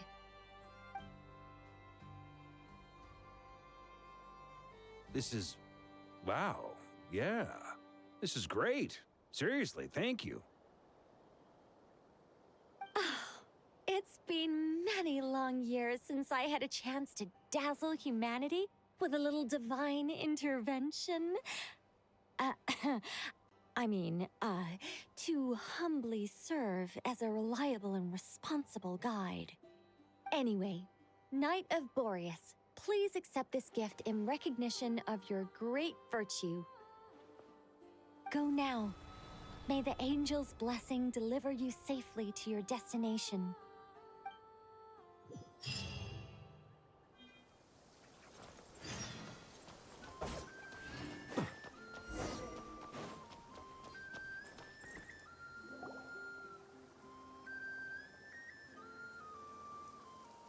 you're here. Sandrone! How are things going? Glad you asked. You two are about to become the first people to lay eyes upon my masterpiece. Or should that be the first person and the first, specter? Hey! Whatever. Come, feast your eyes on this. Wow! We've never seen something like this before! This meter displays the progress of my formula. Currently, it's still making the most important connections. Once it's finished running, I'll deliver it right to your side. And then, we can finally bring Columbina back. What do you mean, deliver it? Can't you just tell us over the Dodo communication device? It'll just be some numbers, right? Ugh, you're such a greenhorn. This isn't the kind of formula you solve in math class. It's a highly complex algorithm capable of constructing a framework of rules. Ugh, whatever. We'll be here all day if I start trying to explain it. All you need to know is the formula must be completed before we can bring Columbina back. I'll share the data with you. Nicole's agreed to let me use her information channel, so we just need to use the Dodo communication device like so. And there. Now you can check in on my progress. Wow! Look at that! You're amazing, Sandrone. About time you recognized my genius. Took you long enough. Anyway, that's all from me. You should check on the others if you have time. Make sure we don't have any weak links in the chain. That might sound harsh to you, but close supervision is a common practice in a Fatui. Not looking to catch anyone out. I just care about everything going smoothly. That's all. I'm kinda stuck here while the formula's running, so I need you to be my second pair of eyes in the meantime.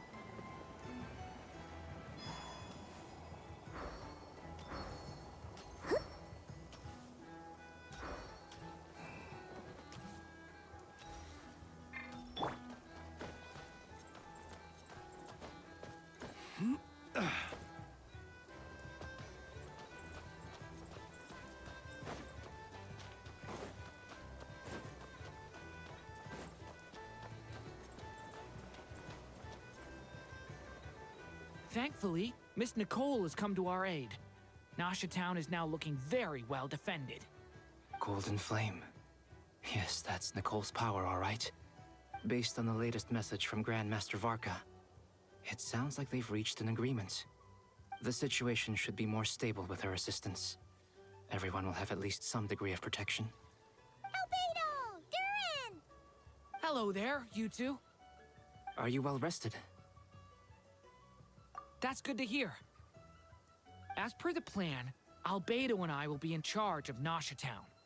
As Dotori's energy field expands, it's creeping ever closer in that direction. But we will do our best to hold our position. We fought side by side many times before, and always with great success. I believe this time will be no different. So don't worry about us. Focus on fighting Dotori.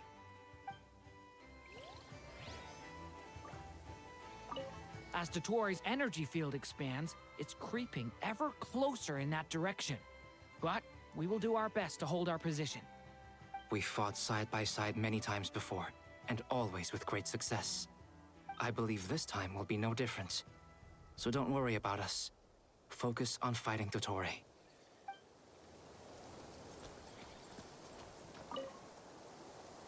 Traveler, Paimon, a pleasure to see you both. How's everything coming along? fairly well, if I do say so myself. Personally, I am ready to confront Dottore head-on. Ooh, you sound much more serious than usual. To be honest, I am not usually fond of exercising my full strength. For one thing, it's hardly conducive to maintaining a low profile. Besides, I believe one should have the right to choose when to show their hand. I am conserving my strength until the moment of battle is upon us. Anything to boost our chances of victory. Seeing you get into the zone like this really puts Paimon at ease.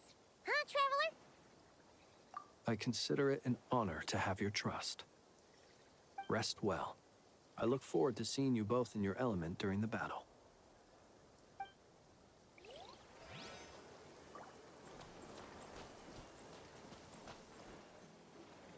Yes, Miss Moonchanter? What are you staring at? You always address me in the strangest ways. Lady Moonchanter 1 minute, Miss Moonchanter the next. Yes, and? Are either of those incorrect? Not as such. It's just that I simply call you Nefer nowadays. Uh-huh. That's my name. What's your point? The point is I don't add any honorifics or titles. Meaning what? That maybe we're on friendlier terms now than we used to be. Is that how you see it? Then I thought I was the one with eye damage. Paimon, Traveler. Just swinging by to check in on you. How are things going? Did you manage to get some rest? Don't worry about me. I won't slow us down. And I give my all to ensure our victory. Ah, yes. Allow me to give you two a quick checkup. All done. You're both in good shape. You're welcome. You'll have your work cut out for you in this battle against Dottore, so make sure to get some rest in first. Paimon will keep an eye on her. Don't you worry. I'm glad to hear it. Take good care of yourself, too, Paimon. Sure thing.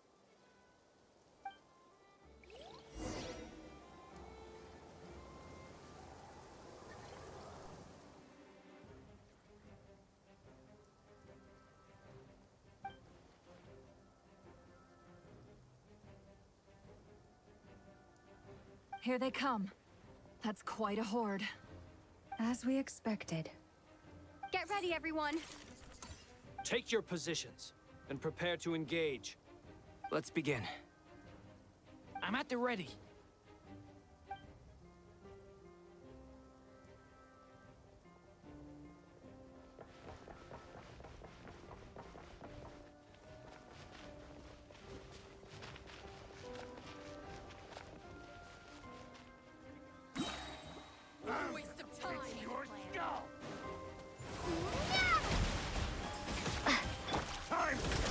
Observe to dust. Be silent to dust. Another one. Fine. Water jet!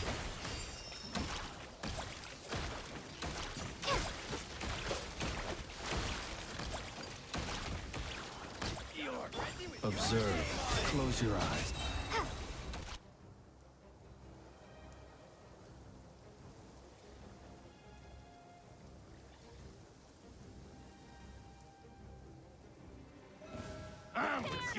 Your skull! For the everlasting forest. These creatures cannot stand against us. Oh, fighting talk. Just don't let your guard down. That goes without saying. I'm hardly the risk taker.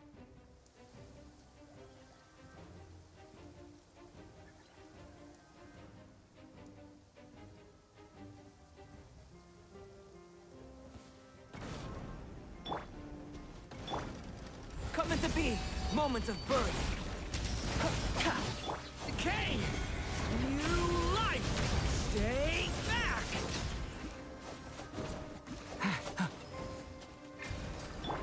Live! That was easier than I thought. Naturally. What do you need? Is it because as created beings go, we're of a higher level than them? Very good. You understood what I was implying.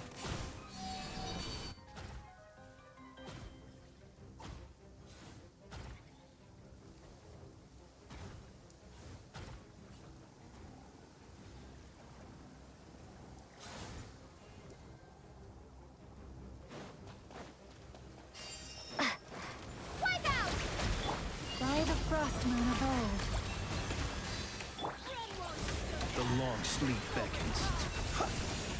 Be silent. You can fear the dark. People have always used fire to drive away wild beasts. Wouldn't a lantern work just as well? You read my mind, my dear friend. I was just about to say that. All right then, dear friend. Bring the light.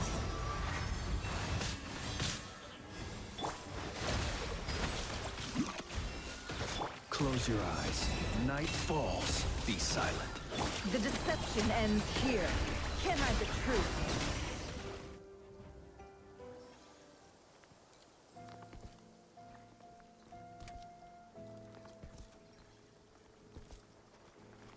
You're looking well. I trust you've had a good couple of days. Dottore. It's actually a good thing, in my view. If the subjects of my experiment were to die prematurely, it would throw quite a wrench in the works. And so, I must thank you all for your resilience. We are no longer on the same level, but you are nonetheless worthy of my respect. A creator god should be merciful and gracious after all. And in any case, it is only right that before I end your lives, the world is informed of the arrival of their new god.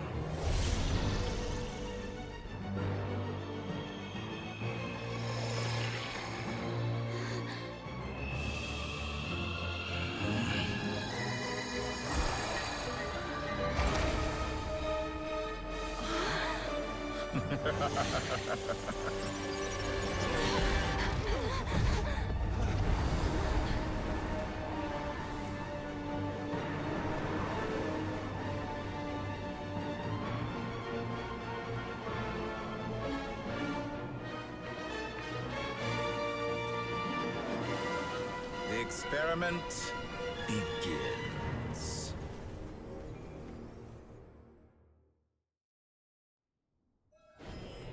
With the marrow of the 3 moons in my hand, behold the false horns fall!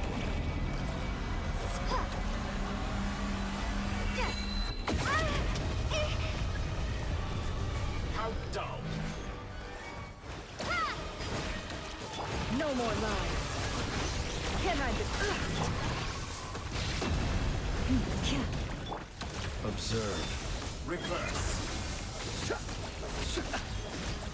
Close your eyes. It all adds up. The mystery unravels.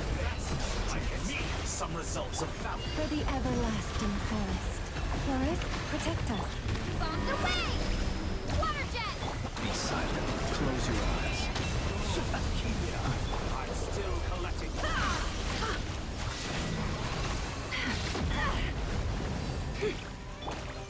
Did you honestly think that would hit me? Can't hide the truth. Seek within. No more lies. Oh. I've been moved inside another space. And it's sealed off. Looking at the structure of it, it seems like Dottore intends to trap us here. There's no exit. Our endurance is about to be put to the test. Excellent. You've been how dull. Water jet! Entropy bends.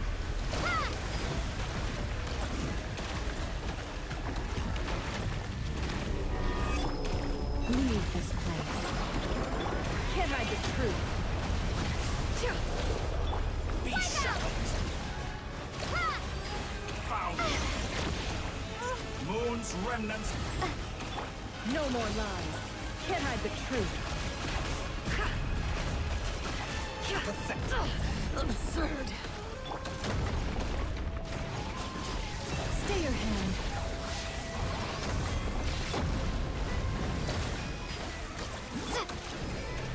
With the marrow of the three moons in my hand, behold the false moons fall!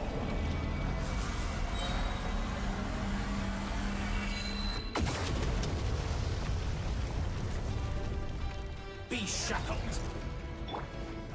Found! Tell me, where will you try scurrying off to next? Looks like Dottore has opted for a divide and conquer strategy. But we will not allow him to triumph. Now, I shall pray for our victory.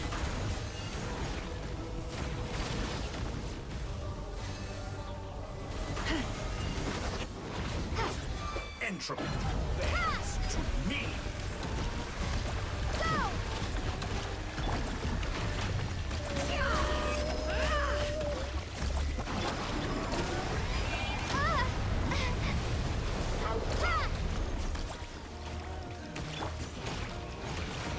It all adds up. Time to come clean. Good. Keep it up. I'm still...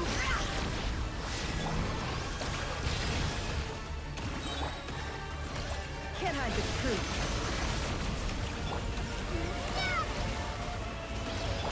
No more lies. That's more like it. The deception ends here. It all adds up. Pathetic. Time to come clean. Good. Keep it up. I'm still collecting bends to me.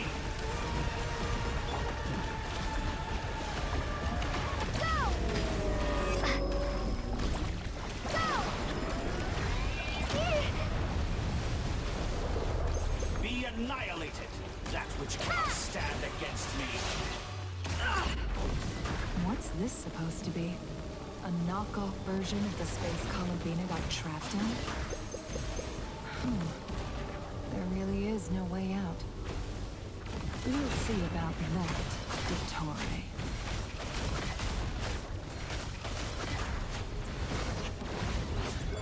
My apologies. I had not intended to take your teammates from you. But you have a choice. Did you honestly think that would... Obey, and I can release them. An excellent deal, if you ask me. Won't you consider it? Entropy bends. Wipe out!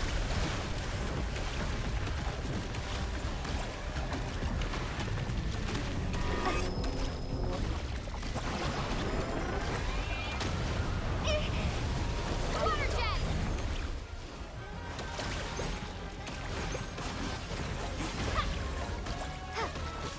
Found.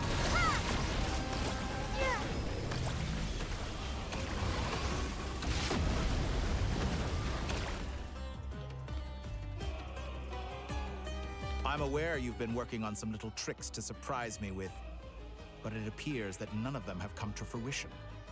My guess would be that you're trying to bring Columbina back. But then, where is Sandrone? Or are you trying to buy time for her? I always found their friendship to be a curious phenomenon. Two highly incongruent personalities, and yet they share a deep connection. Speaking of Columbina, I once saw her as like a younger sister. We got along quite amicably while she was with the Fatui. But then one day she suddenly decided she would refuse to take part in any further experiments. To this day, I truly don't understand what I could have done to upset her so much. It's such a pity. I could have had a sister, a family. But alas, she grew to dislike me. You're not fit to be family to her. That I can't deny. So many people, all obsessed with playing out the same tired old dramas. This world is rotten to the core. And then there's you. You had every opportunity to reach the right conclusion. The thought of killing you off like this? But I maintain that I approached you in good faith, so I will offer you another chance. Will you work with me? You have until I count to 10 to make your choice. 1, 2, 3. Not in a million years. Huh?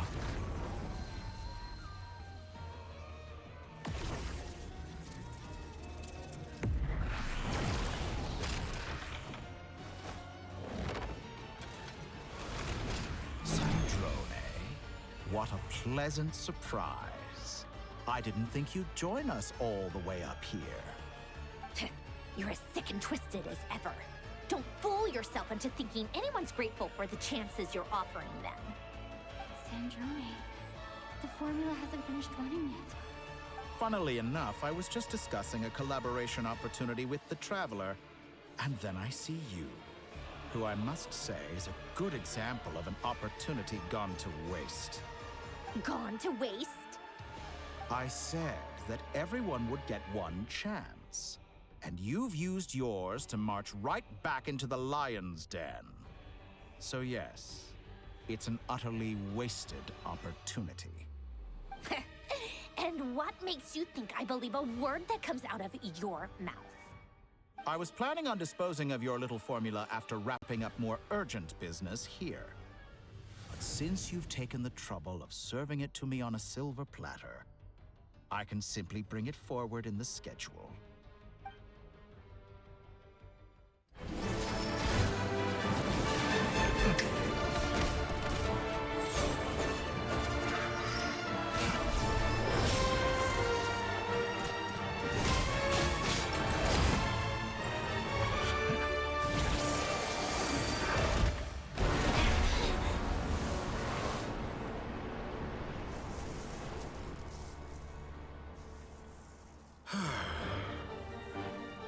Is this your life's work? This piece of trash?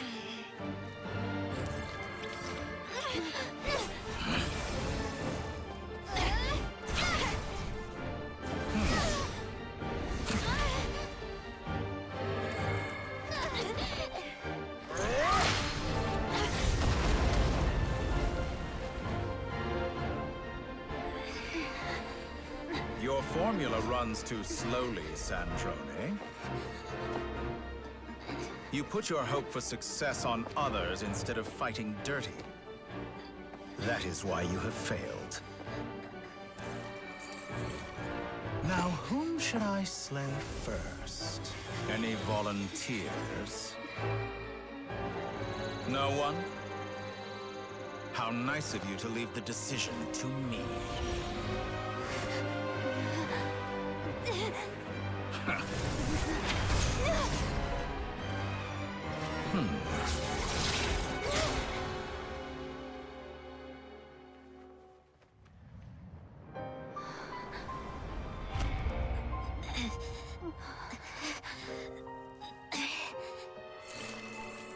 Oh, how unexpected. Sandrone, any last words for me, comrade?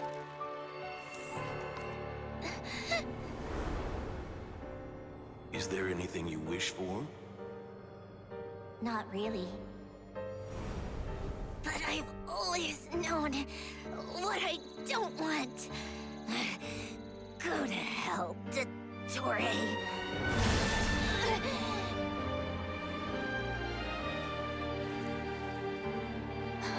No!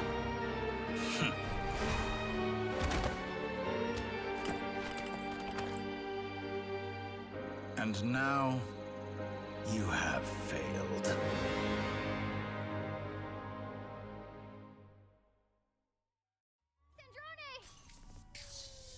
Now you see how fragile mechanical contraptions are. Just a gentle tap, and they fall to pieces. However keen of an inventor Sandrone may have been, her death spells the end of the formula that was running inside her body. Of course, I have to commend her for making it this far. As her colleague, I have to admire her stubborn tenacity. Now, it is time for you to take your place by my side. My count was interrupted, but the second chance I extended to you still stands. Once again, you are welcome to join me.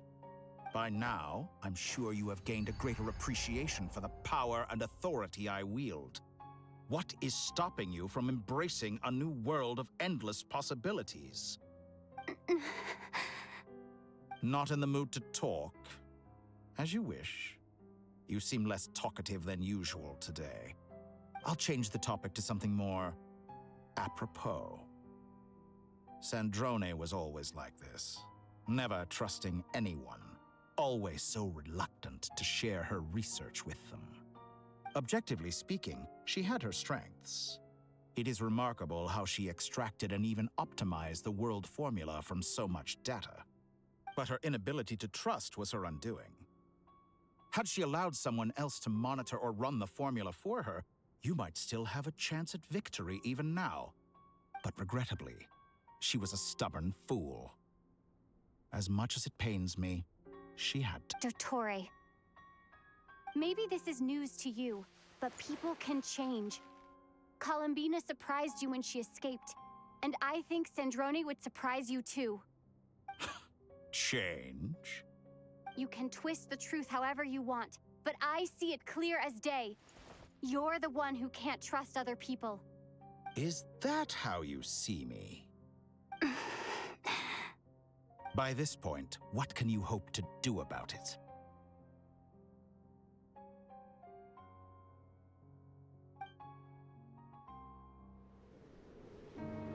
It is pointless to fight on.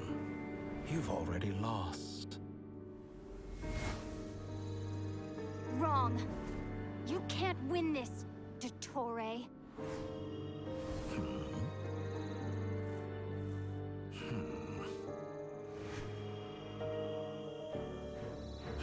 What?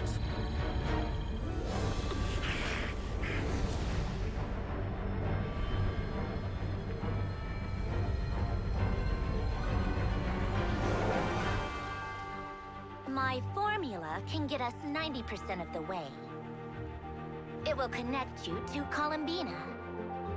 Then, I will bring the formula's output to the Traveler's side. For the last 10%, do whatever it takes. Just bring the moon down.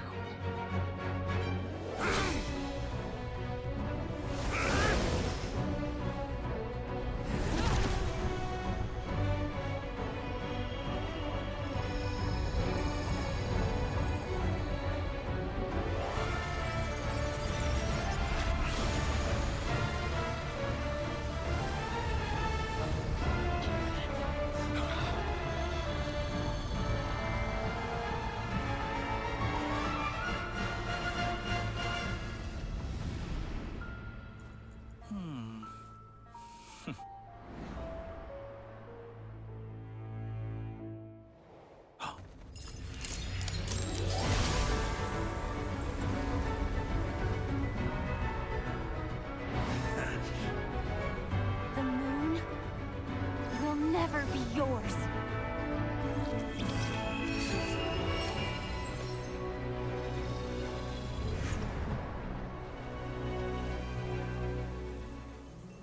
I turn my body into moonlight and pour it over Nodcry. My soul, I leave here to inform my future friends. Lastly, I will hide the Trilune Authority within the Frost Moon. And when my body, soul, and authority are reunited, finally... Columbina!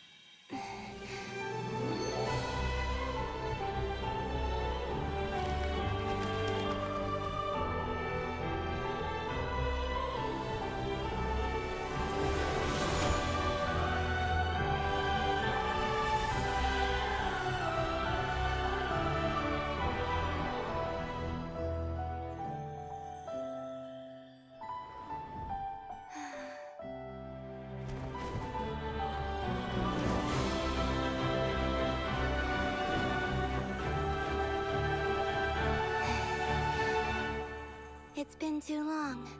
I'm back.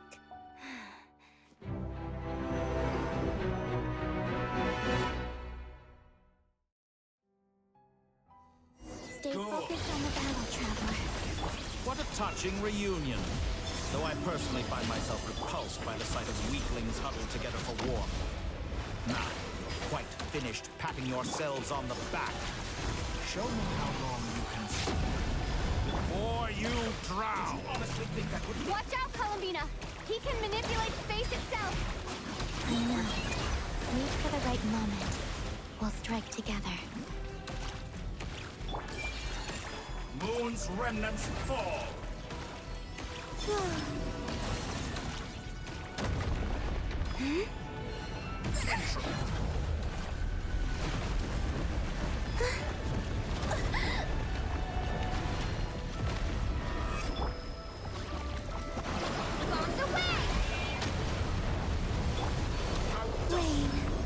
Excellent. You barely managed to touch my level.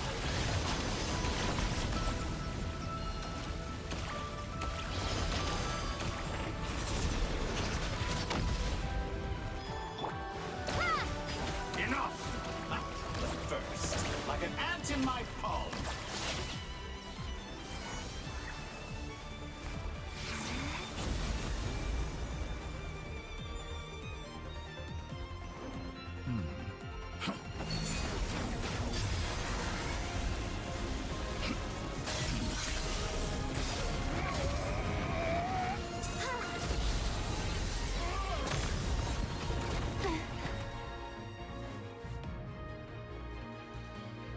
I grant you the new moon's blessing.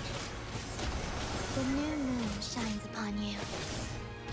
I am growing... It's over, Dottore!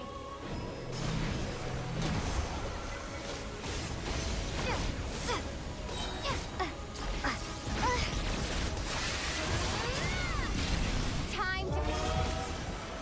No longer must the world cower in the cold night. To the new world? Our future is not yours to command! So you rather want... Let the moonlight dispel the darkness.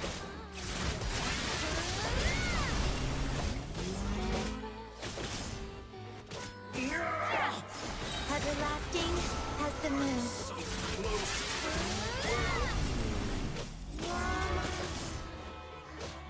Only I could shape the new world. Only I.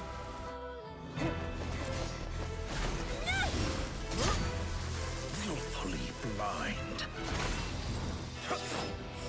How can you be so satisfied with your fate?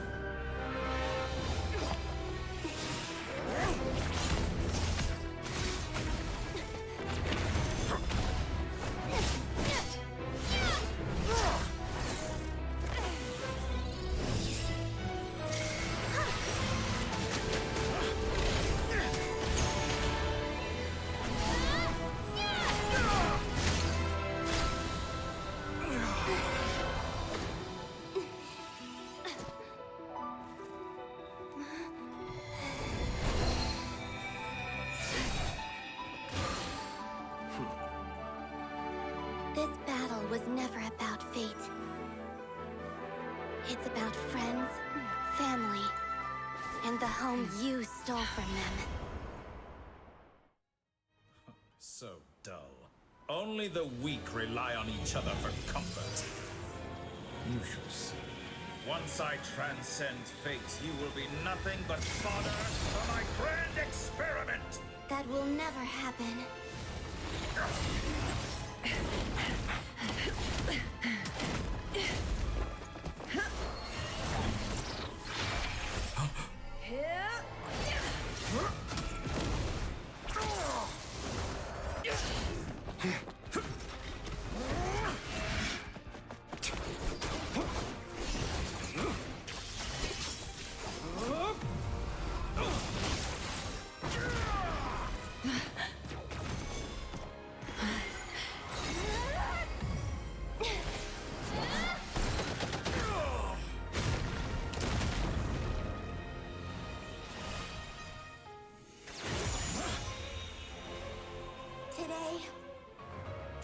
lights up this world once more!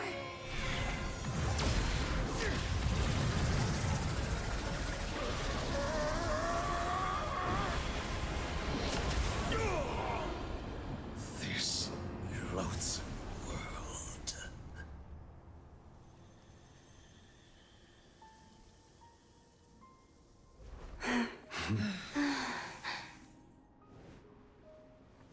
No, this world is our home.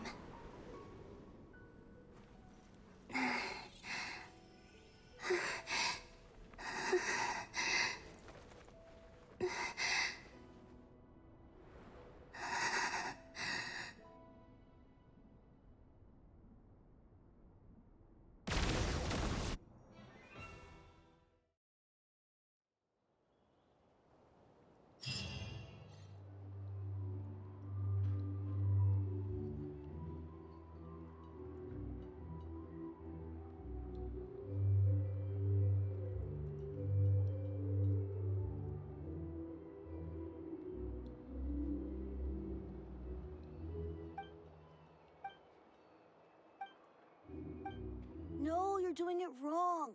The moon looks like this now. What are you drawing, children? The new moon, Mom. It looks different than before, doesn't it? Also... Can I go buy a sugar sculpture today? Please? Just one? All right. I suppose today is a special day after all. Almost like a festival. Extra, extra! Get the latest Nasha Express here! Post-disaster report! Nasha Town reborn beneath a new moon!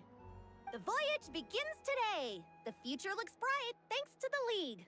Want a copy? I knew things would be different, but I didn't think that would include the moon. They say a new moon goddess has been born. A new moon goddess? Who's saying that? The Frost Moon Scions? I guess so. I'm not too clued up on the details. As far as I'm concerned, the moon's still in the sky and it's business as usual. Hey, since we've come all this way, shall we grab ourselves a free meal while we're here? Are you a convert now? Or are you just here for the free lunch? Oh, come on. What does it matter? After everything we've all just been through? That smells good. All right, that's it. I'm hungry. Time to eat. Come on! We gotta get there early, or there won't be any good spots left! Shh, keep it down. This is a residential area. What if people are still sleeping?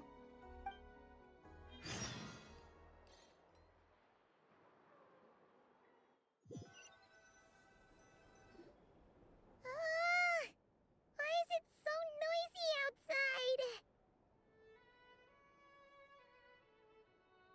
It's okay. Paimon was pretty much awake anyway. It's been so long since we last had a chance to relax, huh? Feels like time is moving slower than usual. What about you? Did you rest well? Still winding down from everything that's happened? Or are you wondering how our friends are doing? Or is it about what Dotori said to you? Okay, if you say so. But don't push yourself, alright? Let Paimon know if you need to talk. What we just went through was a lot. It's totally normal if you need some time to get back in your groove. Luanatar disappeared after Columbina came back. Apparently, she was part of Columbina's soul or something. Still, Paimon kind of misses Luanatar somehow. But anyway, you did great. So did Paimon. We all worked our butts off to contain this disaster, and in the end, we made it. So, chin up, Traveler. You should be proud of yourself. Hey, don't poke fun. You should be glad that Paimon's growing as a person.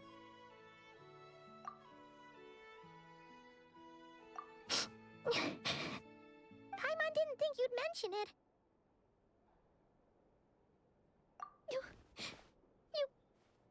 You have no idea how anxious Paimon was. She was worried sick about you. Well, if you really want to show Paimon Paimon you're sorry. You're gonna need to make it up to her. You... Phew. Okay. Paimon's full now. Huh?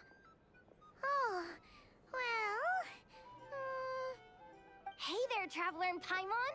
Good morning. Morning, Yehuda. Here for some breakfast? Oh, I've already eaten. Just need some water.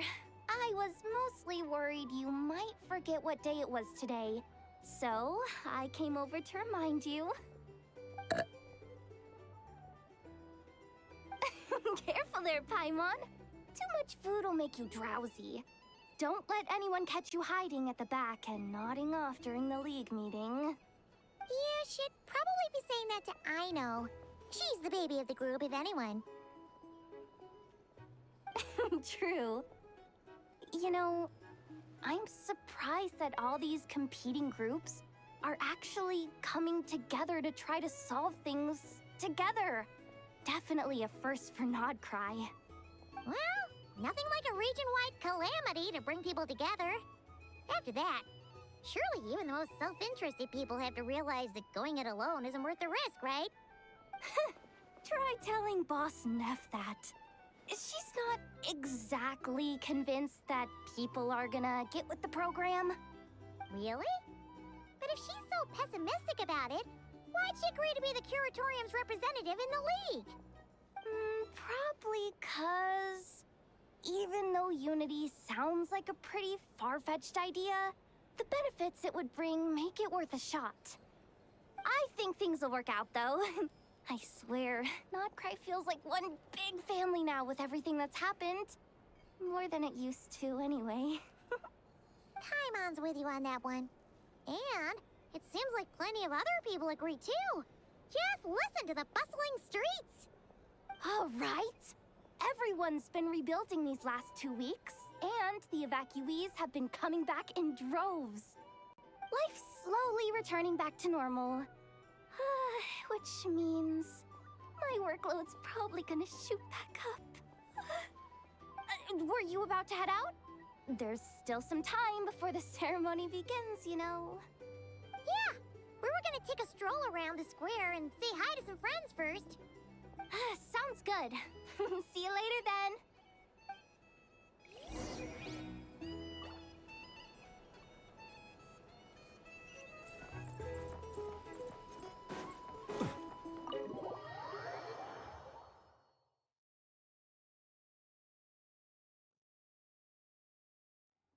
Please accept today's boon. Have a nice day. Are Paimon's eyes deceiving her? Or is that Inefa handing out food for the Frost Moon Scions? Hello there. Would you like a feast of the moon, along with some snacks of the day? So, what's new, Inefa? It was only a few days ago when we last saw you, but it looks like you've joined the Frost Moon Scions in that time. And I know too? What are you talking about, Paimon? We're just here to help, duh. In the wake of the disaster, it's all hands on deck. We responded to Lama's request for support. At times like these, the smallest good deed can inspire others and help them through the hard days ahead. And we're using eggs and heating tubes to make that a reality, in true Kamkake Craft Shop style! Enough! Did you hear that? The Traveler said I did good. The Traveler! That's because it's true, I know. Proposal. If you can resist eating today's dessert, I will provide you with compliments, too. No way! Well, that proposal got shot down quickly. I need something to get me through the hard times, too, you know. Mom! Yes, dear. Go right ahead. Excuse me. Could I take a photo with the robot lady? She helped us get safely out of Nodcry, and she helped us get back home, too. She's the best. Of course she is! And since I'm the whiz kid who built her, that makes me even better than best, right? But you stole my snacks, though. Oops. Shall we move to the open space near the center? The view there is better. Thank you! Aren't you the better pick for this job, Flint? You underestimate yourself yet again, Master Ilua. Not at all. I rarely come by Nasha Town. I don't know any of the big shots here. All in good time. Socializing is a step-by-step journey. But you're much further ahead on that road, aren't you? You're not seeing the full picture. You know the truth now. My friends do not understand my habits. There is no question about it. The Lightkeepers need a representative in the League. Someone who is upright, cares about other people, and can realize their self-worth through group action. You say it like you wouldn't make the cut. I am most flattered that you think I would. Sigh a little less, Master Ilua, and have more faith in yourself. All the Lightkeepers agree that you're a very promising young man. That is precisely why Starshina and Nikita felt safe delegating such important work to you. I'm sure we all also agree that we would sooner die of dehydration than manage to wrangle anything out of you in a discussion. My apologies. I am not in the habit of bringing water with me when I go out. Whatever. I'll take the job. By the way, who else is part of this? Oh, it's quite the who's who of Nodcry. There's the Moon Chanter of the Frostmoon Scions, the boss of the Curatorium of Secrets, a representative of the Voynich Guild, and even someone from the adorable Chromkake craft shop. I'm sure you will find speaking with them to be a genuine pleasure. If you say so. I've never done this work before, so I'm honestly a little scared of making mistakes. But I'll do it. Not only is it our duty as Lightkeepers, but because I want to make Nodcry a more welcoming place. An admirable attitude to take. The beacons are lit, Ilua. We're but one step away from breaking through the blizzard. We have the chance to band together and build our shared homeland into an Elysium. This is unprecedented for Nodcry. An opportunity not to be missed. Yeah. You're right. I'll do my best. Quite a few familiar faces have arrived. Let's go, shall we?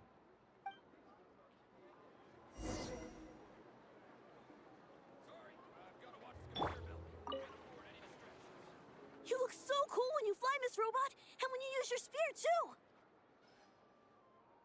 And even though you took my snacks, it's pretty cool that you can build stuff like this.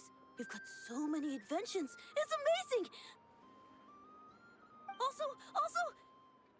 Micah, we need to go now. 1 second! Please take this Feast of the Moon, as well as some snacks. Share them with your mother and your lovely family.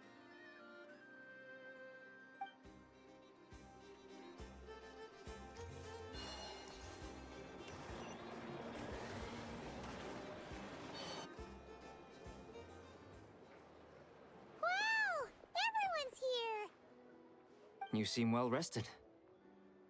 I know no one's asked, but I'm sure you all want to know, so let me just say, we're doing great. Thanks. Well, great, but not perfect. Starting to lose my mind from boredom. Can't drink a drop of alcohol while I'm waiting for my wounds to heal. I'm sure you had a sneaky swig or two. Wait, how'd you find out? I'm sure you must be missing Mondstadt after all these years away, Grandmaster. Yeah, you could say that again. Every time I get news from Mondstadt, it makes me want to go back and see the place for myself.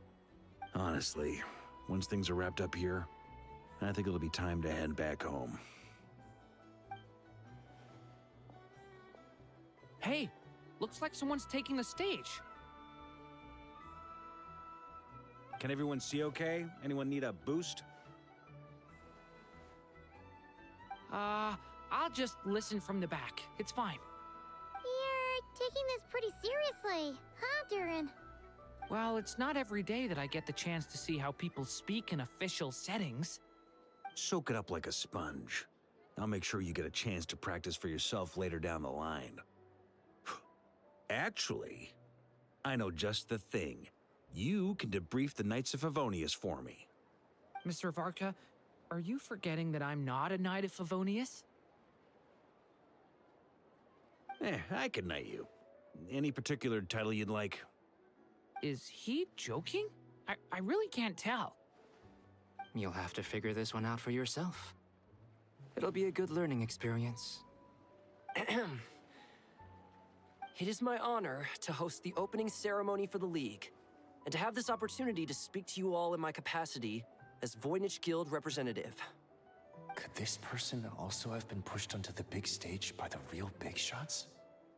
Guess I'm not the only one then.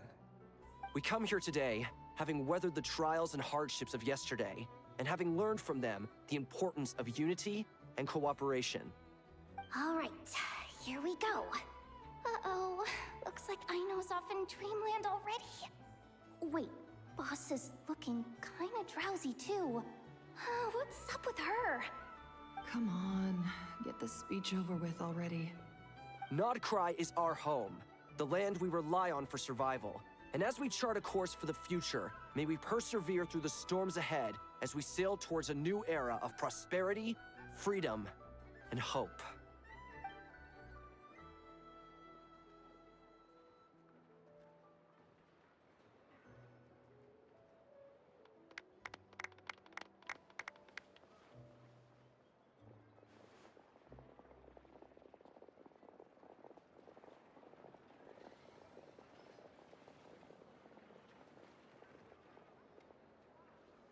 Looks like we'll have more opportunities to travel in the future.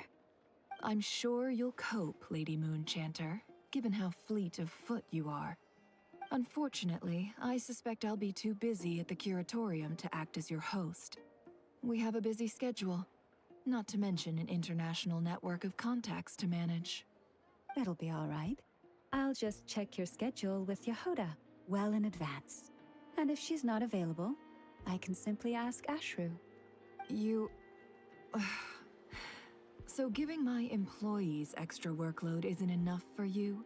You're really going to drag my cat into this too? I thought you'd approve. Aren't you forever increasing your employees' workloads? That's a bold statement. Are all the Frost Moon Scions feeling more audacious now that your moon goddess has returned? Columbina's return has brought joy to all who care about her. That includes both you and me. As for the Frost Moon Scions, we are learning how to thrive independently, without relying on the moon goddess. It is up to us to make our home a more livable place. Joining the League is one of the steps we are trying towards that end. I like the word try. It's nice and non-committal. You can opt out at any time and still say you tried. You don't see a bright future for the Frost Moon Scions? Or did you mean the League? I'm just not as optimistic as you. The Frost Moon Scions should count themselves lucky that they have a leader as stubborn and enterprising as you. But Nodcry's a big place, with all kinds of people. Most of them don't enjoy answering to a leader, or even listening to reason. Well, that's where you and your methods come in. Unless the Curatorium of Secrets is only here for appearances. For now, yes. And that won't change until this venture becomes worth my while. What would make it worth your while? Getting out more than I put in. Right now, I'd barely break even, but I'll grant that it's a good start for Nodcry. Then maybe it's worth a try. All right, you can stop now. Or do I have to join the Frost Moon Scions before you'll get off my back? You'd be very welcome to join us. Hey, you two! Congrats on all your hard work! What are you chatting about? Nefer was trying to dissuade me from adding to her employees' workload, Also, she's considering joining the Frost Moon Scions. Sorry, what? Your conversations are always the most interesting. Would you two care to join me for some tea before heading to your next destination?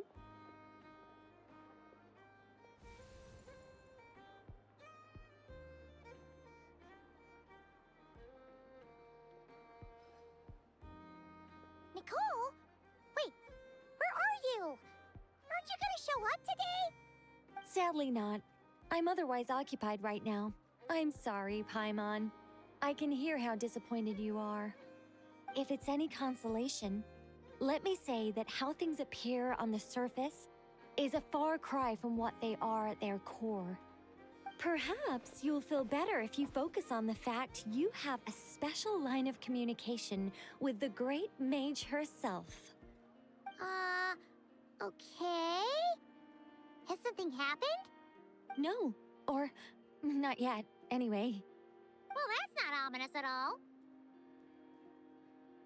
Not for the time being. Just think of this as a general check-in to make sure this communication system is still running smoothly. Besides, it's good to chat once in a while if we want to maintain our friendship. You could have just said so. Paimon got all worked up for nothing.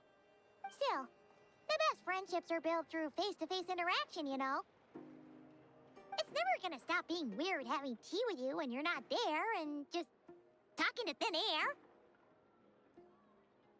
All right, fair point. I'll bear that in mind for next time. Yeah. Any update on that crisis at the world's borders? Alice just informed me that they had their work cut out for them. And now everyone's thoroughly exhausted. But they did finally get things back under control. Still, we can't let our guard down yet. The disruption caused by this disaster has made Tevat easier to detect from the outside universe. She plans to wait for things to stabilize, then reschedule her Mondstadt vacation plans. As for me, I agree with Hat Guy's perspective. This is a time when many new variables are emerging, and the situation is changing constantly. Plus, most of this change is for the worse. We have to remain vigilant and ensure that the embers of chaos are not rekindled. I did notice that the energy in Nodcry changed somewhat after the War of Funerary Flame, but since it was still aligned with the Light Realm, I never gave it a second thought. It looks like I'll have to examine the connections between phenomena I observe more closely in the future. Just doing my duty. It's more or less second nature by now. Of course. To give you the full picture, I'd have to start with the substance from which angels were formed. Never mind. Paimon's right. Showing off my knowledge would be much more satisfying in person. By the way, you did receive the gifts from the Hexen Circle, yes?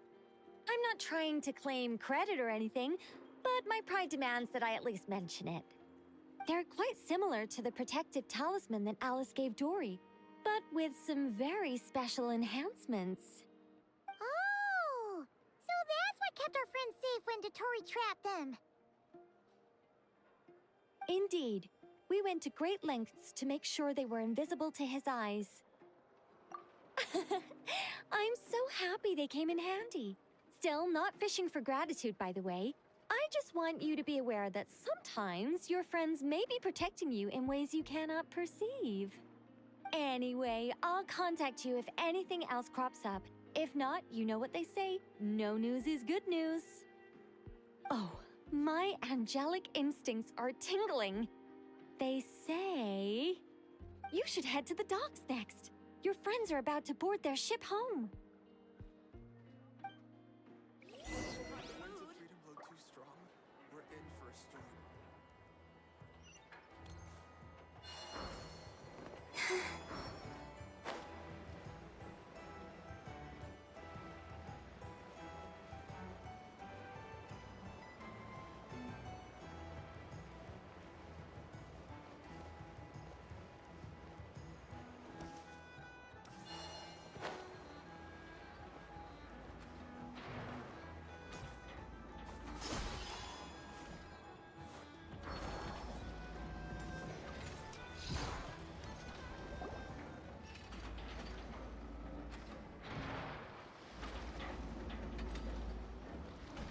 You're here.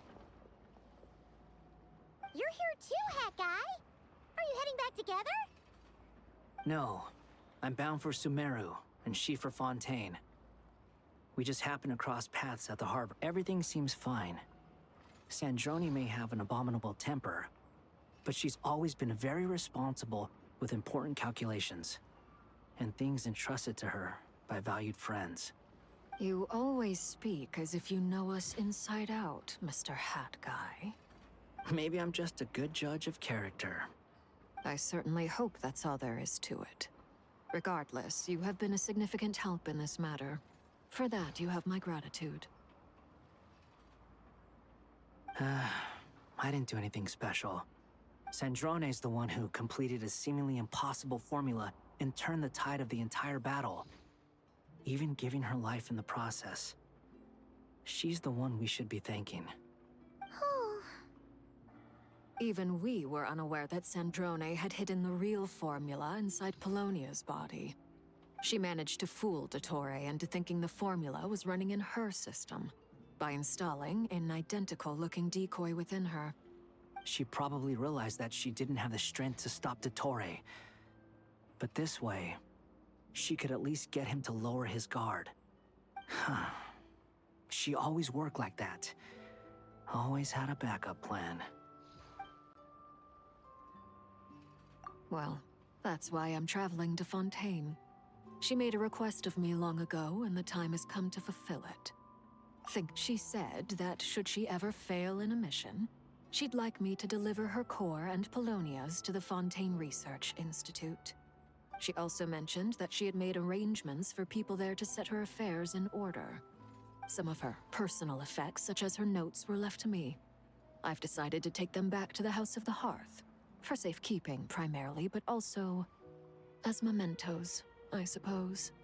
However, there is one book among them that I'd like to leave in your care. I'll have someone deliver it to your residence at the flagship at a later date. No, I was specifically warned not to tell her.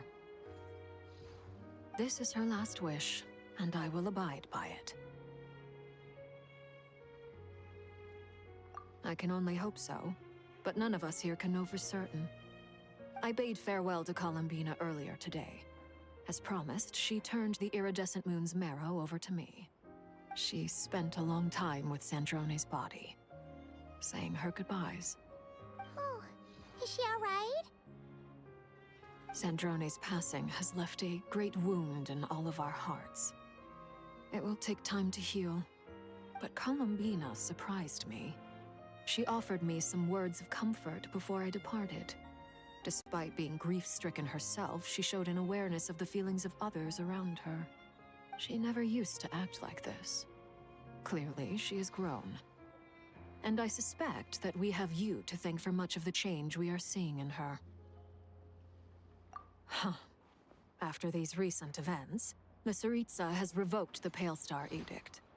Snezhnaya now realizes that the arrest warrant for Columbina was just a ploy by Dottore, who coveted her powers. I shall return to Nodcry to see her as soon as I find the time. I hope that from now on, she too will explore more of the world. Columbina Hyposelenia's journey is only beginning. My ship is here. Traveler, Paimon, we shall meet again. You too, Hat Guy. What are you still bumming around for? Isn't Columbina waiting for you? I thought today was the day you'd agreed with her to go find out the truth about your sibling. You're afraid you won't like the truth when you see it. Well, this is new. I was starting to think that nothing could scare you. Don't say that! Wouldn't you be if you were in this situation? Fair point. But I'd say I have more experience facing up to unpleasant truths than the Traveler. They say blood's thicker than water. I know how much you need your family back. More than you need any of your friends. And I'm sure that all your real friends understand that too. No matter what the truth turns out to be, they will stick by you and support you, whatever decision you make. Finding the truth is important. But more important still is what you choose to do once you've found it. At least, that's the life lesson I've learned from my experience, grappling with the truth. What? Now that Dottoro's dead and gone? A little, I guess. But it hasn't solved everything. Maybe I regret not getting to end his life with my own hands. Or maybe it's something else. But for whatever reason, I still feel like I have a chip on my shoulder. Either way, I'm going back to Sumeru. Lesser Lord Kusanali is gonna need help dealing with all the chaos Dottore left in his wake. Not just from this incident, but everything he did in the past, too. You should continue with your journey, as you've always done. Who knows? Maybe we'll meet again someplace else. So, what should we do now? If you want to explore a bit more to steady those nerves, Paimon's game! After all, when Columbina said she knew where your ship was hidden, Paimon promised to give you two some alone time with the truth. It hasn't been all that long since we were last apart, sure, but with Columbina there, Paimon's sure things will be just dandy. Ain't no biggie. Paimon might be all about that food and fun, but she knows how to do right by people. Paimon's sure you'd prefer to digest the news about your brother in peace. But, no matter what you see, just know you can share it with Paimon. Of course, as long as it's not super private. If you can't make sense of something, let's give it some thought together. And even if we both can't figure it out, Paimon can at least treat you to a nice meal. Glad to hear it. Feel better now? Alrighty. Next up, time to meet with Columbina.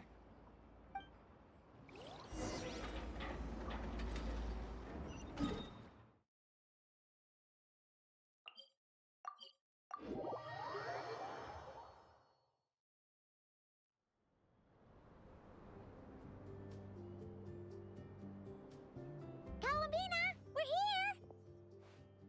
Can't quite believe we're meeting out here. We've gotten used to walking over to Silver Moon Hall whenever we go see you. Well, you're still welcome to go there whenever you want to see me. It's just, now that it's all over, I've decided to make some changes. Try and fit in with the Frost Moon Scions, like Lama suggested. The older generation are still timid around me. They don't dare get too close, and they bow their heads when I walk by. But things are much better with the children. I see more curiosity in their eyes. Hopefully, by the time the next Moon Prayer Night comes around, I can enjoy the festival with them as myself, without having to pretend that I'm only dressed up as the Moon Goddess. You'll do fine, Columbina. Paimon's sure they'll realize you're super nice once they get to know you better. You really think so? When we first met, you thought I was a little up in the clouds. We were just starting out then, come on! So Lama told you, huh?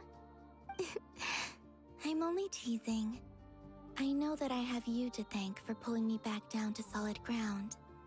It feels good to finally stand firm on the earth where I was born. Oh, that's great!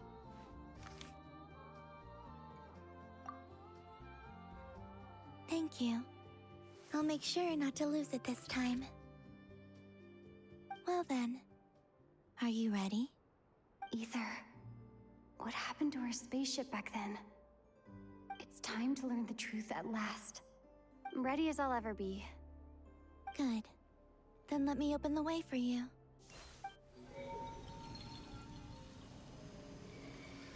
Where does this lead? To our shared destination. Huh? Do you remember me telling you about my missing prologue back when we just met? I said that my story began on the moon. But while I was inside the moon's reflection, I realized that my prologue was really hidden in the future. I just had yet to discover it at that point.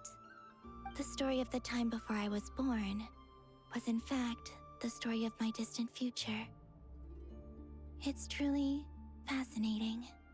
But when I obtained the Trilunar Authority and returned to our present reality, I sensed something I hadn't expected. Your prologue. So you mean... Yes, your spaceship. All this time, it has been hidden on the Frost Moon, which lay beyond the sky. The great ruler of the firmament. The heavenly principles. Wait, them? Why would they do that? I don't know. Perhaps your ship contains something that is incompatible with Tevat. Or something that cannot be known. Oh, did I pick a bad time to say this? I know it must have been hard to work up the courage to do this. Maybe I should have waited until you were on the moon, with no chance to back out. That would have been kind of mean, you know.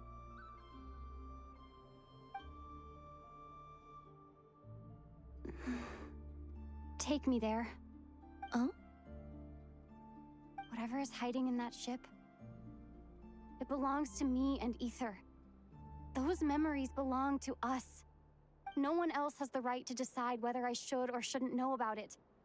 Not even the heavenly principles. Very well. Then let's go. Yeah, you two take care, alright? And don't forget to come back soon! Rest assured, Paimon. We will. Traveler, after you. Thinking about the story that we'll find hidden on the moon? Yes.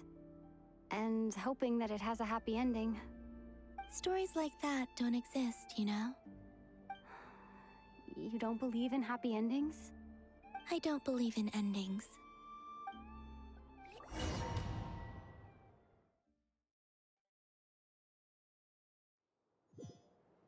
Where am I? This is the pathway I built between Tevat and the Frost Moon.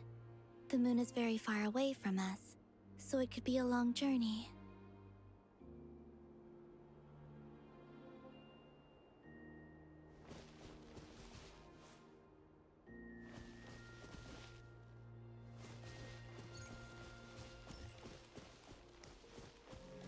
After I obtained the Trilunar Authority, I unwittingly saw past events from many of my friends' lives. One was Lauma. She was so young when they chose her to be the Moon Chanter. From then on, the Frost Moon Scions looked to her to bring messages from their goddess. But, for better or worse, I had left Hisi Island before she was ever born. It was not until much, much later that she met me. I think it's for the best. Because of the way things turned out, you had the opportunity to become friends. You're right. In that sense, I think we were both very lucky.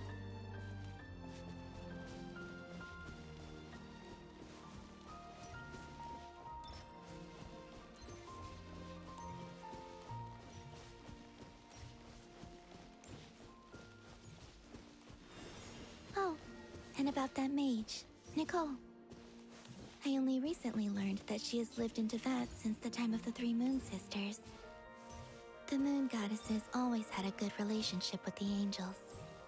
I suppose our friendship continues that tradition.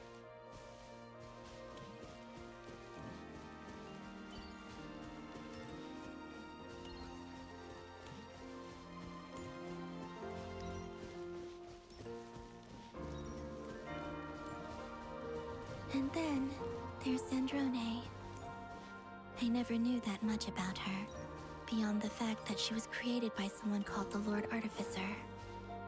She, too, suffered for a long time before joining the Fatui.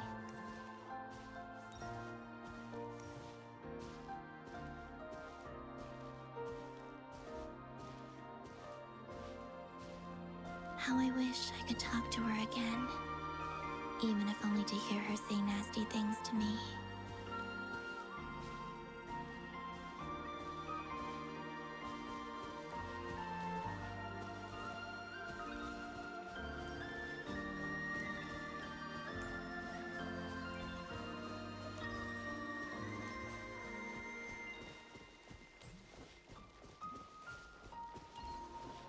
Also, I saw your sibling's story. I'm afraid I didn't see much. It seems that he rarely came to the surface where the moonlight shines. But I did notice that back when you first set out on your journey, he would often appear nearby, gazing at you from afar with a guilty look in his eyes. Ether. Let us speak no more of the past. I probably shouldn't reveal so much about my friends.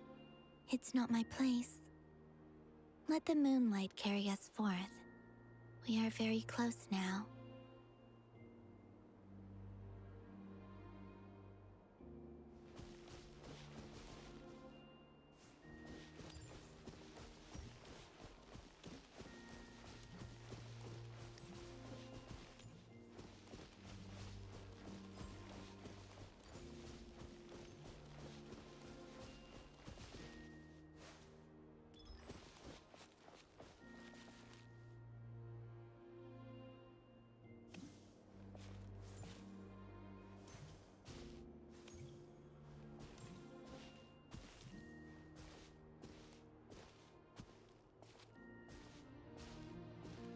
After this, I'd like to bring some kuhenki to the moon as well. If they're willing, of course. What about your other friends? Will you bring them to visit too? Certainly. But I'll need to tidy the place up first. This home hasn't received any guests in a long, long time.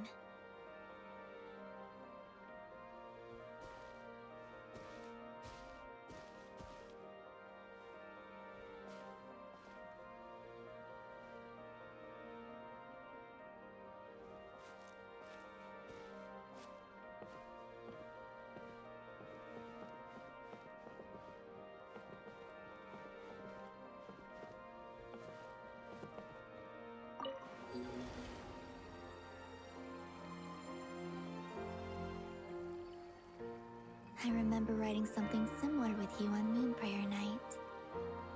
I believe it was called... Dodoko's Whirligig. Yes, that was it. You asked me if I was afraid to return to the moon, and I said that I was. The idea that I had gained something precious, only to lose it so quickly. That frightened me. But I'm not afraid anymore. Besides, this time, we're traveling together.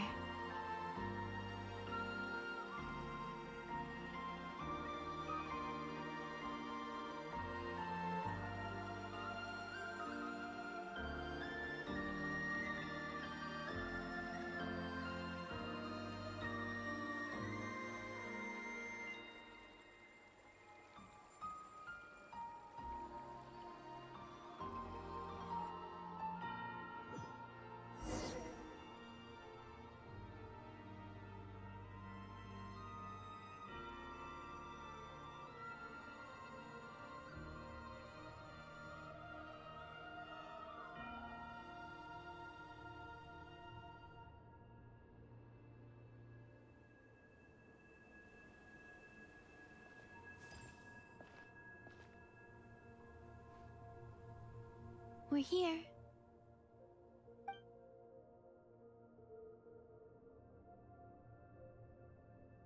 Over there.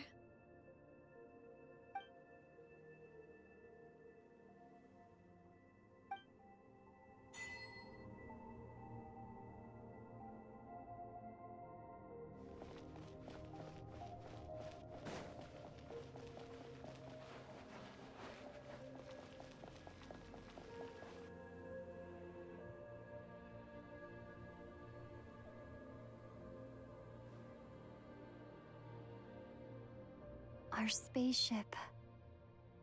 It's huge. I suppose that the moon is the only place one could hide it. It'll be all right. Huh? The way you feel in this moment, I went through it too, on Moon Prayer Night. The door was right in front of me, but I struggled to find the courage to step through. Solitude for me once meant living a life in which even I was absent. Before I met you, that was the only life I knew. But that night, solitude meant throwing away the life I had gained after meeting all of you. Columbina. Go. Retrieve the part of your life that was once lost.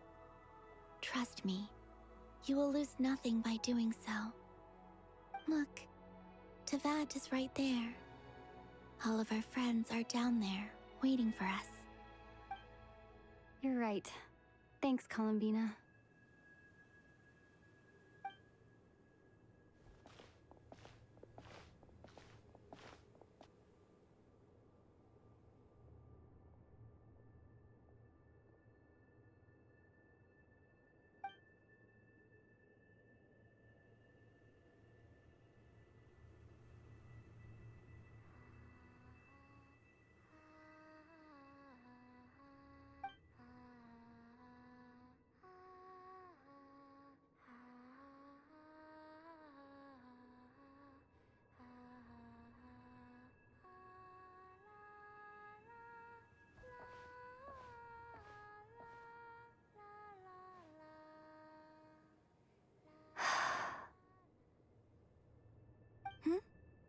Finished?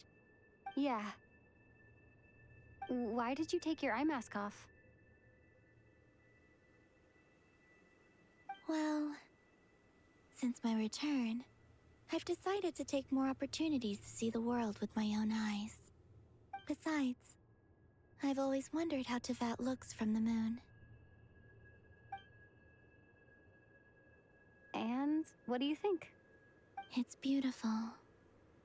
I could spend a whole day here just gazing at it. What about you? What do you think of the truth you found?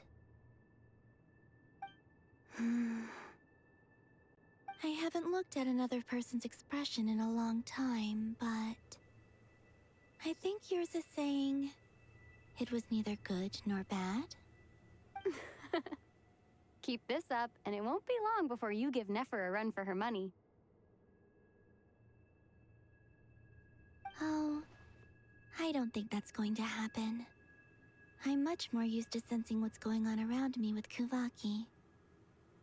I think I'll save my eyes for seeing special moments I really want to remember. I read the spaceship's flight logs. I always assumed that this was my first time in Teyvat. I thought that Ether and I must have been hibernating in space for centuries on end. But the logs show that our spaceship flew over the skies of Teyvat once before. A long, long time ago. Flew over? So you didn't land? No. The ship barely came to a stop before flying on again. After that, it continued traveling through space for a long time. Some of the data is corrupted, but I suspect that it kept flying for thousands of years. It was only after that that the ship made a forced landing in Nodcry.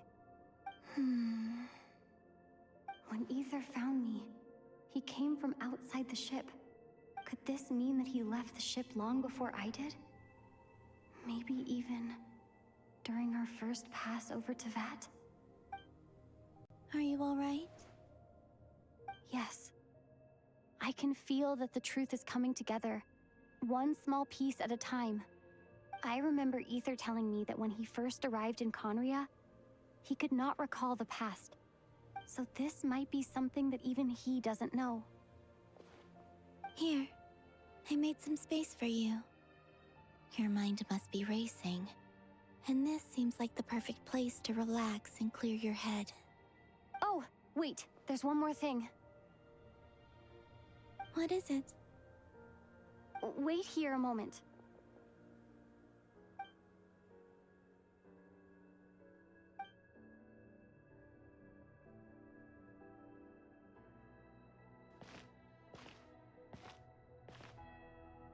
Hey, Columbina.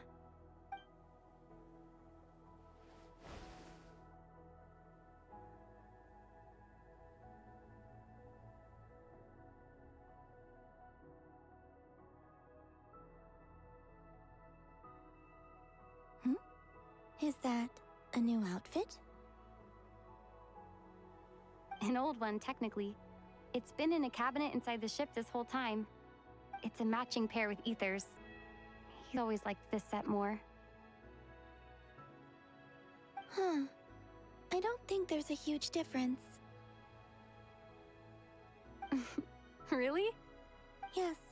It's still the same you. You're the same person, no matter what clothes you wear. Only Columbina would make an observation like that. Traveler, do you consider Tevat your home? Home is wherever Ether is.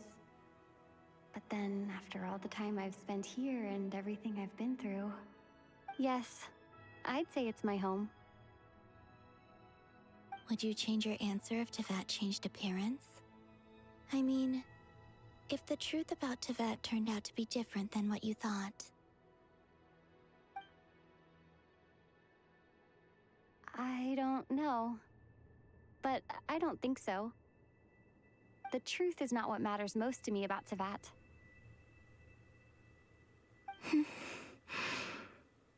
When I was first born, I longed for a home.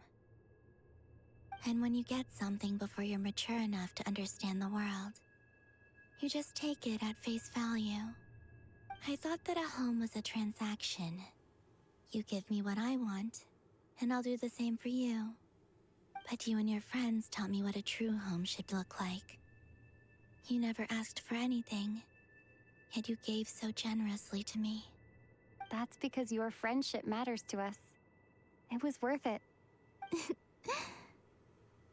In the past, I thought that my birth in Nodcry must have been a mistake. But after journeying to the distant past where the story began, I realized that it was I who chose Nodcry to be my future home. Now, I am glad that I made that choice. I'm sure your friends are just as glad. In fact, I intend to make the same choice today as I did back then. What do you mean? Well, I've given the Eternal Moon's Marrow to Lauma, and the Iridescent Moon's Marrow to Arlecchino. And now, I shall return my Kuvagi to Nodcry again, that it may continue to protect my chosen home. Wait, but what about your body? Hmm? Oh, are you worried that I'll disappear again? I won't. Not this time. The Frost Moon has now entered the fall sky, and I am the Trilune Goddess. I am only returning to Nodcry the part of me that it needs. I am giving what I can, because my home is worth it.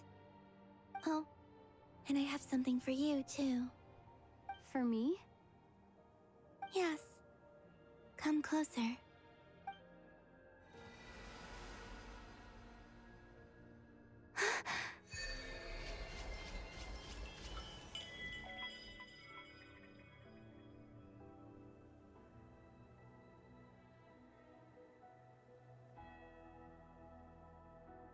What was that? I lifted some of the restrictions this world placed on you. I trust this will help in your future adventures. My power. It feels like it's grown. I can use the elements more freely now. Thank you. This will be a great help. You're welcome. I see you as family, and after everything you've done for me, In fact, no. It's not because I owe you. It's because you're worth it. Here, this flower is for you.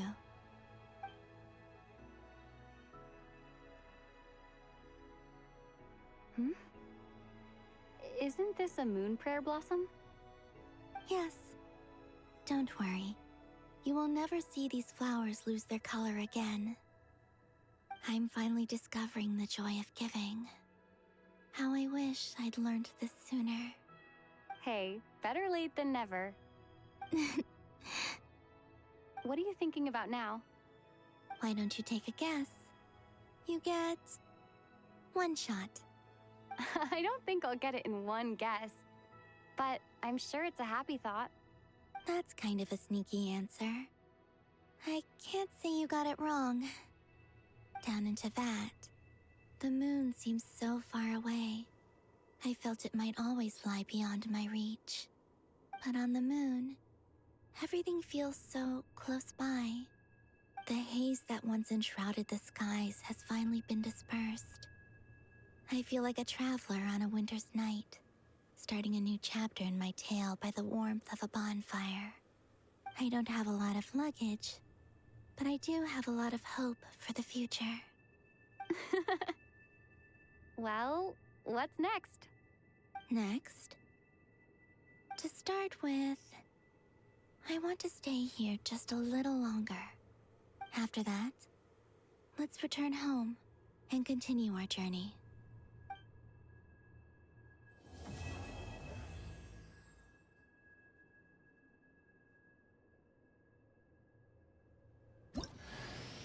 These clothes bring back so many memories.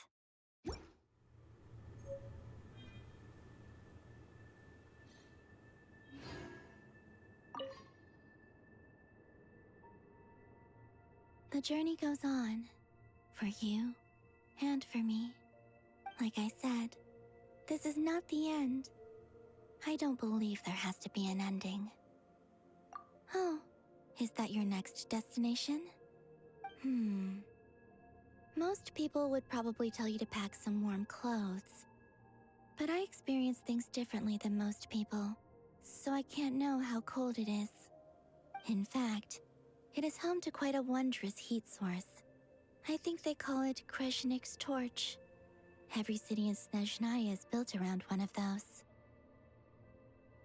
I sensed the energy it gave off as I was passing by on a railway train.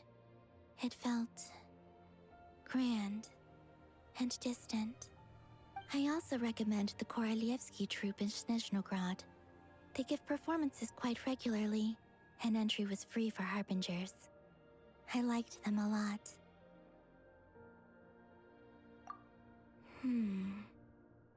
Ice cold and sharp. Crystal clear in some ways, yet profoundly unfathomable in others.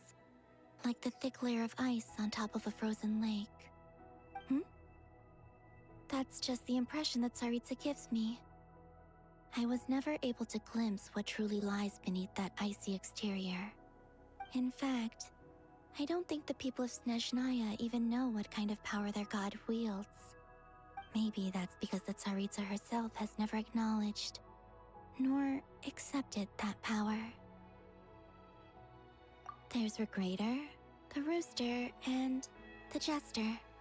Between them, they control a lot of what happens in Snezhnaya, but I could never wrap my head around how exactly power is split between them. I just know they are each responsible for many specific domains. I noticed that the Rooster and Regrator often appear to get along on the surface, while working against each other in secret. And theirs is not a friendly rivalry.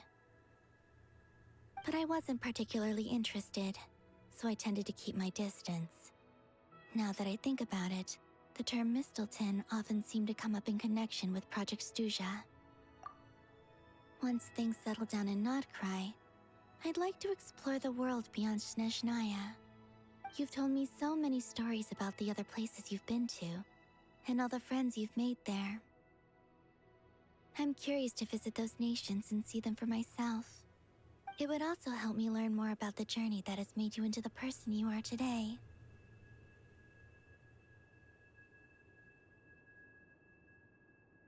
Okay.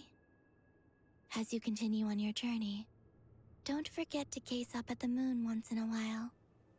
It is, after all, no longer an illusion. It shall cast down its true moonlight, connecting us in truth.